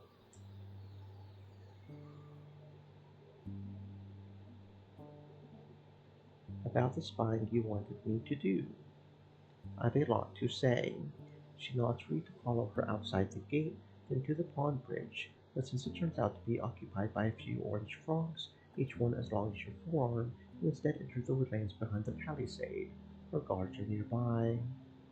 She would hurt me. I'm too valuable for her. The saunter is slow. You describe the walls and flowers of white marshes, as well as the grounds surrounding the village, and every question you receive is straightforward and brief. After a few good minutes, you walk back to the hamlet. No one pushes you or even steps close enough to make you worry. You did well, you did. So what do you want? 12 coins or 2 potions, obviously. She glances at one of the guards. He stalks to you and hands you a small box engraved with the shapes of leaves. But after you put it under your arm, he clears his throat. I need it, he grouses. You take out the fragile earthenware bottles, returning the box to him. Flossia ignores the commotion. I now have to plan my next steps. Maybe I'll have something more for you in autumn. I had big plans for it. Her white grin alters her voice. Hmm.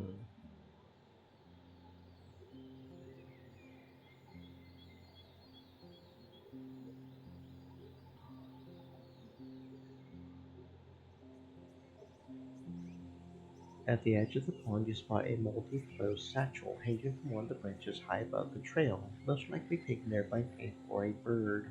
Like other trees in this part of the forest, this one is ridiculously wide, with dark, scaly bark. It would take time to climb the slippery right lichens.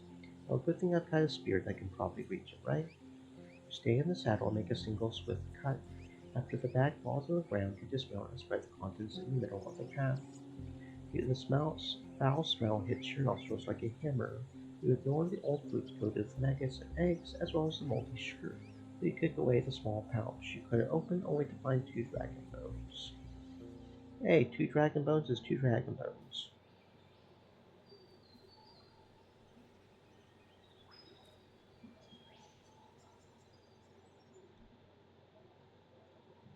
Okay, made it to the tower. Very good. We'll just sleep at the tower.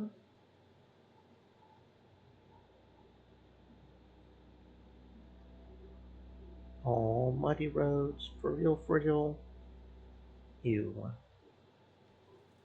Okay. Um, what quest do we currently have? We still have explored the peninsula. Don't know what I even have to do for that, honestly. Felt like we've done quite a lot of. Is this just an open-ended one that we can never finish? Really, probably. Still need to go find the Roadwarden. We know how to do that. We've gathered a bit of a crew. I know of one or two people we can do. Don't know how to do this one. Elvis won't talk to me, and I don't know how to get her to help me.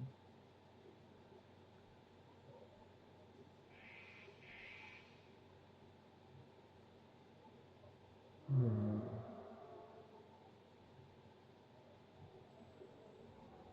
I still don't know where Dahlia is. The one guy said that he saw her. Hmm.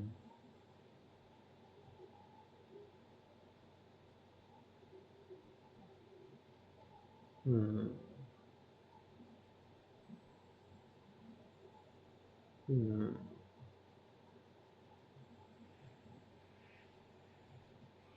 Let's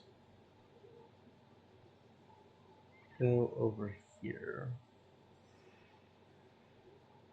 I don't know if there's anything new we can do at the nest. Yeah. Let's see if these guys want the four tusks we got or the linen.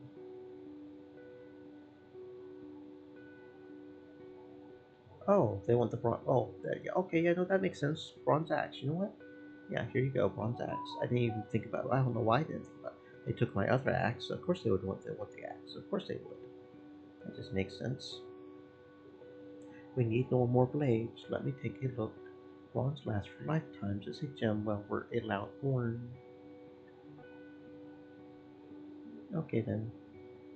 Finishing the transaction takes a good few minutes since you have to get to horse, so show Chef this what you have. Gang refuse to join you, then return to the cave. Once the Saurian rider takes your gift, the other locals discuss your new possession enthusiastically. I have more questions. You guys still don't offer? You still don't trust me? Uh, fine. I gave you two shiny, awesome axes and you still don't trust me. Well, fudge you too, bro. Fudge you too.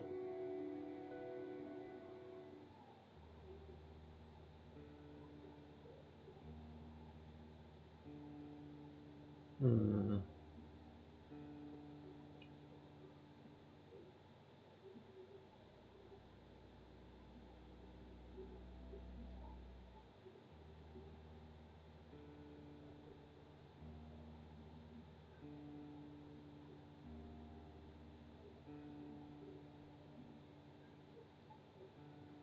Yeah, some pretty board dust and everything.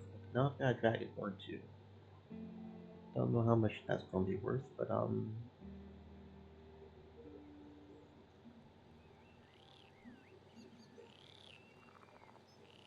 oh, two fish, very nice. Um, ooh, any fish? Oh, we were too late. Shoot. Okay, hold to the north.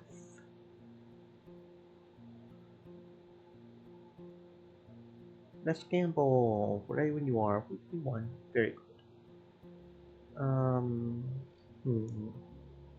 Gamson repair kit. Let's repair my armor. Um, hmm. Interesting.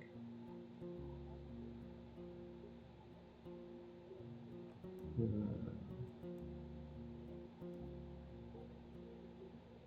Hmm.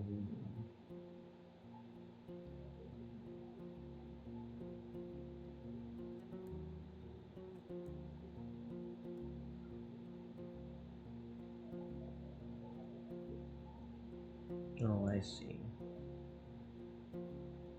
Okay.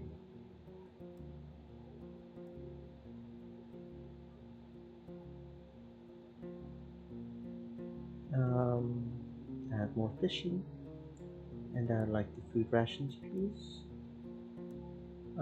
Do I have anything to like? Or tusks? Oh, you'll give me food for the. Oh, you know what?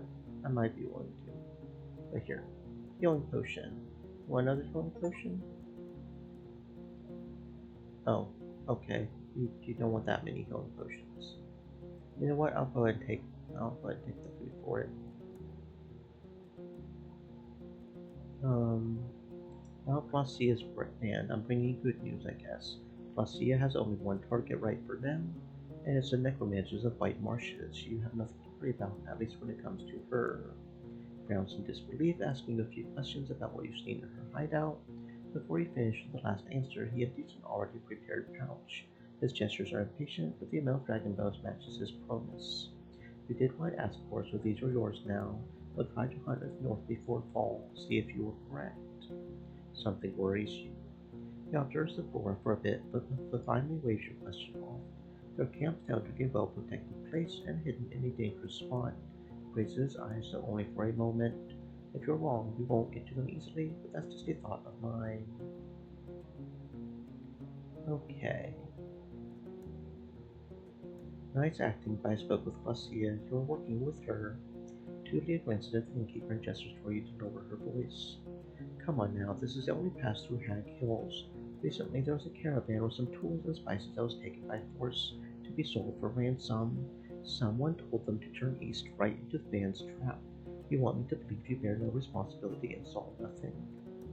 It's not so simple, she draws out her words. I wasn't looking for dragon bones or mead. Without Glacia, my squad, she looks around as if to find her subordinates, would never have been able to keep the valley passable. On the day of your arrival, she helped us get rid of a griffin that murdered two people this summer alone. Was I afraid of her threats? Sure, but she helped me save lives too.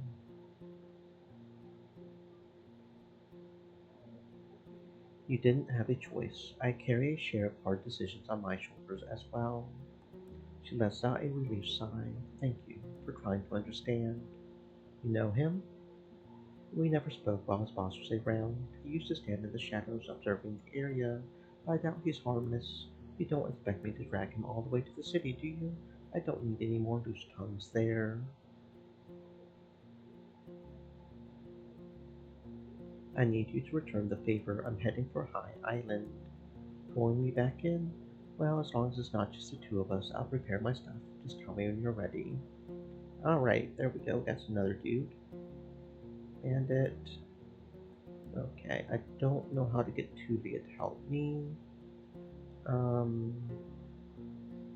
did we buy the rations? We did buy the rations. Okay, so let's go ahead and sleep. Go ahead and do this. Yeah, we'll go ahead and do this one. Save us a dragon bone. because we don't really need to. And that could also allow us to do this, I think. No? Okay, maybe not. Um, More food rations, thankful. Any leftovers? Thankful.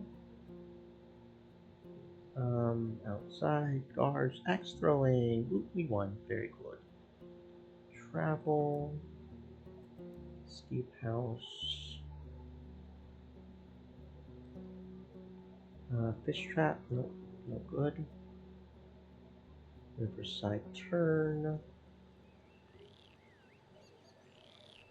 Fish trap. No. Okay. Travel.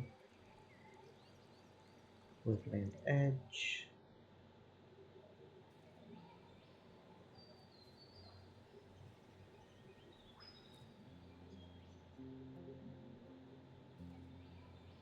The rocky hills give way to meadows and tree roots.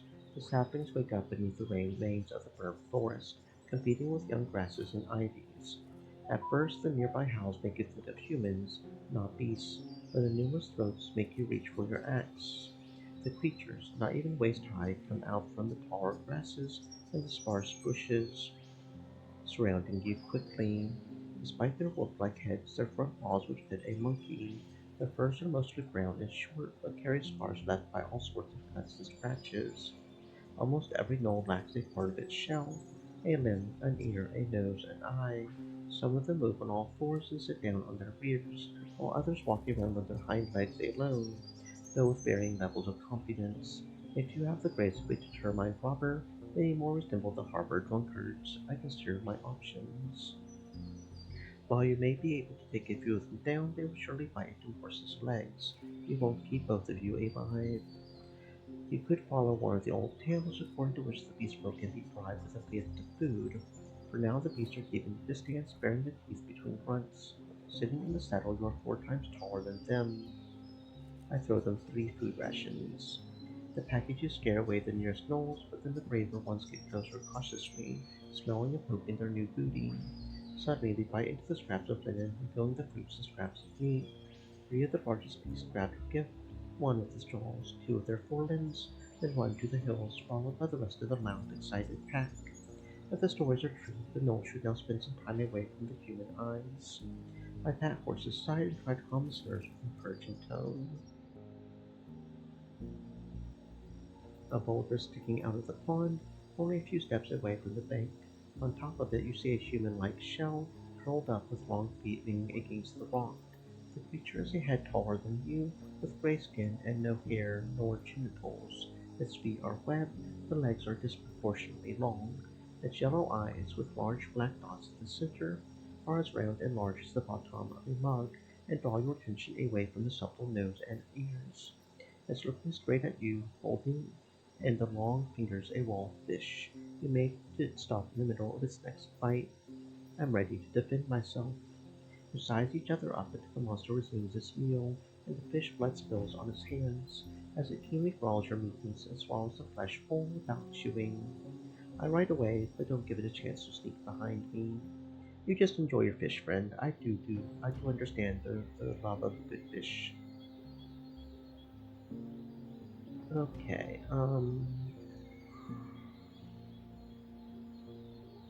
we'll ride east again. You hear angry shouts and grunts, then find 2 brown-furred goblins in a wider tunnel. Their hairless faces with small eyes and large mouths are now turned to you. They are a few steps apart, aiming at each other with one long stick and one club. Between them is a pair of deer antlers. I scare them away and grab the antlers. You get a bit closer with your mount, towering over the beasts. They exchange looks, spread out a gurgle, and fall away, giving you hateful glances. After you start to flee through the bushes, you jump on the ground and reach for your prize. Ooh, cool. Probably get a few coins for that. Um,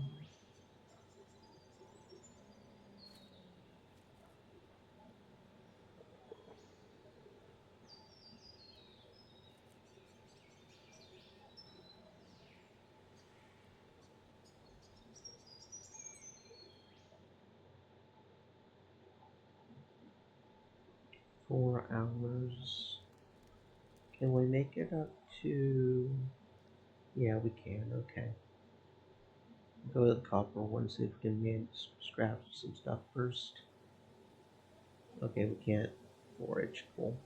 We just go to Foggy Lake.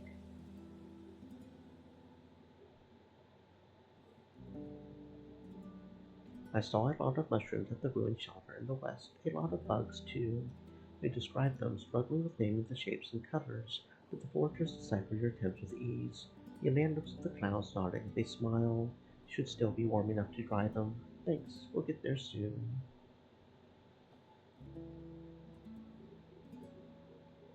Very well, take this and be ready to leave soon.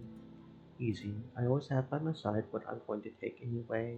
He takes your pouch and gives you a wide smile. The man observes the lake. His lips are shaking.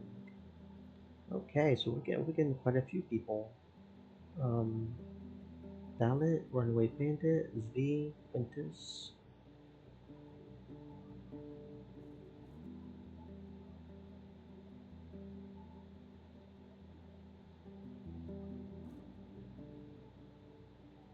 That's the best deal I'm getting, I think. That's pretty much just getting my money back, I feel like, but oh, so the next job.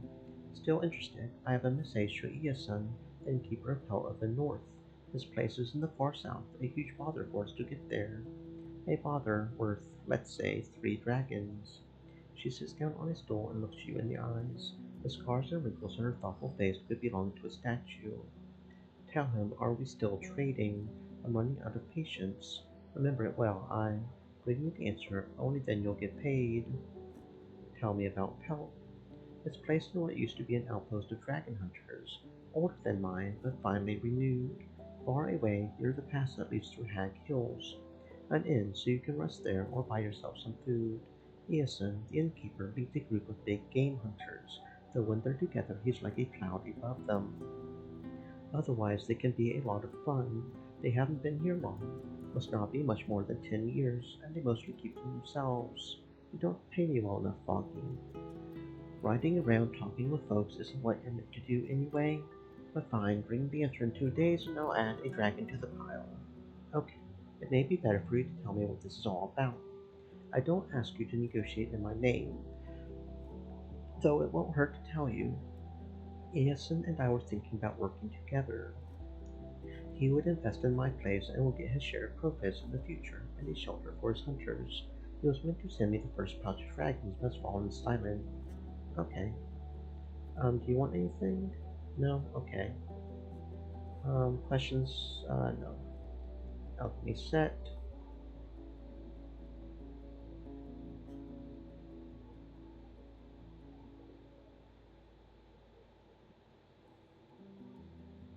Um, yeah.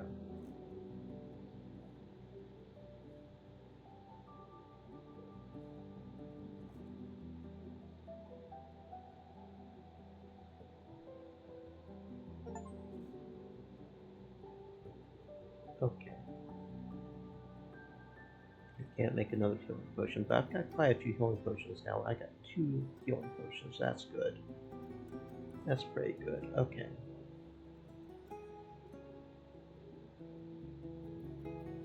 Um, okay. Oh, so that's how we reach Highland then. I'll need a boat. I see. Um, I still don't know where Dahlia is. That feels a little weird. I feel like there's not really anything we can do right now with Elvis. I feel like we're pretty much locked on some of these.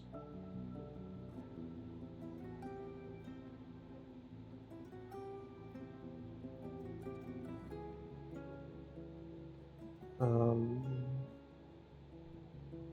okay. Copper ore. Can't forage. Okay. Riverside turn. Fish trap. Nope. Still empty. Steep house. Nope, still empty.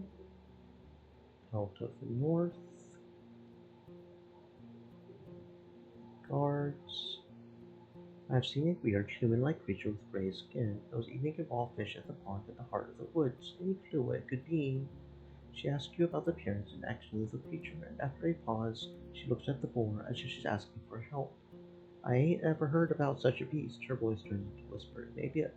Oh, well, when you've not heard of it, it must be really lost, darn it. Innkeeper Foggy has a message for you. The innkeeper listens to Foggy's words patiently, then crosses his arms and leans back, lost in his thoughts. Seems like she won't be played so easily. After you mention the insure, he just tells you to relax. You'll have it soon. See, I've lost her first share. Astarion was meant to deliver it to her. Never happened. I don't want to waste more, but she doesn't need to know it. It raises a ball that sits nearby and reveals a few dragon bones. He counts off 5 of them. Tell her this. Astarion lost your coin. I'm now in debt. Let's be partners for now. I'll send you more once I have it, but I don't promise anything. He pushes the coins to you, observing them like a hawk. They are yours. Just help me keep the charade going. Now and later. It's important to me. Why even bother? He makes a nervous hiss as he breathes through his teeth. I plan to sell furs to her in the late autumn, and I hope she'll keep sending people here whenever they stop at her place. I want to stay on her good side, you see. She doesn't get hurt in any way. I'll spend a good word about her if it comes to it until I head back home. And if the winds change and the city folks start trading here once the roads get safer, he meets your eyes. I may return to our deal. I'll cover for you. Any leftovers? Thankful. Food rations? Thankful. Do I have anything you'd like to buy this antlers? Oh, okay.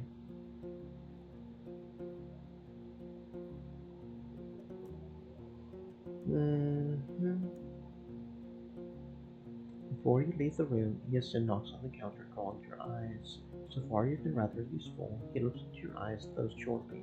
You may indeed make this place a bit crowder. If you ever need a room, just go upstairs and say, "Oh, I appreciate it." So he's going to give us a free room now. Okay, hells yeah. That's what's up. Can we make it to Foggy? I can't get there before nightfall. Okay, fair enough. As bad an idea as it probably is. YOLO, let's go to Howersdale. Hopefully they won't try to beat me up in my sleep again. Hopefully that was a one-time thing. Nestle, we can't get enough trust. I don't know how to get enough trust here. I think I may be locked out of it. More than likely because I gave the seed to the other druid. I just cannot do this. I'm probably just locked out of it. Just how much were you wanting for these? Right, 33.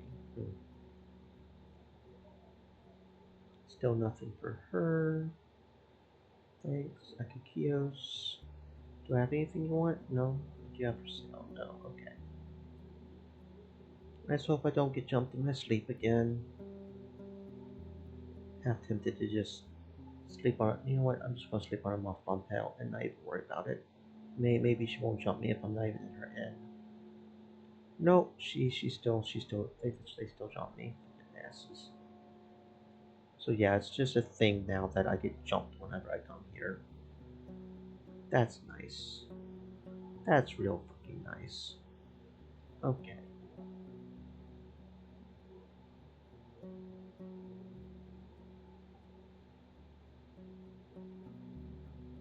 Asses. Asses. Bunch of asses around here. The Elder Cave, he said he was going to heal me if I needed it, right? Will you heal me? Thank you.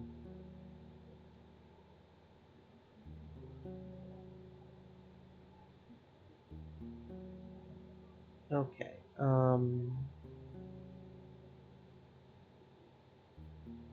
Old Forest Garden. And because I can't do the Druids, I probably can't do anything more with Theseus either. Because we have to do the Druids to do Theseus, which probably means I can't do anything more with White Marshes either, other than what I've already done.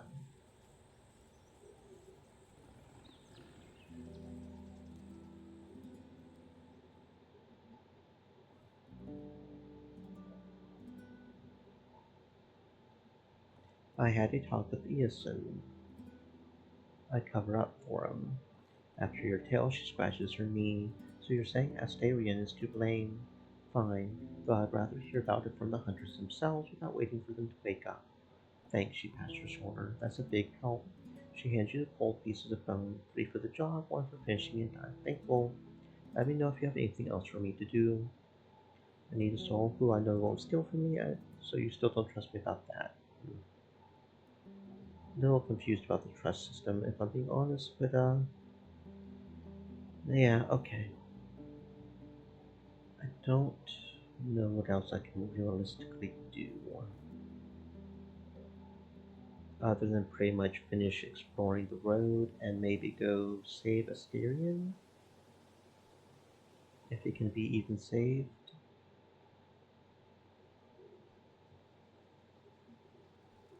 We'll sleep here.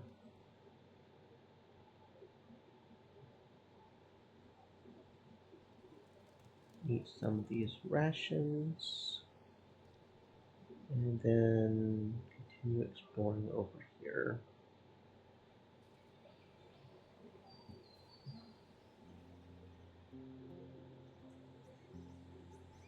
You spot a glint of his spearhead among the bushes, and a staff right next to it. They approach the trail quickly. I reach for my axe and shield.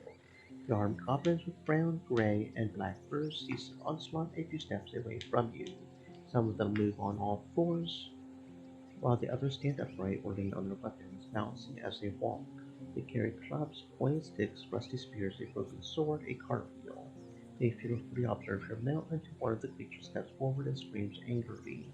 Its color is remarkably similar to the ones that were fighting over deer antler. Ha ha. With too many beasts to fight and not enough space to turn around, you're forced to rely on your pathway's speed. Keeping the axe low, you knock away the few creatures that almost catch you, do not before they land a few hits with their blunt weapons. Oops. Ah well. Morris trots forward, keeping his eyes on the pond, when one of the logs breaks under the hooves. You let go of the reins and land on the rotten wood, while your pathway squeals in either pain or surprise. Falling on its side, it panically tries to get up. A broken leg. The fear whispers in your ear, it won't ever. Oh, fuck. Don't tell me I lost horse. I better not have lost horse. Are spread around, Spider swishes his tail.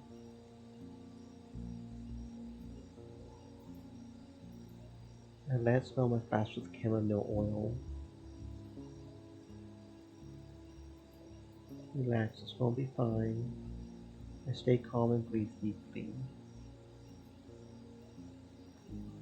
I pat its head, give it time to look around.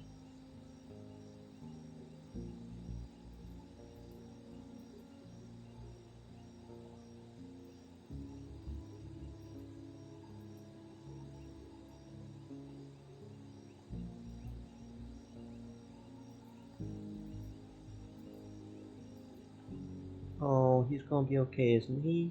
We've got healing potions. Give him a healing potion, right? We've got a healing potion. We can give him a healing potion, right?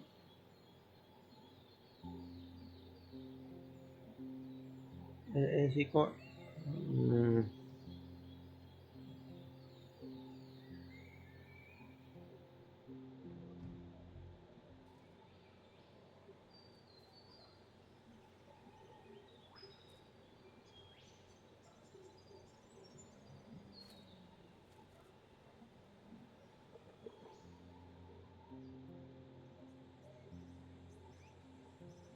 you find Harvey scraps of lightly tunneled leaves, creepers, and branches. From time to time, you ride by human-placed wooden beams supporting the roof like in a mine shaft. A small red bird with black wings, blue eyes, and a yellow beak is observing you for a good few minutes now, jumping between the shrubs as you ride forward. You even remember it from the last time you were here. Whenever you stop, it also stays close like a caring parent. It's just a bird. I ignore it. Okay. I hope you enjoyed the view, Birdie. Okay. Is, is that the map completed? That looks like the map completed to me, but do I... Hmm. don't know. Oh, there it goes. Uncovered the entire road through the heart of the woods. Very good. The entire road through the road we are not supposed to be going on, but after a brief moment of riding in the sun, a battle cry of a beast strikes you from her sight. It's piercing to the bone like the ravings of a lunatic devoured by their nightmares. I look at the enemy. The fright ape is falling at you from a nearby tree. You have no time and space to dodge. The beast is as tall as a human, with little to no fur, gray skin, prominent muscles, and on strong limbs, a maw filled with sharp teeth, and a pair of yellow, empty eyes. Its limbs are spread, ready to embrace you. I hit it with my axe. The beast ignores your swing, and while you manage to cut its chest and push it away, the claws of its long arm reach your shoulder. The padding starts to fall out of the gambeson. The surprised beast plunges into the ground, and while it lands on its side, it gets back on its feet, spares you a brief look, and uses all fours to climb. Run, horse! And the nervous gallop you struggle to maneuver between the branches and boulders. You glance at the fright ape, which seems to be slow on the ground in your mount. But the creature now jumps between branches, swinging and bouncing from tree to tree. It walks only when it has nothing to grab. Enough distractions, I've got to focus on the road. The tree crowned once again blocks the sunlight. You enter another corridor of fallen boughs, and the more curvy the path gets, the quicker the beast shortens the gap between you. You make another turn and almost pull on the reins at the sight of another beast. Its limbs, as thick as tree trunks, are taller than horse and are around the road, not on it. The beast's tower-like neck is devouring the leaves, chewing both loudly and slowly. By its long tail, now leaning on the ground, there's a trail of broken plants and loose soil. The beast's skin is bumpy. Parts of it are brown, green, red. You now realize that your tour has also slowed down. For now, the giant ignores your presence. If it even sees you next to it, you're like a fly. You can't ride around the dragon, and you can't turn back. There's only one way forward. You speed up and lean to the side, hugging horse's neck. You feel your companion's warmth. The hooves get even louder. The blink of an eye lasts for years. You ride beneath the dragon's tummy, almost scratching it with your head, and soon after the legs start to move, making the ground tremble. From the bottomless throat comes a roar that you've heard many times in the past, hanging above the distant woodlands. Your ears are aching, you close your eyes and clench your teeth. Your heart is pounding. We flee as quickly as we can. Bro, did we just ride a horse underneath a dragon? Oh, that is great, great. Okay, that just happened.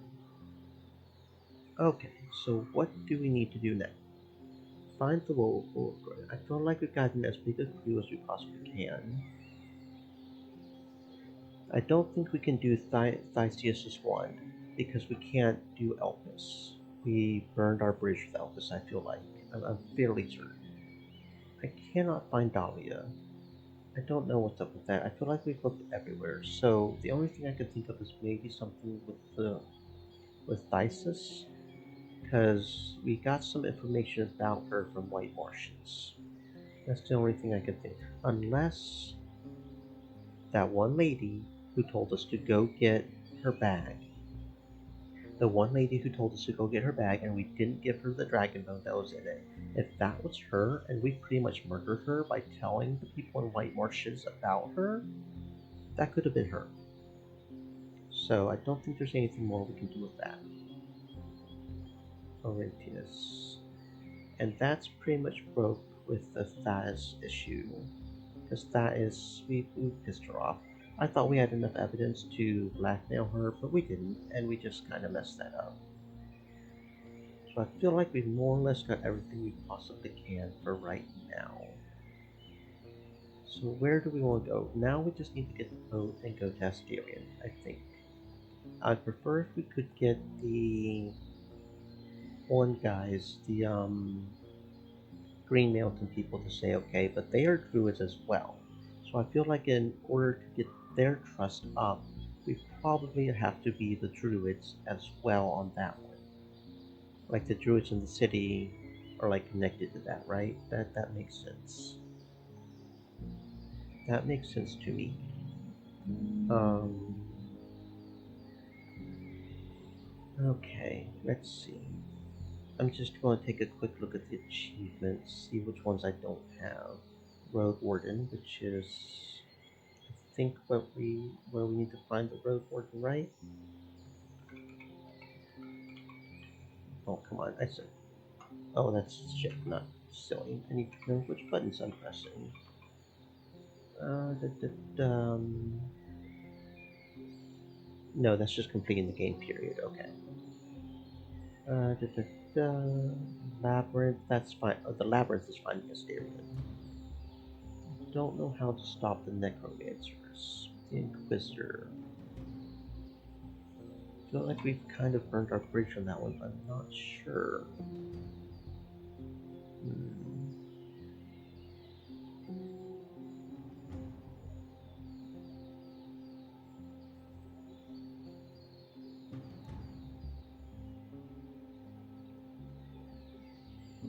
Yeah, I don't think we can manage that one without on our current route the way we did the deal with the Enchantress. We didn't get her up good enough. We didn't rely on faith during our journey. We most certainly did not become an ally of Howard's Dell. Token of appreciation. Um, hmm.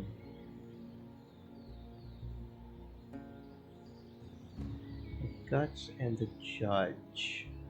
Hmm.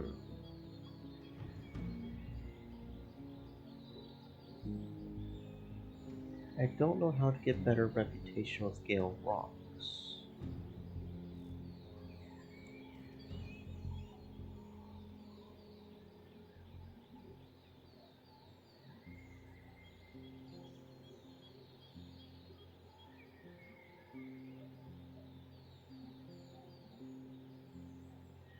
I don't know how to get better. Okay, so the Guts is Gale Rocks. I don't know how to get better.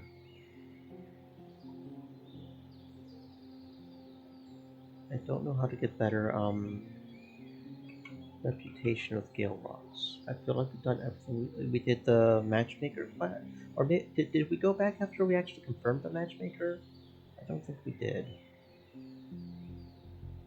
Hmm. Okay, so the judge is successfully getting is another Howard's Dell, which we didn't manage to do. Okay. Roadwarden, complete the game. Labyrinth, find Asterion, which we'll do.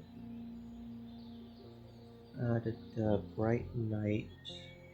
What is the Bright Night? Bright Night. What's that one? Oh, that's burning. That's burning the undead. We've done that a couple of times. There's probably more undead over in High Island, so we can do that. Make sure to burn people when we go get Asterion. Burn undead people.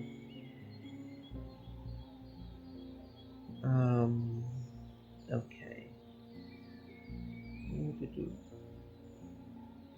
Lots of these achievements are rare, so it's probably pretty difficult to get some of these. There isn't really any walkthrough, because this game, I guess, does not have enough fans or something. I've been fully enjoying it, but okay, Explorer. Honestly, don't know why I don't have that one. I feel like some of these achievements might be bugged too, though. Because I should have the ready for action one. We've got maxed out armor and health. We should have the ready for action one. I don't know why I don't. Colonizer, the Gossiper, the Armor. The Great Wealth is 100 Dragon Bones. Trader, Gentle Heart. We did the opposite of the Gentle Heart this run. We did the kill everybody thing. The Breaker, the Freedom Seeker, the Conspirator, and the Murder. Okay, so yeah, I think, at least as far as this run is concerned, we've done everything we can because we burned our path with Howard's Dell. We're not a druid, and we didn't give the seed to the druids in Howard's Dell. We gave it to the elder. So I feel like as far as this run, we would need a second run where we give the seed to the druids here, probably. and do a better job at finding all the things for Steep House. Probably like the hideout. Like we find out some more information there or something, or maybe some more information from the Green Mountain about her. But I think about the only thing we can do now is go find Astarion and just wrap it up. I think that's about all we can do. So let's go west to the gate. And then we'll travel up to Gale Rocks. 'Cause I don't think we can do. I don't know how we get better reputation with Gale Rocks. Maybe we have to look for somebody specific that'll help, like job. Can I look for jobs? Yeah, I don't know. Maybe if I just keep working for them. Maybe if I just keep working for them, eventually I don't know if mundane jobs would make her trust me more.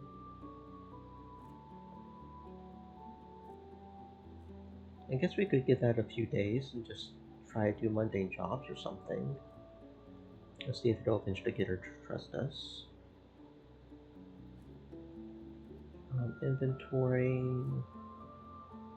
Need a food ration. And then we will do save. And just do for some odd jobs, I guess. 2 or 3, huh?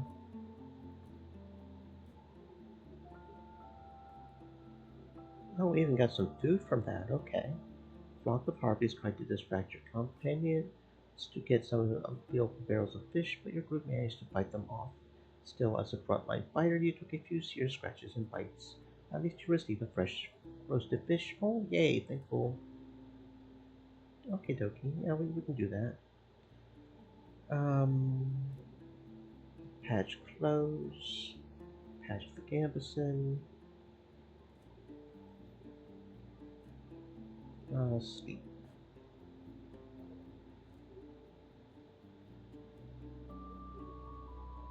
Inventory. Inventory. Gambeson. Okay, head woman. Do you trust me yet? You do not trust me yet. Fisher. Need some help with fishing?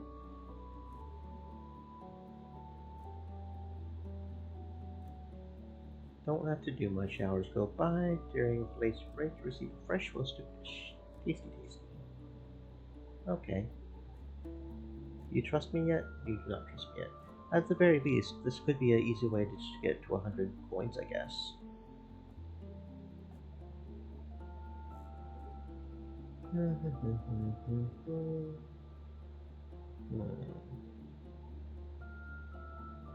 How much coins are... Okay, we have to get to 30 coins anyways if we want to get the boat, I think. I don't think we can even do the... We don't have a boat yet, do we? Yeah, we don't even have a boat, so actually we kind of need to do this just to get the boat. Yeah, okay.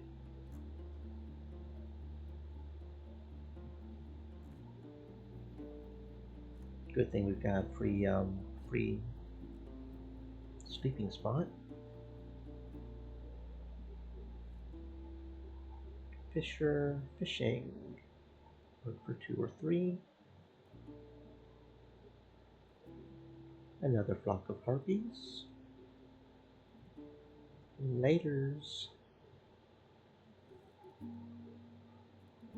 Coming. We have, okay, so we can rent the boat now. So, we'll go ahead and save, rewrite the save here. Do you trust me yet? I don't know if this actually gets them to trust me or not,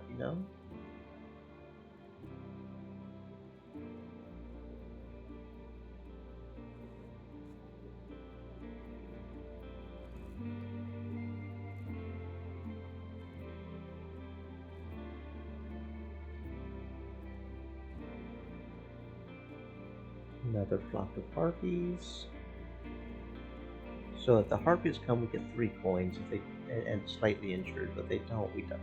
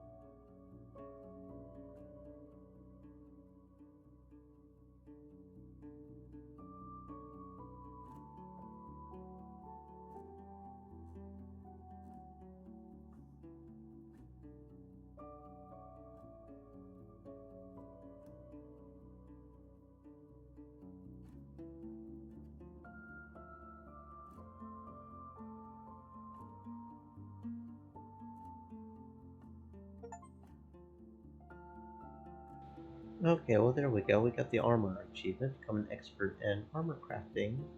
Basically, you just have to keep using these Silent King games to repair it over and over.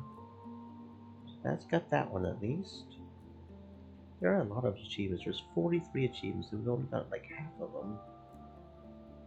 But like I said, I think we're pretty much stuck on some of them due to the way we've got the thing. So I don't know if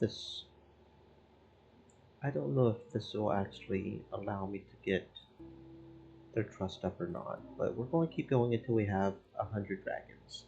If it doesn't up her trust by then we gotta assume the only way to up her trust is through other actions. And that'll be good to know for the other city too, because they've got a mundane job we can do there too. And if it does work, that would be a good way to get them happy with me, but I don't know.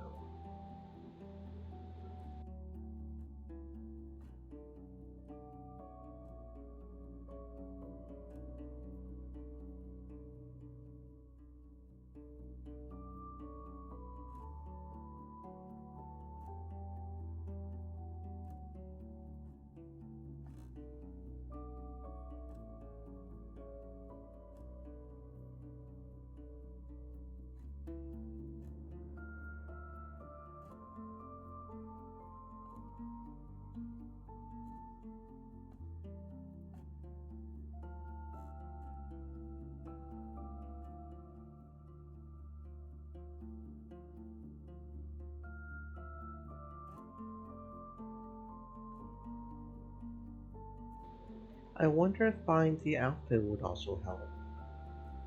You know, like, this is supposed to help us. What if we ended up getting washed up and clean ourselves up, like with the bath and stuff?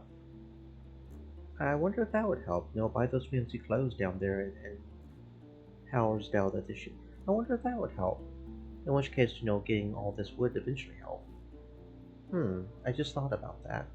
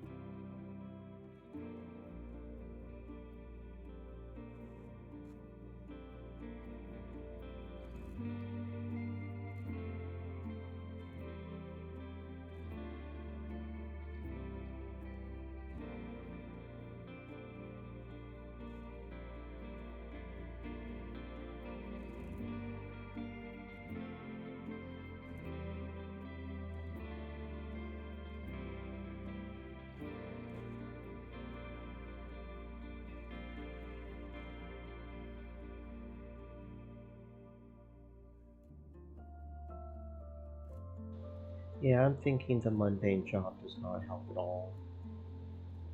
Oh, wait, did it? It does eventually. Oh, it does. Okay, the mundane jobs do help.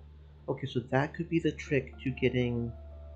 It probably won't help right now because we thoroughly pissed her off by threatening her. There's the Howersdale, it won't help right now, but in a new run, that would help with Howersdale too. Okay, good to know. I could still do some work for you. She runs her eyes over you, then glances at the guard in front of her. There's something that may be an easy task for a traveler, chiefly one that doesn't talk too much. She reaches for one of her tablets and nods with approval. And probably Howard's Dell too. If we help with mundane tasks, I bet that would also help with the druids. She reaches for one of her tablets and nods with approval. Right, I want you to look around, not ask around. There's a group of spice and tools merchants that was meant to reach our village some time ago, yet they fell silent, most likely taken to the fogs by some beast. Keep your eyes open. Maybe you'll find their shells, or even better, wares. Once you learn what happened, I'll pay you. She starts to hum to herself, looking into a pouch from the desk. 5 coins. Just don't speak with any other tribe about it. She stares at me harshly. We must keep this between ourselves, and if the merchants turn out to be nowhere to be found, I'll pay you as well. Why shouldn't I ask anyone if they saw these merchants? It could save me a lot of time. You're already making me reconsider my decision to ask you in the first place, stranger. She stares at you repeatedly but carries on. There ain't many merchants willing to come here, and most of them do so every year or so, knowing the risk. Thanks to our deals, they hire expensive messengers and send them through the eastern route, avoiding all of them settlements. This way, we prepare ourselves for their arrival ahead of time, preparing food and wares, while the other villagers are taken by surprise, forced to haggle for worse prices. She glances at the pouches placed on the desk. I think it's obvious now why we need to keep other villages from learning about my little quest. They were robbed by Gracia. Her gaze is firm, but after a simple I see, she reaches for a pouch, then puts 5 dragon bones in a single row and pushes them forward. Thank you for your assistance. You don't sound surprised. She looks at her granddaughter, who, without even noticing, has lowered her crossbow. I asked Garcia about this very thing. I did, Severina admits. I don't think you're mistaken, Roadwarden. It's a natural step on her path, but it means she's lied to our people, and I won't be able to avoid the confrontation. Still, I'm grateful to learn it. I reach for the coins. You don't just speak with Garcia, you collaborate with her, and you got betrayed. She looks at her granddaughter and nods at the exit. She frowns, raising her crossbow gently, but obediently leaves the room. The perfumed man moves his hand to the grip of his sickle sword, as if trying to compensate for the sudden lack of assistance. Gracia was born and raised in this village, and many of those who joined her band used to be our neighbors, or their spouses. We ain't talking here about some strangers I would put a bounty on. Understood. You discuss the matter for some time. You focus on the link between highwaymen and the rare visits of freedom caravans. I'm sure you've heard about the squad of soldiers sent here by the city, you conclude. Their fight at Hag Hills' Pass has pretty much crushed them. Once the officials learn that there's yet another group of armed bandits, and fully supported by a crucial trading partner at that, it won't bode well for your current lifestyle. She listens carefully, and her answer is close to a whisper. Tell me what you propose, stranger. It's time for your village to join forces with Roadwarden. If Glacia is ready to put your lives in danger, you need to have soldiers at hand, someone ready to maintain the roads and keep the beasts and bandits away. The crossbow woman peeks inside as if surprised there has been no bloodshed yet. Sabrina reacts to it with nothing more than a glance, staring at you like a statue from above her clasped fingers.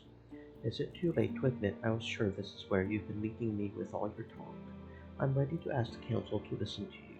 I am. She can't completely hide the pain in her voice.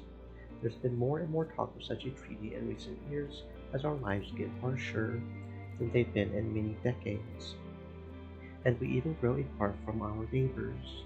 She then notes something on her tablet and gives it to the guard, sharing a telling nod with him. But I ain't sure yet what's right, stranger, and the elders and headworkers won't be so sure either. You'll have only one chance to convince us that we should push our Stream family elements. members and friends Said. to a cliff, Stay moist, my friends, hydrate. and instead obey some outsiders from the city. I don't envy you such a task. Seeing the kind look of her grandmother, the young woman returns to her chair. But, at least for now, let your crossbow rest. I nod in silence. Maybe Glacia would like to know about this. My patience runs short, outsider. Severina gestures for you to pause. Are you sure other matters can't wait till tomorrow? You say that the people of old Pagos have accused you of thievery, but you do know already that Glacia lied to you about different events. You could heal the old wounds by helping the sick and your words are harsh, outsider, but hard to argue with. All right. I haven't much of my own. She glances at the sleeves of her dress and the cup-like shell. But I'll present this case to the council. You've already helped us learn that the tool-selling caravan will take their share of our fish, so we may have a few barrels to spare. Though I can't promise you much. I can't promise you anything, actually. A few barrels of fish is enough to save lives. She glances at her granddaughter, lets her fingertips tap against each other, and sighs. Not a large price. I'll do my best. And I'll vote yes, says the guard with a wide smile. Thanks for being willing to try it, at least.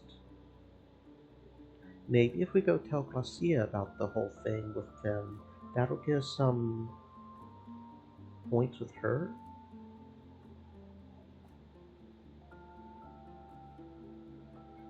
Um, I almost want to go to Howardsdale, work with the mundane job, just to see if I can get maybe I can get the druids to overthrow the girl. You know, like provide all the proof I do have and say, no, look, this, Hmm. Do you still have the spices you took from the merchants? Oh, maybe that's how I get to the. Oh, I didn't even think about that. I need some to get on the good side of the tribe of the Grey Mountain. This again, you're in luck. We sell our wares sparsely to make sure everyone needs them. She turns to you and runs her eyes over you, then pats your arm with her scrawling hand. I'll give you a box with 8 different sacks for 25 coins. I give discounts to helpful allies. We are really close to 100 coins. Well, not really. Don't know if I want to spend that many coins right now. This would be a good place to keep doing farming for coins, I guess. Okay, very well. Walk forward, Nicholas is heavy boots and jangling nails. What did White Marshes do to you? She kicks away a piece of the roof that's fallen on the ground and, without stopping, turns full circle. Maybe it's her sprite that helps her maintain the angry tone, hiding any trace of melancholy. After the fall of Steep House, I returned there a few days later to torching a navel left behind by the scavengers.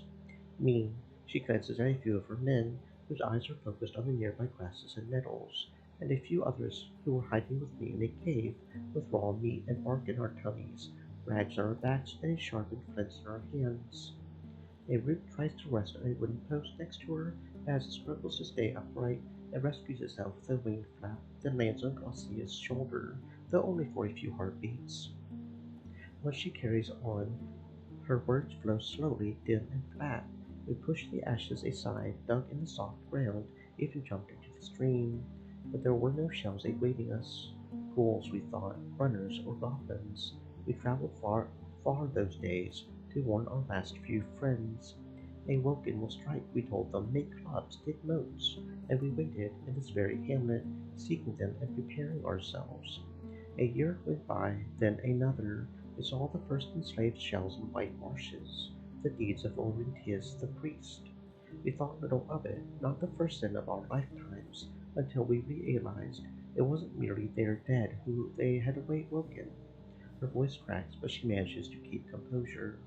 They had taken my husband, his parents, and many others, wagons of dead flesh. You spend a good minute in silence. We're but a band of workers. We can't storm walls or send an army of beasts to punish evil acts. But our work bears fruits, and we'll find a way to get rid of the necromancers, or to make their lives so dire they'll leave their homes on their own. They will regret what they did to you, to everyone. Don't make me laugh, her tone is as somber as ever. Regret is good for a cook who took a bite of another's chicken, or a hunter who missed a shot. They'll pay for the decision they've made. I'll listen to no excuses. Without another word, she reaches for a water skin and moves forward. So now you aim your rage at White Marshes. Is Howard's Down next? Smirk of her scarred lips and shivers down her spine. Maybe, maybe. The Council of Gale Rocks is planning to hold a meeting about cutting ties with your band. She freezes and dashes to you, pushing you against the wall. Your cheek scratches against the moldy logs, and you try to move your hands, but to no avail. The guards emerge out of thin air, holding you from both sides. Garcia's dagger and fingers are at your neck, and you try to hold your breath. They are planning, are they? She guesses. And not at all because of you. I don't know what you told them. The blade cuts through your skin, and the warm, dense blood leaks down the front of your gambeson. But you're going to fix it. You're on the ground held by her massive boot. That's why you're here, ain't it? To hear my offer? Too slimy to do something out of your own conviction. She takes her leg off you and you can breathe again. Show me you heard me. You're going to fix it, she drawls. I nod, waiting for her to step away. She answers your gesture with a brief smile. Then listen. Take part in this meeting. Say a thing or two. Merely don't be too convincing. Let them conclude it was a bad idea in the first place, but not that you wasted their time. The loud call of a whoop makes her turn away from you, and it returns her stare with a beak parted in surprise. Play nice, and I'll play with you. If you plan to stay in this peninsula for the next few seasons or so, I'll be ready to make some concessions for your sake, as well as share our future earnings with you. And if you're still interested in finding Asterion, she turns to you with her hands on her sides. I'll tell you where you'll find him. Her eyes size you up, yet you not eyes that her look is absent. Soon after, she heads to the shelter's entrance loudly. Scat, outsider, and don't fuck this up. The door closes behind her, but the guards remain close to you, with little patience in their gaze. Speaking to no one, I ride south.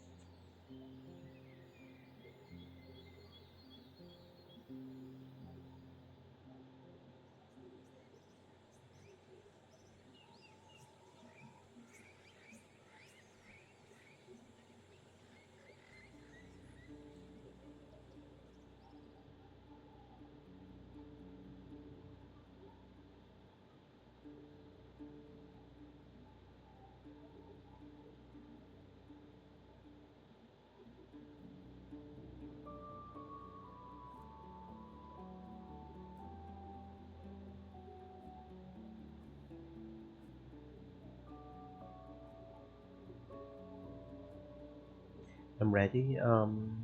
Actually, I'm ready to present my case. So you say, Severina moves away from the table slowly, and with a tired sigh stands up, though it doesn't make her much taller. After seeing the head woman's gone, the crossbow woman cleaves her weapon, leaning against the chair, and runs outside. It will take a while before my granddaughter gathers everyone here. A few of the elders like to pretend she's not there. I'll pick up some berries with honey for us. She heads upstairs, followed by the unusual creaking of the planks. The perfume cart approaches you with an awkward smile.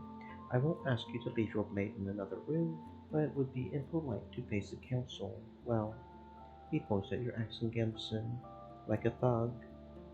I take a deep breath and undo my belt. Here you go.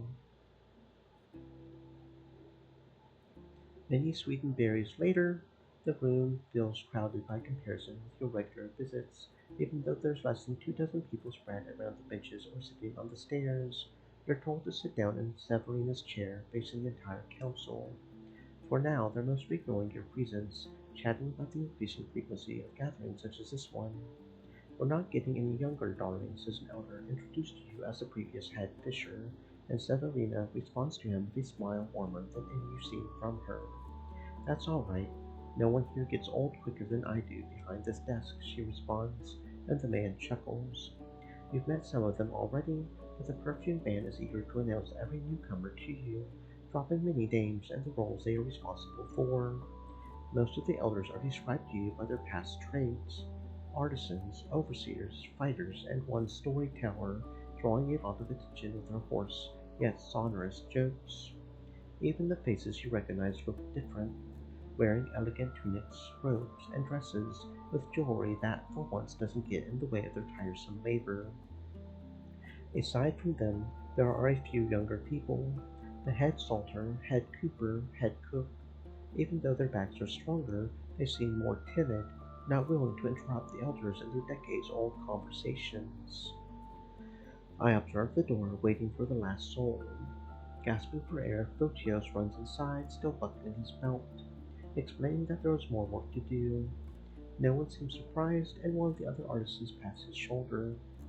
Come, come, have a honey berry. His predecessor invites him loudly, but Severina claps her hands a few times, encouraging everyone to take a seat. She stays at the spot just next to the desk, and for the first time you notice the subtle scent of violet flowers that surrounds her. "We have rough hours ahead of us, we do," she starts. "The Roadwarden wants us to reconsider the ties between our village and Flossia's group. It's our group as well," the Fletcher chips in, and after the head digger scoffs started to respond, the head woman claps again. "We ain't arguing right now." She runs her eyes over the crowd with a reprimand. "Over this summer, we've all had a chance to present our views thoroughly. Let's allow the outsider to speak in peace, and once this is done, she meets your eyes. We'll open the discussion and move to the vote, so the officials of Hobbiton may know our answer before autumn." The puzzled looks and murmurs make you think not everyone here is aware of the scope of the topic at hand, but they don't get much time to express their discontent. "So speak, outsider, will you?" starts the old fisher, and the hall quiets down. I start with what I've already discussed with Severina. You describe your search for the lost merchants and the bandits' willingness to act against the council's orders. The response is mixed. Some observe you with disbelief, others with anger, but the first words you hear belong to Photios, the head fisher. I'm sure they had a good reason. Reason or not, good or not, we need these tools, we do, and she takes them back south. Domitia, the cooper, raises her voice. "We better learn how to make iron and spices out of thin air," adds one of the elders, "for we won't see that caravan again." After a few minutes of back and forth, the headwoman tells you to move to the next thing, so that everyone has a broader understanding before they get bogged down by the details.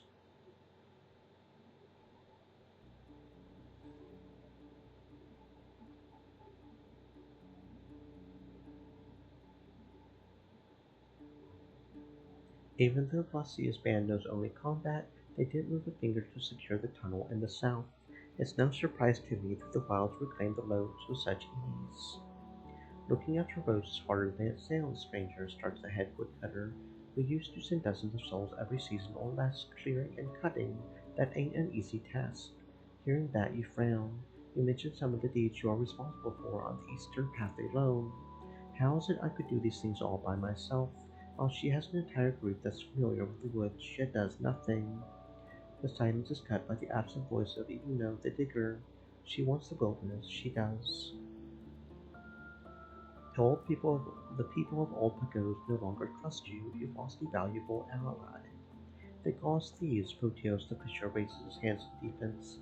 "We've done nothing to them." The perfume guard sighs, giving you a sad look.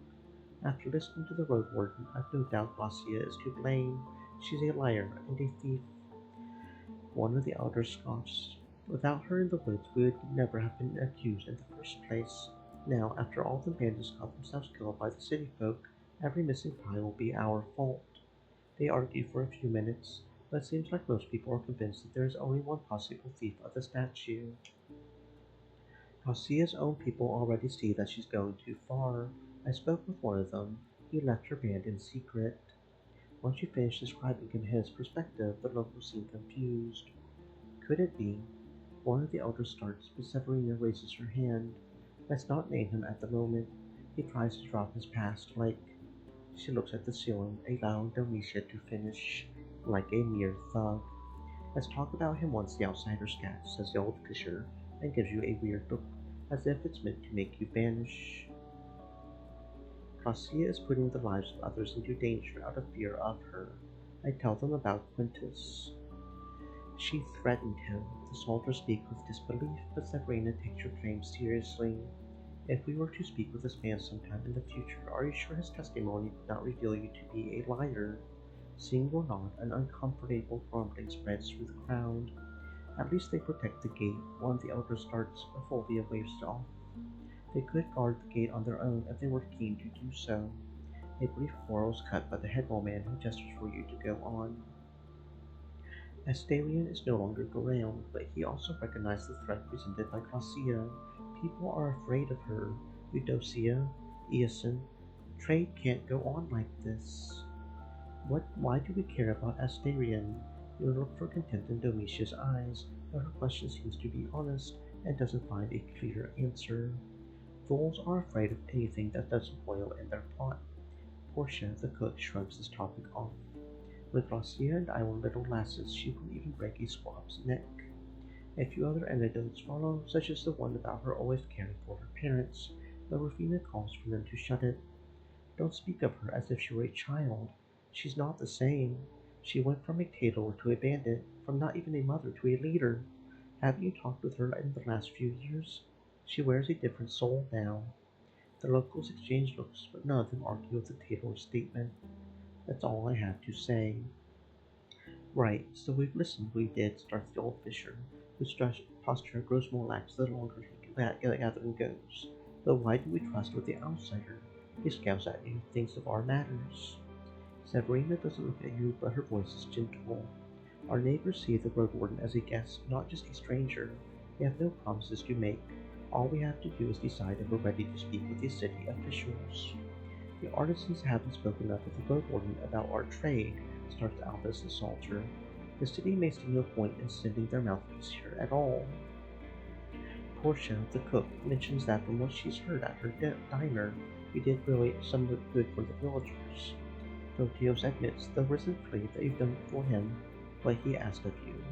One of the elders, Hollis's grandmother, mentions the help you offered to her family. Iona, the digger, says that the day when the village may once again need to use the southern tunnel may be approaching quickly, and that thanks to your help it won't take as much effort. I look around waiting for everyone to speak. The perfume man clears his throat. All right, better get to the discussion before we all fall asleep. I vote a strong yes anyway. The news the Roadwarden brought to us about old Pagos is enough to convince me. Come, Jay. He nods at you and heads to the exit. We leave the hall. You follow the scent of clothes until the man closes the door behind you and you hear the thudding window shutters on the ground floor of the keep. As you approach the gate, the village seems more empty than usual, but the smoke doesn't stop coming from the buildings of artisans. There's no time to stop the work. The guard tells you to stay nearby, places his pillow on the stairs, and sits down. He observes you for some time, then takes out his usual knife and focuses his attention on a new wooden ball. I look at the object in his hands. What are you carving? He shows you what looks like a few tiny planks, already detached from the rest of the log, as well as 4 wheels, cord in the center. It will be a wagon. Last time I made a wheeled fish. I'm good with wheels, he explains, giving you a warm yet sad smile. You've got a kid? I look at his wrinkles. A grandkid? He grins. Oh, I have quite a family, I do, but this one is for my daughter. I'm still new at crafts, but she ain't picky. You ask him how old she is. His eyes seem both defeated and accepting. 30. She merely holds the soul of a child. She won't ever go to the hills, beach, or forest, but has a good imagination, she does. I used to give her simple toys, swords, and big dreams, but she'd rather play with ones that can move, and wheels are the easiest for me. You spend some time chatting about his experience, and the time goes quicker. Every now and then some sort of screaming or laughter reaches you from the keep, but other than that, the closed door and windows keep you without a clue. After more than an hour, both you and the man are called inside. Let's go then. The eyes inside the keep are tired yet gentle. The council sits on the benches, with one of the elders napping, and some of the younger members look longingly at the exit. The windows are open once again, but the air is still stale, in part because of the flower perfumes.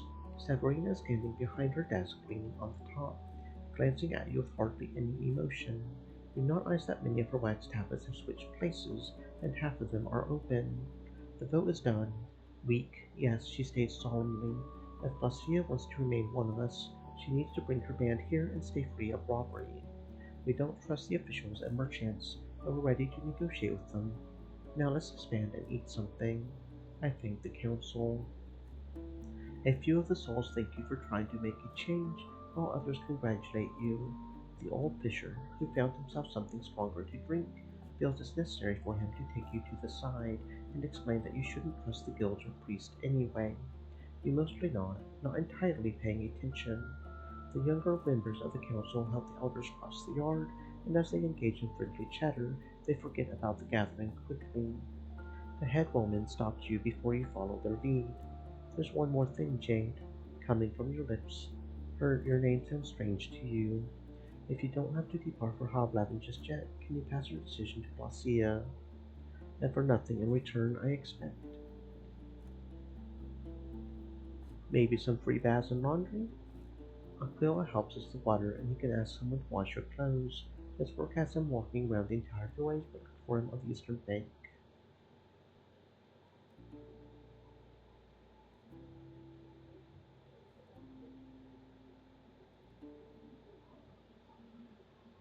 I should have written that name down before.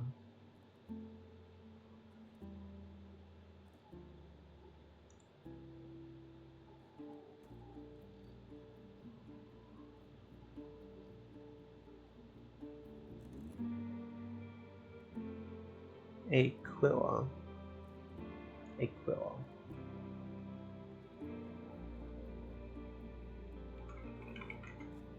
The steep banks are damp, so you head upstream to the wooden bridge.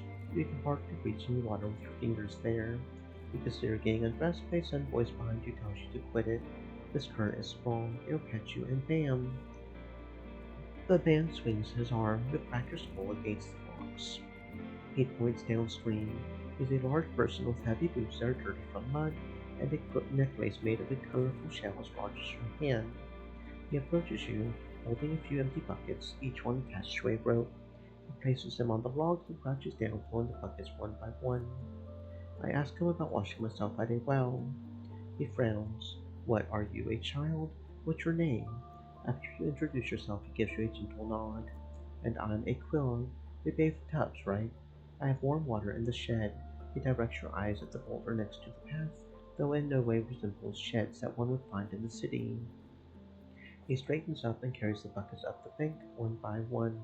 Either help me carry water around the village for a few hours, or pay me if you're lazy enough. I'll make you a fine bath and wash your togs. After you explain that your problem's a free service, he raises his voice. Right, so you're that Roadwarden. Very well, no fees for you.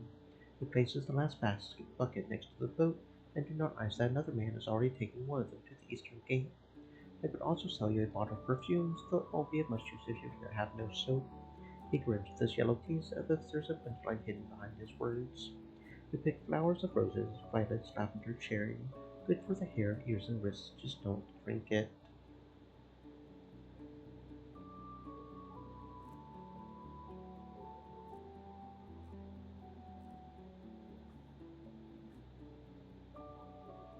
Hmm, okay. How much were you wanting? 23. You ain't joking. She puts away her tools and reaches out to you with her open palms, listening as you count down the dragon bones. Well, I'll be trampled. Domitia. She calls Cooper's been working nearby who gasps after seeing the coins. What's that for? Navika explains the situation without avoiding an opportunity to call you an idiot. Still, the looks you receive from the locals get much warmer. Someone take it to the keep, the Cooper orders. We can now buy ourselves enough nails for a few new boats. The commotion and questions go on for the next few minutes until the locals leave you and the boatmaker to yourselves, though she doesn't seem much more eager to chat with you. So what do you want now? Your boat is on the beach. You'll recognize it. I made it for 3 others. Okay, we've got a boat now, I guess. Um.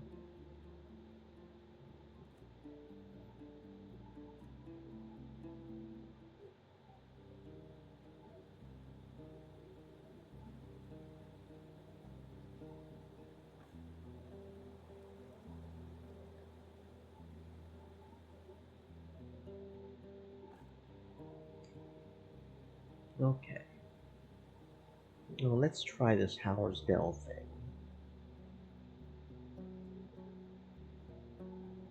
Oh, I don't know how I managed that, but okay. I still need that one for Thysis. Gentle smile in her eyes only. I know where the things you seek are, and nay, just the one. I knew you feel willing to give them. Oh, it's probably yeah, it is because of our appearance. Okay, but you want something in return. You catch a hint of shame in her blink. I ought to ask for something. I'm under no obligation to return the possessions of a runaway, but I'm nay too blind to spot the value of a kind gesture. I want you to return it, that's all. Elvis's whisper isn't much different from her regular speech. She nods to the tall hood of the club who used to keep watch by the entrance, and he approaches the workers at the building site. It may serve as a distraction, but you don't have much time. I, too, can see the value of a kind gesture. Her eyes grow slightly shinier. Then I want you to protect my friend on their walk through the brighter woods. 'Tis nay as dangerous as it sounds, for our garden is in good health, and cautiousness will nay wound us. You may ever learn a bit. Are there not enough guards for such a task? She glances at the workers who are sending curious looks. We're keeping this deal between you and me. Nay questions, nay questions. What threat should I expect? She tilts her staff forward and gives you an encouraging smile. Unlike the dark forest in the west and south, our garden has but a few hideouts for larger beasts. On most days you would only find rooting boars or napping deer or small critters hunting. 'Tis better to keep your distance, but be wary for such beasts rarely roam on their own, and nor are much smarter than most people expect. When do we start? Does nay have to be right away? Once you're ready and of strong shell, head to the guards in the northern gates. Tell them you're looking for work, like a vagabond would do on any day. Then warn them you're coming, but do so in the early morning hours before noon. Very well, I'll speak to the guards then.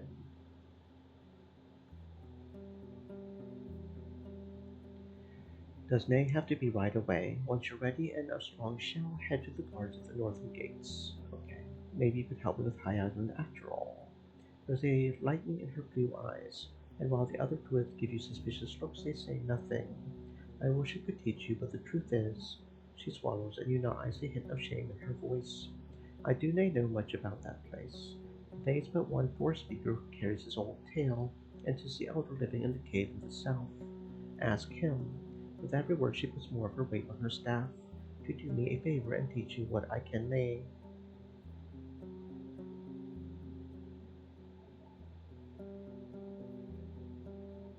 Elvis wants me to offer my services to the guards. You approach a small group and are quickly informed that your assistance will no longer be required. The mayor said you're spying on us, she explains while tossing a swing stone. Okay, so I still can't. No, it's still locked just because of that. Okay. Understood. So yeah, no, I can't even do the mundane thing because of that. Okay, so no, we are just straight locked out of that. Okay, no, we are still locked out of that. I guess I shouldn't have tried to corner her, but it is what it is, I guess.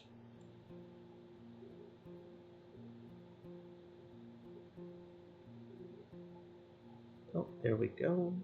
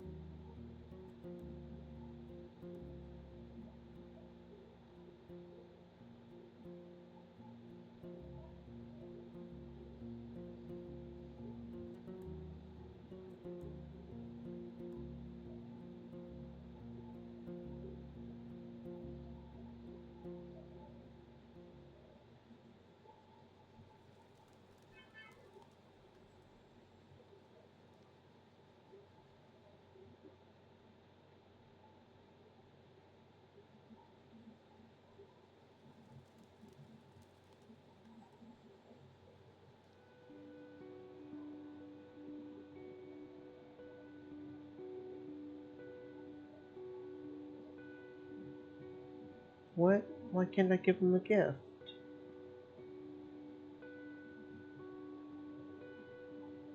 Oh, what? It probably is locked to that, isn't it? Mm. Okay, so the sacrifice is probably something I can give instead of an axe, I guess. Okay, that's probably what that is. Okay, so we probably can't do anything about that or that.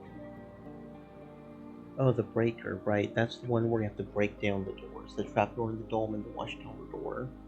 We broke down the watchtower door, but we didn't break down the storeroom door, the dolmen door. You have to break down all three of those. Right.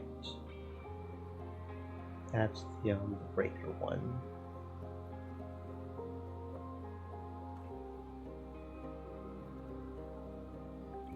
Yeah, the murder is the one where you kill Orientis. The Inquisitor is where you stop it. I'm not sure if you can do both of those at the same time, but either way, we can't do it because we can't get the staff because we failed to blackmail her.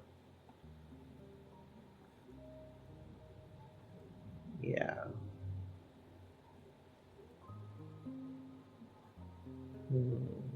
Okay, so the colonizer.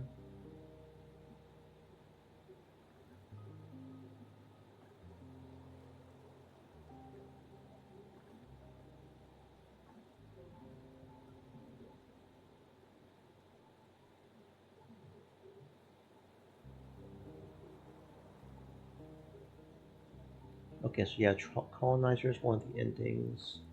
Traitor is one of the endings. The freedom seeker is one of the endings. Yeah. Okay. Labyrinth, we're going to do that next. Probably get the Bright Knight as we do that. Can't do the Inquisitor. We tried that one, we failed. Okay.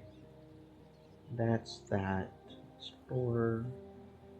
Ready for action. Yeah, colonizer, gossiper.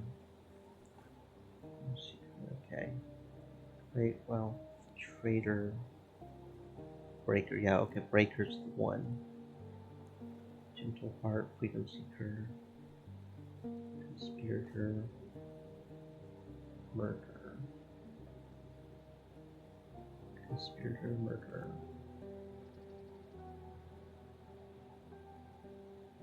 Conspirator, murderer. Yeah, conspirator. Yeah. Okay, okay. So no, we're locked pretty much. We failed to do the. Yeah, so we're locked out of the vast majority of these on this playthrough. Okay. So the only thing we can do now is go to High Island. Yeah. Okay. The boat awaits you at the coast. You need to take 4 people with you, and so far 4 souls will be okay. So we have to have 4 people to join us. Interesting. To be with the crew, you need to start preparations in the morning. Before leaving, you better make sure you're well prepared to face. I think I'm as prepared as I can be.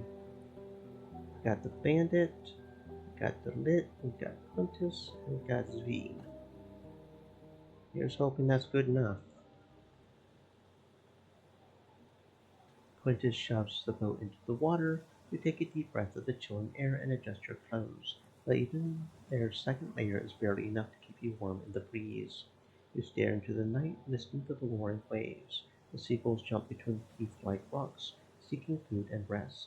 You look around, almost forgetting that horse is waiting for you in Gale Rocks, and turn to the others. If you've got any questions, now is a good moment to ask them.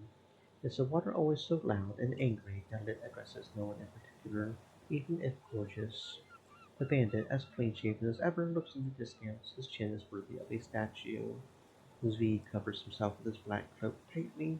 Who grabs the oars? You get in the boat and grab the planks, not used to the swaying. I asked the right for protection. The first few minutes are the slowest. You push off the sharp rocks with the oars and even your arms, but the restless waves charge at the boat again and again. Above the dark, salty waters, through the bright night, you can feel the outline of High Island. You get used to the rhythm of rowing. You try to ignore the screeches of the beast circling above you, the creaking boards, the angry tide, but you can't hope for much as a moment of silence. Your allies are focused on the struggle at hand. Rowing will be harsh, better to take turns. The waves in the deeper waters get tall enough to splash your lips. That's when the harpies take their chance. The pack, a few monsters strong, lowers their flight, seeking an opportunity to strike. Their fluttering bat-like wings try to oppose the wind. The creatures are smaller than goblins, with ape-like features and talons that make you think of a parrot. It's too dark to tell the color of their fur. Time for my crossbow. After your quarrel hits the harpy's hip, the creature tries to fly for a bit longer, but soon crashes into the water and disappears beneath the surface. The other beasts, confused at first, get even closer.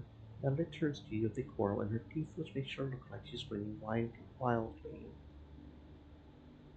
I don't have much time, but I reload and shoot. The coral rips a hole in the leathery wing of one of the creatures. After a few moments of trying to stay in one spot, it clumsily flies away. If you can, shoot them.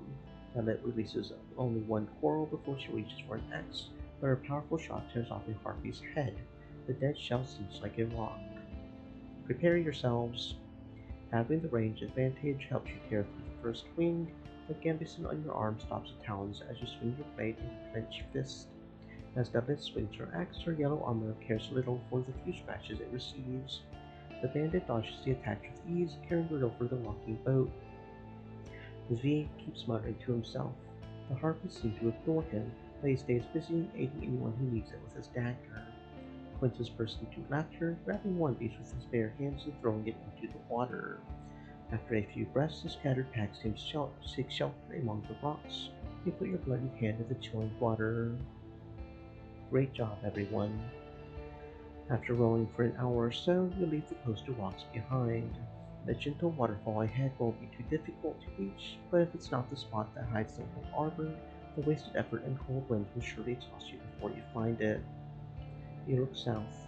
There's another waterfall there, one much more fierce. These high voices grim. Well, we should head for the south waterfall. 15 long minutes go by and the roar of the waterfall devours all other sounds. You spend some time trying to stop the boat somewhere and to look up. Behind the waterfall, but to no avail. Well, we can't stick to the cliffs. Let's enter the deep water and head to the other spot. Dalit sits down on the bottom boards, visibly exhausted from the seasickness. It may be better to not push her too much after you reach your destination. Finally, you reach the right spot. The wall of the island isn't as flat here, and the tide lets you reach a few high ledges, flat and wide enough for a boat. Even though it's dark, you recognize some old wooden beams, as well as a few copper rods, remains of an old structure. There's another boat, or rather a small chunk of it, tied to a post just a few steps away from you. All of you get out and scrape the hole against the ash-colored rocks. Let's prepare the ropes. The cave behind the waterfall is maybe 30 feet above you. Getting to it will take some effort. The ancient stairs and handrails have mostly fallen apart, and the slippery rocks are nothing less than a trap. V, take a rope and go first. We'll climb after you. He snores but then rolls up his cloak and easily jumps between the shelves. He attaches the rope to one of the rods to stick out of the wall, allowing you to follow him. Quintus, let's step up to that high ledge. You'll go last. Bends his knees, taps his fingers, forming half a step as everyone reaches the highest shelf. Got no more tricks, time to climb. With the bright light on your side, you look for convenient ledges, but one of the steps betrays you. You slide off, painfully scratching the knee against the wall. You take a deep breath and carry on, your limbs growing quite tired, but you manage to reach the top. You pull yourself up into the dark mouth of the cave, the remains of the original screen. I light up a torch and examine the area. The screen roars above you. You light up a torch. The long dark tunnel is moist and full of bats, which, surprised by your presence, flee into the deeper corridors. Finally off the damn boat, Dilith's face regains its color slowly. Her soaked hair is now maybe 1/8 of its regular volume. The remains of the harbor aren't any more dignified than a village hamlet. The mold and insects spared only a few scraps of wood, while the scavengers scraped clean any pieces of steel and copper. You run your eyes over the spread stone tools and the scratches left by dragged carts and poles. Ahead is a brick wall with no door or hinges. Your crew prepares a few torches, enough to last maybe half an hour. I prepare my equipment and get ready to reach the surface. For a few more minutes you walk by the remnants of the past dwellers, the scraps of fabric, stone bowls, a spot with broken chairs and a table. You walk past a few anxious bats and salamanders, and plenty of spots from which water drips into the tunnel. Sooner or later the stream will break through one of the countless cracks and reclaim its old bed. You freeze when the light touches the black and creamy fur of the beast. Not sure if you should run. You give the monster a chance to turn its golden-like head, capped with a single horn that's the size of an adult human. The creature may be as large and heavy as a house, but its eyes are open one at a time, slowly, as if they haven't decided yet if you're really here. I look left and right. The creature almost fills up the width of the tunnel. Your crew looks paralyzed with eyes open wide. You lower your voice to a whisper. What would you do, David? Brought any giants with you, or living dragons? I look at the bandit. Well, I can walk around it, but can you? Let's hear it, Zvi. Why am I a hunter? Princess, any ideas? Pays no attention to a break move. I'll handle it. I raise my open palms. Nice cave you've got here. I'll just walk by you, alright? We talk for a bit longer until the unicorn lowers its head and lets out a loud snort, hitting you with the air from its nostrils. You take a step closer and walk around the creature's bare, frizzy fur. Before you get behind its rear, you have to put your boot on a rock to step over the outstretched leg. The beast returns to sleep while your allies look at you as if you're crazy, but obediently follow your command. I lead them to the exit. Well, that was something, okay. We actually saw a unicorn. Almost thought I was going to try them all us, but good thing it didn't. Only a few boulders separate you from the deep woods. The song of the sea and the hum of the stream are overshadowed by the screeches of beasts and their prey. There are some rusty remains of an old cart, and the gentle slope was carved by tools that lead you to a wall of shrubs and creepers. You get on top of a large rock. There are no roads in sight, but you spot a humble trail made up by frozen halls. The worried looks of your crew are as lost as you are. I think about the map and the giant statue. While the path doesn't lead directly to the volcano, it matches the ancient trail stars that's meant to take you to the main road, if it still exists. I follow the game trail. It may be narrow, but proves to be firm and straight. The plants that surround it grow from the remains of the old road, hardened with rocks. An owl gives your group a curious glance from a branch above your heads.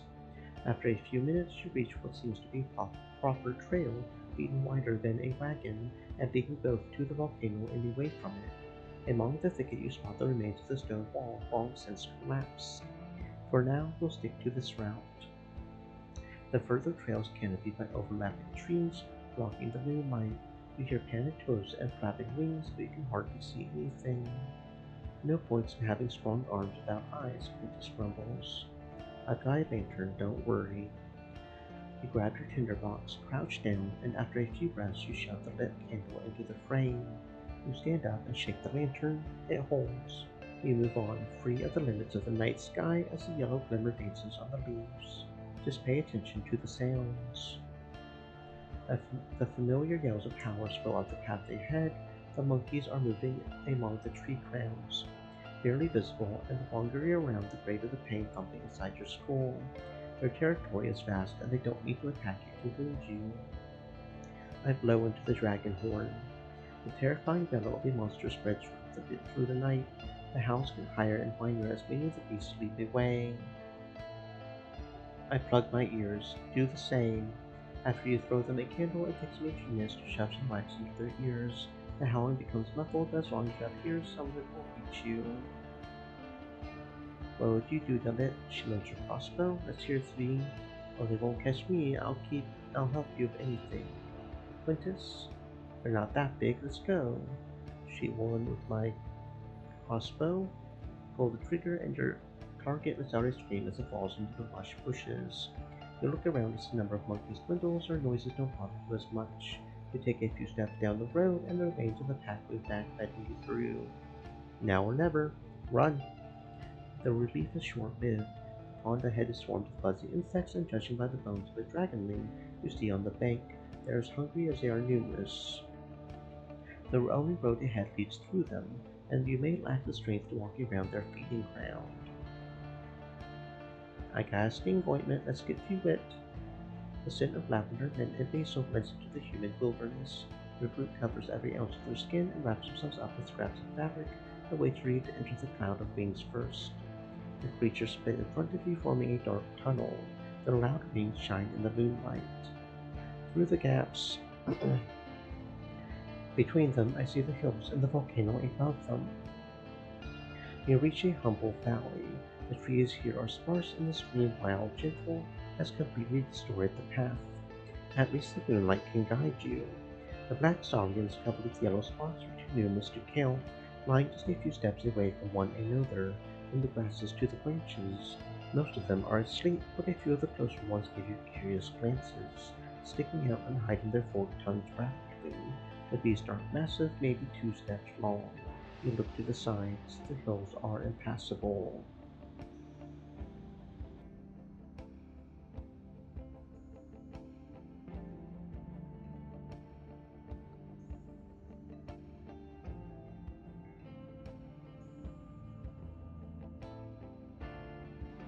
That lit? Animals use this path all the time, so I doubt these saurians are dangerous, but they mostly eat fruit, not meat. We could try feeding them, but we only have meaty bits apparently. Examine the surroundings. They clearly recognize the shapes of fruit trees and shrubs, but no animals seem to browse on them. Crouched down, the road is marked with fresh prints left by various creatures. Let's not draw their attention. We've got to move by them slowly. Their careful steps are greeted with hisses, but the beasts of this day in response, not bothering you as you walk around them, or move out of your way crossing the stream. A few of them don't even wake up. The valley once again turns into a lush forest. The path here is even narrower than it was before. Halfway there. The path ahead is overtaken by the thicket, but the fatigue is catching up with you. The remains of a Hamlet Avenue dwellers other than rats and snakes. We should rest here, you say to your companions. You find a flat rock, cover it with your cloak, and let yourself sit idly for a bit before you open your bags. You may not find another time to have a few bites of food. V makes a annoyed cough and keeps wandering about, examining the shrubs and bushes. Delit sits down on another rock and grabs a bone cone. What a mess, she giggles. The bandit crouches by the wall in a spot where a beam of moonlight gets through the leaves and rests his head against the bricks. Any chances we found ancient meat storage, mumbles Quintus, then sits down on the ground leaning against a tree.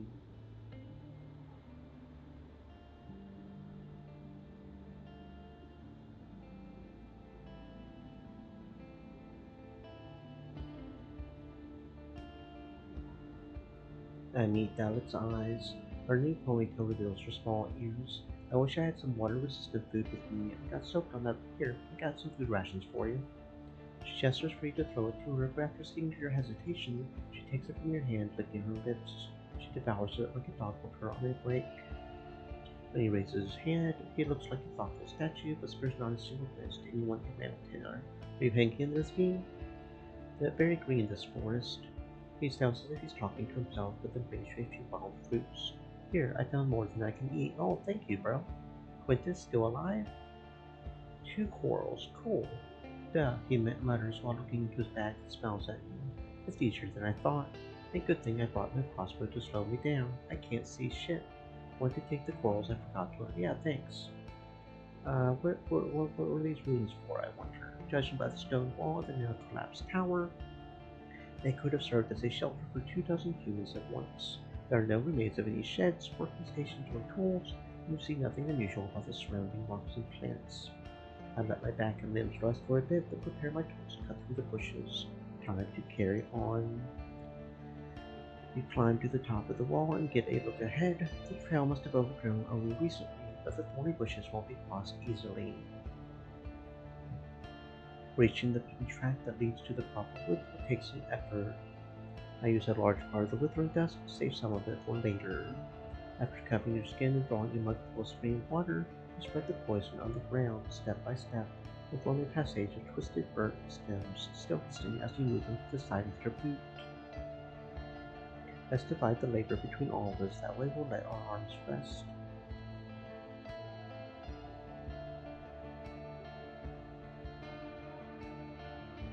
Ideas here. Better roll up your sleeves. His voice may be loud, but after he notices all the thorns, he keeps his sleeves dropped and uses his own hatchet to get through a few shrubs. Once you reach the next section of the old road, take off your thick gloves. Make sure there are no thorns stuck in your pants. The road goes straight forward, suddenly getting much wider. The ground is surrounded with collapsed branches. I trample ceilings and dead road here, but judging by the beaten path and the pebbles under the surface, this trail is as old as the previous ones. I think about the map from the giant statue. We've no doubt that this trail is the main road to the volcano, but it's not the only route. According to the stars portrayed on the statue, there should be a shortcut somewhere around here, a narrower one but much more direct. I check if the shortcut is still there. Behind a few fallen trunks, you find the remnants of the path. The rotten, dug-in wooden stairs leading up the hill offer no support, but there's plenty of paw prints on the ground and claw marks on the trees. It's now a convenient game trail. Let's see if this path is clear. The narrow, twisted path takes you to a creek, then down the human-carved tunnel leading through a rocky hill. The closer you are to the volcano, the more signs of humanity you find. The abandoned tools, the overgrown fences and fire holes, the fruit, trees, and trimmed centuries-old oaks. The ribbon of smoke hides the stars behind it, and you still can't smell it. The mountain's upper half is black and gray from cold lava and ashes, while the lower half is mostly green, with short but lush trees and thriving flowers bathing in the moonlight. You see the shape of an open gate at the end of the road. This is it, the path to the volcano. The stone posts are dark from dust, but as good as new, even though the crooked planks of the wooden beams are beyond restoration. Seeing nothing on the top of the wall, you enter the partially buried ruins, with humble buildings sticking out up from the layers spit out by the volcano. It takes only a few breaths before the first enemy jumps on the road from the roof of a ruined hut, and your crew prepares their weapons. It's a head shorter than you and walks on its hind legs, but has the head of a raccoon. Those ears are too small, the fangs too long, and the eyes resemble those of an ape. Despite its human posture, it leans slightly forward with arms curled up. It has no tail and keeps sniffing as if it barely sees you. Next is the boar-headed beast, with two sets of remarkable tusks and bristles instead of puffy fur. Then they're joined by two long-tailed rat folk, and a fox folk, and a lizard folk. Don't panic, squeaks Bean, hiding in his hood. I look for the leader of their pack. The tallest one of them is all the beast. The tallest one of them all is the beast with deer antlers. It steps forward and crouches down, touching the ground with an open palm. It doesn't make a sound, just pierces you with its almost human eyes. Its pack blocks the twisty path forward that is carved in the mountainside, narrow and completely open from one side. You think of the tales taught to all children in the Dragon Woods. The beast folk may be destructive, but if not threatened and willing to trade. You've got some food that you could offer to the creatures, maybe even enough to fill their tummies. The V gets closer and starts to whisper. Make at least one of them go away, and I'll clear the path for us. I observe them more closely. They wear no clothes and carry no tools or weapons. You can't tell if they're hungry, muscular, healthy. Their shapes resemble no creature you've seen before other than gnolls. I give them a food ration. Give them another food ration. The deer steps closer and eagerly picks up your offering with his hands and turns around as if you're not a threat. It then sits down at the threshold of one of the ruined buildings and starts to chew your gifts. The rats leap forward, grab the food with their teeth, then run as if they're in a panic.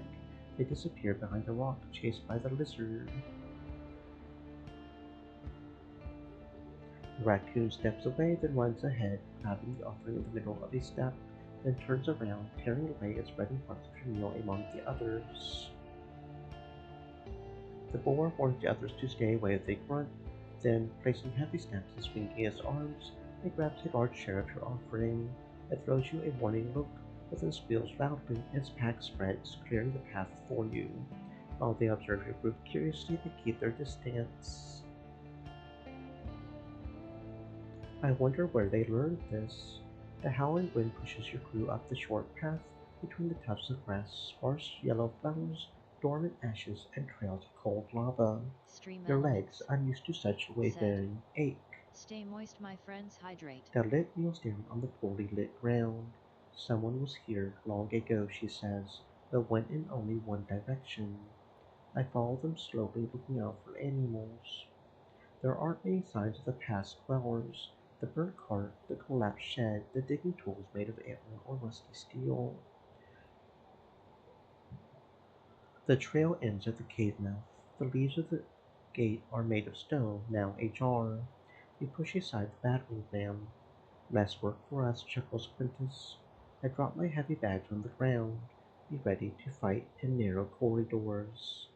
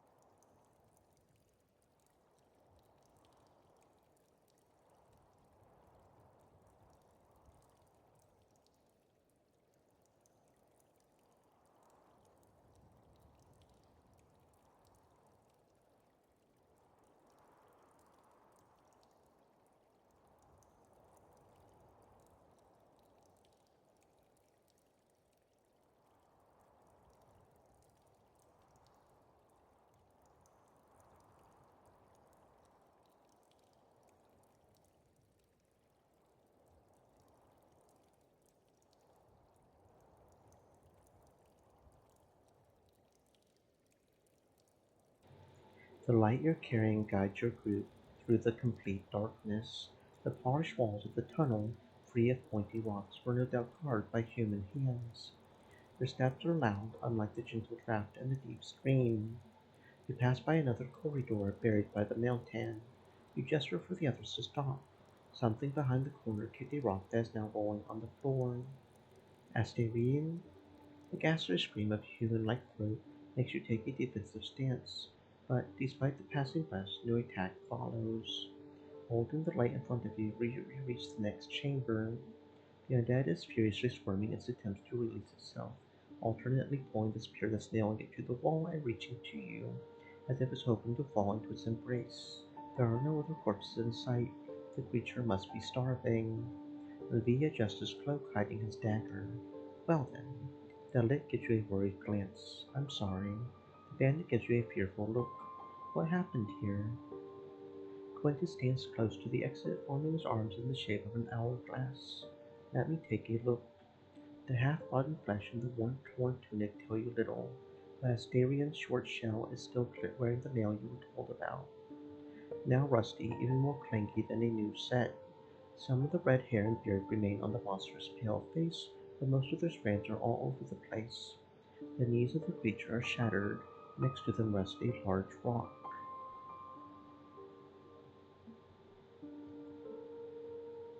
He knew he was going to die, so he imprisoned himself here. You step closer. The undead does its best to throw itself at you, but it's not strong enough. I pick up the rock. When the shell stops moving, the dead hand is still clenched by your gambeson. The corpse leans forward, loosely resting on the haft of the spear.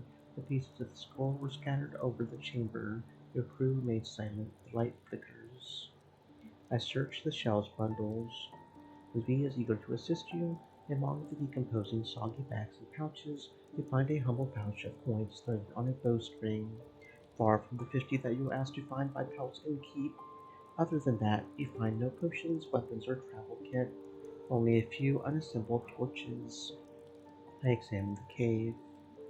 The centuries-old treasure spread among the collapsed racks and chests is mostly beyond use, though you do notice a few tools and statuettes made of now green bronze.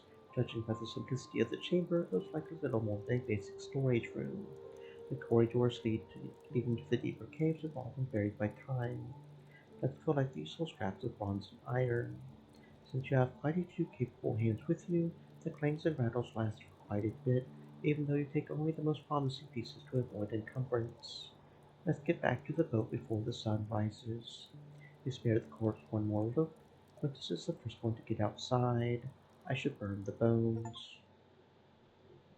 You surround Asterion's shell with a few wooden logs and some of his own possessions. The smoke drives you outside. The fresh air makes you yawn. You grab your bags and approach the edge of the scarp, observing the woods of High Island. You recognize the trail that led you here from the valley of the Saurians. Let's try to follow the same trail. We should be able to reach the harbor before the low tide. You help the others push the boat into the sand. Soon your crew starts to plan their return home. Violet makes sure her frostbite suffer from the salt water. She's seasick again and doesn't say much, but her giggling remains as honest as ever. The bandit stays away from the others, listening carefully to each word. Levi holds his black soaked cloak in his hands. He says he can't wait to put your coins to use and leave the peninsula for good. Quintus is moody, though you can't tell if he would rather fall asleep, get drunk, or eat a boar. I rub my eyes. We still need to reach Gale Rocks. You take off your bundle, splash your face with cold water. Now you need to take everyone to safety before you stop somewhere for the night. You're going to end the day at Foggy Lake. The light shines on the water and the empty road.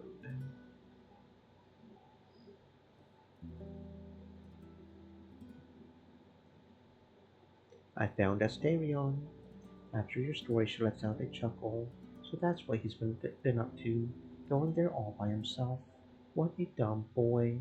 She sees your look and shrugs. What can I say, love? He wasn't of much use. I wish I could get the head of his lizard. It would look plenty fine. There. She points at the bug's trophy with her broad grin.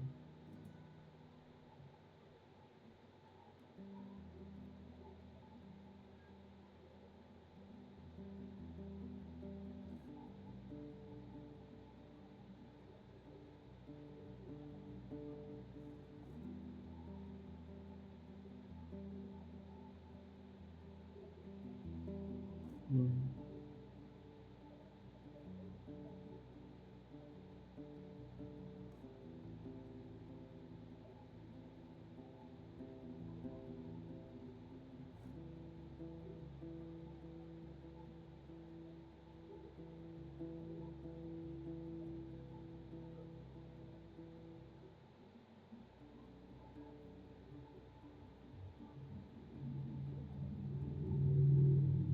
I found Asterion on High Island. As you speak, she pours water from a pitcher to a seashell and responds without looking at you. Right. Well, he knew the rules, the same rules you broke. She takes a sip and licks her wrinkled lips. I guess you're still in peace, so I won't dwell upon it.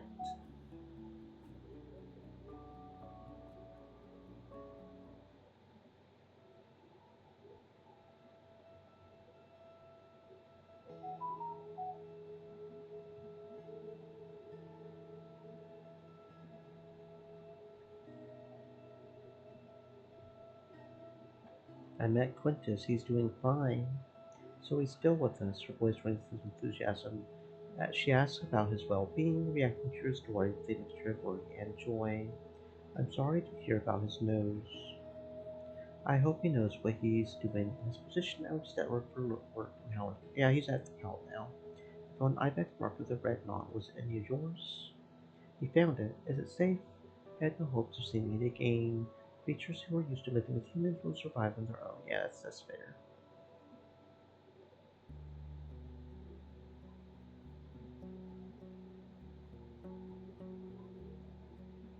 I found Asterion. He described the island and the cave, but before I mentioned the Roadwarden shell, she leans away in sighs. Is he dead or not? I'll tell the others. Okay, fuck you.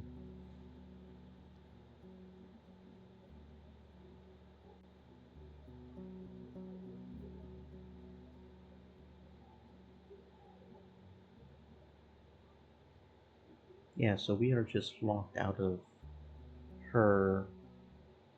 We just can't do that because we, yeah. I found Asterion. Awoken by the fog, she released him with the worst fate. To know the truth, it feels right.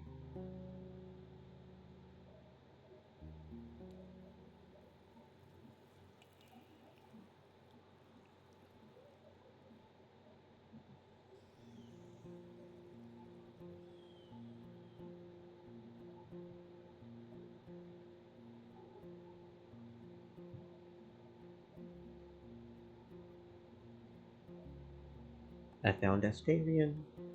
Tulia doesn't interrupt you, nodding as she keenly listens to your tale about clues and rumors, the old tribes, and the awakened corpse. She ponders for a bit, looking at the oven. So, what do you make of it? Not the brightest death I could wish for someone. I don't know what to think. I would like to know his perspective. Well, we can't read his soul. Let it go. It's in the past now. You're right, I'll be fine.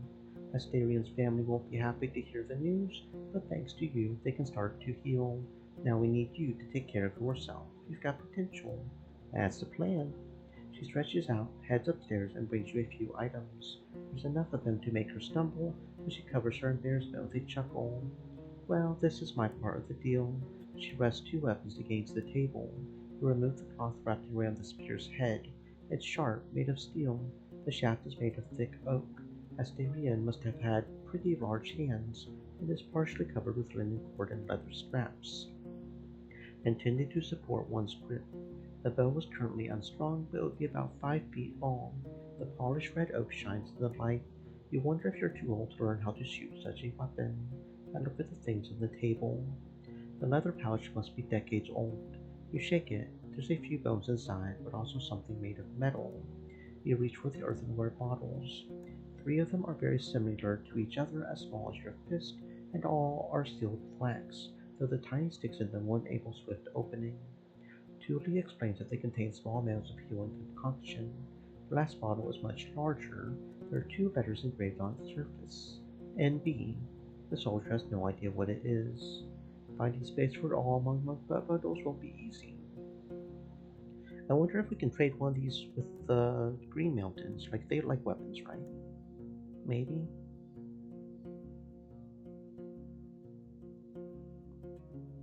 Maybe she knows what this NB potion is. Astarion is dead. Just tell me what happened. Too bad you chose to die alone. Do you know what this potion is? No, okay, I guess not.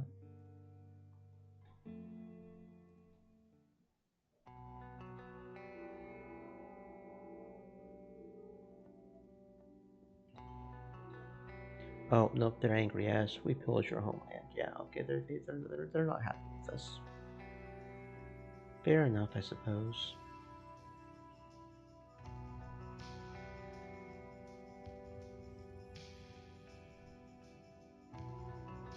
Okay, fair enough, fair enough, fair enough. I'll leave you alone. I was kind of thinking that's also what they would do, but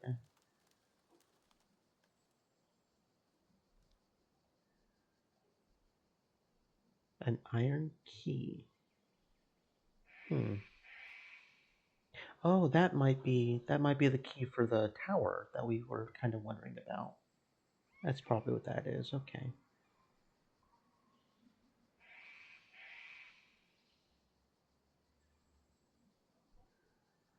Yeah, I don't think there's anything more we can do because we're locked out of the town. Roadwarden, which is just ending the game one way or another. Quizzed her, which we can't do because we can't make friends with the druids. Deal with the enchantress, which we tried to do, but we apparently missed something. I think it was the fact that we didn't tell her about the monks being a threat because we promised them we wouldn't. I think that was about the only thing I missed there. We almost had that one. Faithful, which is the opposite of what we did. We can't become an ally of Howard's Dell. We can't bring her to justice because we can't do the druids. I genuinely don't know why we don't have the explorer one. We literally explored everywhere. There's literally nowhere we have not explored. We have the entire map unlocked. We have been literally everywhere. I don't know what's up with that one. As well as the ready for action because we have got 5 vitality, we've got armor, we got the spider webs, we got so many weapons in our inventory now. I have no idea why we don't have ready for action. Colonizer is one of the endings. Gossiper is also along with Howard's Dell. We didn't gossip enough with the lady before we tried to blackmail her. Traitor is one of the endings. Gentle Heart is the opposite of what we did, which is being nice to the animals. Breaker, we have to break down the doors. Freedom Seeker as an ending. Conspirator and Murder. Murder is also with the Druids. And then conspirator. What was conspirator? I feel like I keep forgetting what conspirator is. Right. That's the blackmail one. Okay. So no, we are literally locked from everything else right now through the druids and Theus. So there's nothing more to do besides just end it. I don't know which ending we'll get, but there's like 3 endings it looks like. And I think we can choose at least 2 of them. Probably. Summer's almost over, we should travel back to the city. Well, if any city rat is going to criticize me for getting out of here before the end of my watch, they can jump into the sea for all I care. I can head back whenever. Are you all packed and ready? She rests her hands on her knees, then straightens up. I am, if you are. You look outside. It's early enough for you to reach the settlements on the other side of Hag Hills. Okay, so we can't stay because we don't have any tribe willing to allow me to stay with them. So that's probably we have to get max. Maybe if we stayed that one city and just kept farming for them or something, we could probably do that. But you're going to spend a lot of time together. This year's horse. The owners recognize you and bless the Empress Inn. This time around, you've got a few dragon bones to spare, and you spend the night in a proper bed, holding a mug of steaming pigeon soup. The days fade away slowly with Tulia by your side. You can't simply outrun the autumn predators, and a few times your journey gets violent. Still, she's a good companion, eager to kill boredom with an idle chat. After all the fighting I did in the north, the road isn't too rough. After 2 days, the roads get wider and harder. You join forces with an enchanted caravan, and their leader, a wealthy merchant, mentions that one of the statues you ride by portrays her mother. We're here, says the lieutenant, in the last village you visit before reaching the city walls. Without explaining, she approaches a few red-haired farmers. They're observing you curiously from the bench in front of their tit house. After exchanging a few words with them, Tulia gestures to you. The Roadwarden is who should be thanked for finding him. The strangers keenly listen to your tale, then, with smiles clouded by grief, thank you for your bravery. A man who looks younger than the rest can't stop his tears once he hears his Paul has been spared the cursed fate and found his end in the flames. After a silent yet delicious meal, you resume your journey, carrying with you their names and invitation. Maybe I'll meet with them in the spring. After taking care of some chores and meeting with a few friendly faces, you leave your mount in the stables, which, as it often happens, are almost empty. In Hovleven, every street seems to be more crowded than the entire northern village, and you frown the moment you hear the busy marketplace. You may be back home, but you'll need a few days to get used to the local scents, noise, and the overall lack of green. You take your equipment to the backwood corner. It's a dangerous alley, but you know a place where a coin will keep your bundles untouched. The Boarhead Inn. You listen to the rumors, but as the minutes go by, no one approaches you or asks you for help. The trade goes fine, you hear. The city chief has a daughter now. The new ship is ready to sail. The taxes are coming. The band of undead on the road has been taken care of. I keep to myself, enjoying the calm before the storm. You ignore the growing, drunken crowd so familiar to you and get a good sleep. You head downstairs and ask for the remains of the last day's supper. Fish pie, with a few slices of boar ham and a mug of wheat beer. You listen to the Emperor's Mask, the hymn from the old times, coming from the window. Hovleven is returning to work. When the messenger shows up, you let out a sigh. The merchants want to see you in an hour. You spend some time at a small public bathhouse. You wouldn't be allowed at the one for the rich folk. And prepare your somewhat clean outfit. In the streets, you blend in with the working folk. Your group of friends meet you in the bathhouse and walk you to the guild's gate. I'll buy a horse a few apples on my way back. After a few hours of exhausting examination, you lean against the wall observing the arguing leaders. Their jewelry and colorful fabrics could provide for many northern families, maybe even pay for a new stronghold. You wouldn't recognize the priest of the United Church if it wasn't for their familiar faces. At least you had more luck than that poor wretch, mentions one of the traders. No one here remembers Asterion's name. The news you brought from the island is of great value. You ask for something to clear your throat. Your detailed description of the peninsula made quite an impression, and you may be asked to speak with a cartographer later. And it's clear you're familiar with quite a few northerners. You fill the gaps in your report. You discuss the recent disappearance of a trading caravan. Eudocia's stubbornness, your familiarity with the heart of the woods, the rumored access from the coast, the copper vein, the shelter by the northern road, the now flooded mine in the south. Still, it's your dealings with tribes that will have the greatest impact on their decision. I recollect the blizzard of questions about the villages. Having little to show from Howersdale, you share the general description of the village. So it's still the richest place in the north, even if led by pagans and placed at a convenient spot, a priest summarized. But what happened to Steep House? Your explanations made the city chief frown, but the mention of Thaddeus's resentment that raised a few voices. So you separated her from us, most likely for good, one of the merchants shoots you a scowl. Amateur. The discussion about the raided village got pushed to the side. You briefly described the recent prosperity you had brought to Tell of the North, as well as the general safety of the South Road, and after you explained that the Druids were likely opposing any newcomers, you noticed the telling looks of the priests and the officials. Learning about the plague of all Pagos has worried the officials, mostly with the thought that you could have brought the illness with you. After some time, they discussed the promising future. Pulling a tribe away from the verge of destruction wasn't on the warden's list of duties, but was a very welcome surprise. You heard from one of the artisans. If we were to decide to move forward with our investment, we could bring a few sketches to the village with our first spring caravan. Gaining the prelate's trust is a great help. The monk exchanged nods with the best-dressed priest. We would be glad to visit the place you described.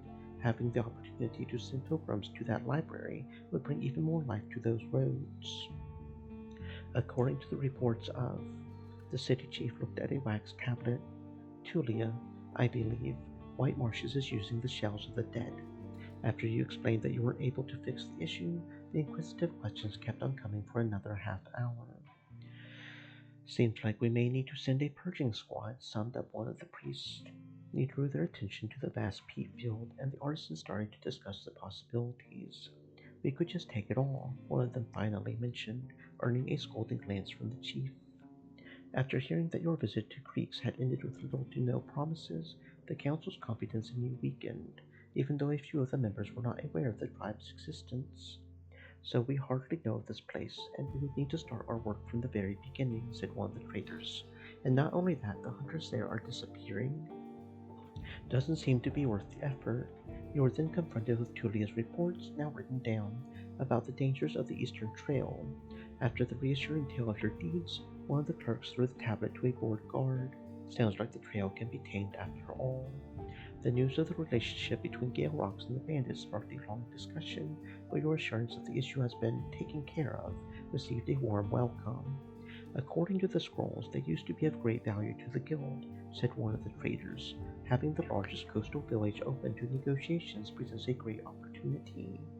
At least reaching the village won't be too difficult now, with the tribe ready to restore its tunnel, added an official. But why would we even head to the village if we know almost nothing about its wares? Another trader chipped in with frustration. Should we expect any difficulties from the tribe of the Green Mountain? You were asked at the end of the meeting. You explained that the chief and the shaman will most likely keep to themselves, but won't be willing to accept any messengers from the city. In return, you were met with a mixture of relief and distrust. I noticed that someone's looking at me. The oldest soul at the table who started her life in the guild was a simple innkeep. Smiles at you. Where do you think we should start, Jade? What do you mean? One of the artisans chips in. We need to discuss this in detail, of course, but we can't bring guards and builders to all the villages at once. Since you know the peninsula better than anyone, where do you think would be the best starting point? Old Pagos has a lot to offer, and the monks will secure the tribe's loyalty. After 5 days, you take part in a brief meeting in the guild's chambers. You are welcomed by a few clerks. The discussed investment will proceed further, though with great caution. You finally hear your services are much appreciated. You return to the street with a wooden casket heavy with dragon bones. It will provide for you and horse until summer. Can I open the casket of dragon bones? Maybe that's how I get 100 dragon bones, right? I don't see it. With the city sending its people north, my efforts to keep the tribe safe won't go to waste. The flow of merchants and supplies was slow but steady. The decades went by, but the tribes kept their distance from the city folk, seeing in them only trading partners, but benefiting from the safer roads, restored shelters, and new inventions. The trade route um,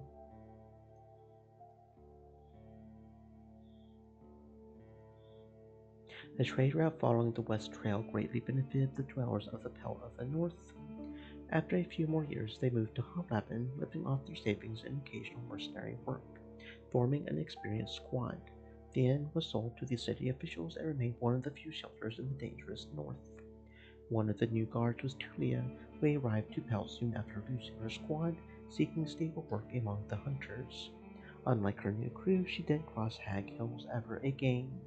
Instead, she found work as a woodcutter in Gale Rocks. While Hallersdale wasn't at first considered a crucial part of the new trade route, Thais's charm managed to bridge the gap between her and the council representatives, and if there were any objections, they were muffled underneath her iron fist. However, lacking in resources, the village could never be fully free of its dependence on the other tribes.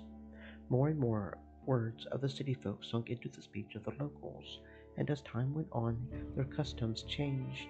After the priest of the rite arrived, the mayor was among the first souls to convert. The influence of the druids began to dwindle, but they haven't said their last words yet. Steep House didn't stay alone for long. The people of Howers arrived with tools and torches, taking away anything of value and getting rid of any evidence of their wrongdoing. Soon the only things left were a few loose bricks and the paved square, surrounded by the awakening forest. The tribe of Old Pagos lost many lives to the plague, but the supplies brought to them by their friends from Gale Rocks helped them overcome the harsh winter. Thanks to the revitalized trade route, the locals returned to their craft, providing an essential material to the now growing security of the North Roads and settlements. The tribe kept their savings for the darker days, which, they were sure, would come sooner rather than later. Tertia, torn by the plague, started a long journey. She finished her duty in the distant south, buried by a sandstorm in the lands of her ancestors, where she protected those spreading Wright's teachings. Quintus eagerly joined his friends at Pelt. His next few years were full of brave hunts and drinking, until he mixed the two a bit too much. With the support of Hoglapin, the monks almost completed the library in stone during the following century. However, their poor planning and distrust to the city architects led to a disaster. After a violent earthquake, the mountain collapsed under its own weight, burying many souls alive. White marshes, facing growing pressure from the soldiers and inquisitors, buried the routes that connected it with the rest of the peninsula. Troubled yet isolated, it collapsed after Orontius' sudden death, becoming the largest fortress of the undead in the north. After years of waiting, the growing strength of one of the skeletons gave it a human-like mastery of Numa. This mage began a long campaign against the other tribes and caravans, feeding on their blood until its army of shells crossed Hag Hills to the realm of shorter walls and fewer blades. The poorly guarded Foggy Lake was among the first places taken over by the wave of the undead coming from White Marshes. The fire that occurred during the break-in consumed the entire hamlet. Creeks couldn't withstand the undead wave. Of the tribesfolk who sought help in the woods, Only a small group of woodcutters survived and found shelter among the fissures of Gale Rocks. The other locals soon joined the forces of the skeleton mage. The soil of Gale Rocks couldn't provide for the village's hard-working people with crops alone.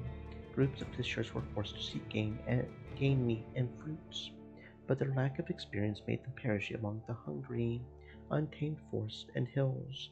Like many times before, the ancient tribe dwindled in the face of struggle, but, holding to its faith and stubbornness, survived long enough to see another dawn.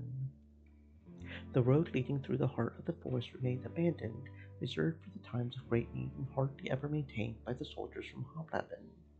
While she no longer had her tribe's support, Galatia kept raiding the people of White Marshes, but once her supplies ran short, she got reckless and, after a few seasons, was killed by a lucky arrow. Eudocia put the bronze rods to use, sending her creations beyond the boundaries of her sight. Bored with work and having all the resources she needed, she sought joy in her work, sharpening her senses with snakebait day after day, until her heart started beating a year later. Soon her residence became overrun with beasts that made nothing of the motionless stone sentinels. The tribe of Green Mountain, worried about the growing presence of the city folk, ended up blocking the trail that connected it with the rest of the peninsula. Every once in a while, the rumors of pagans of weird tongue seen by the eastern trail spread among the merchants, but a keen listener would not ice that such tales always differed when it came to describing the tribe's clothing, weapons, and skin. Jade, the Roadwarden of the northern peninsula, tried to get used to the routine of the city folk, but the always hungry desire to change the dragonwoods for the better never left their soul. After a year of struggling to provide for their palfrey, they hit the road again, signing a new contract with the Merchant Guild. The Roadwarden aided many tribes, gathering friendships and help as the seasons went on, but their shell couldn't handle the hardship of their path. They met their end in the middle of nowhere, shot dead while intervening in a robbery. And that's been Roadwarden. There were a couple of things we didn't get to because we failed to blackmail properly. I thought we had all the information we needed, but we didn't. We we got a good majority of the achievements though. So the biggest two that we didn't get is blackmailing the chick or just taking over the city with the druids and then having the druids help us with the skeletons. And apparently if we don't do that, the skeletons just start wrecking things, I guess. So that's nice to know. So there's like 1, 2, 3, 4, 5, 6, 7. There's like 16 achievements I didn't get. Most of them I got locked out of, mainly due to my poor blackmailing abilities. So I may just do a second run real quick off screen, just to wrap that all up pretty much for the perfect game. But we will be back in a minute. Give me a minute and we'll start exploring a different game.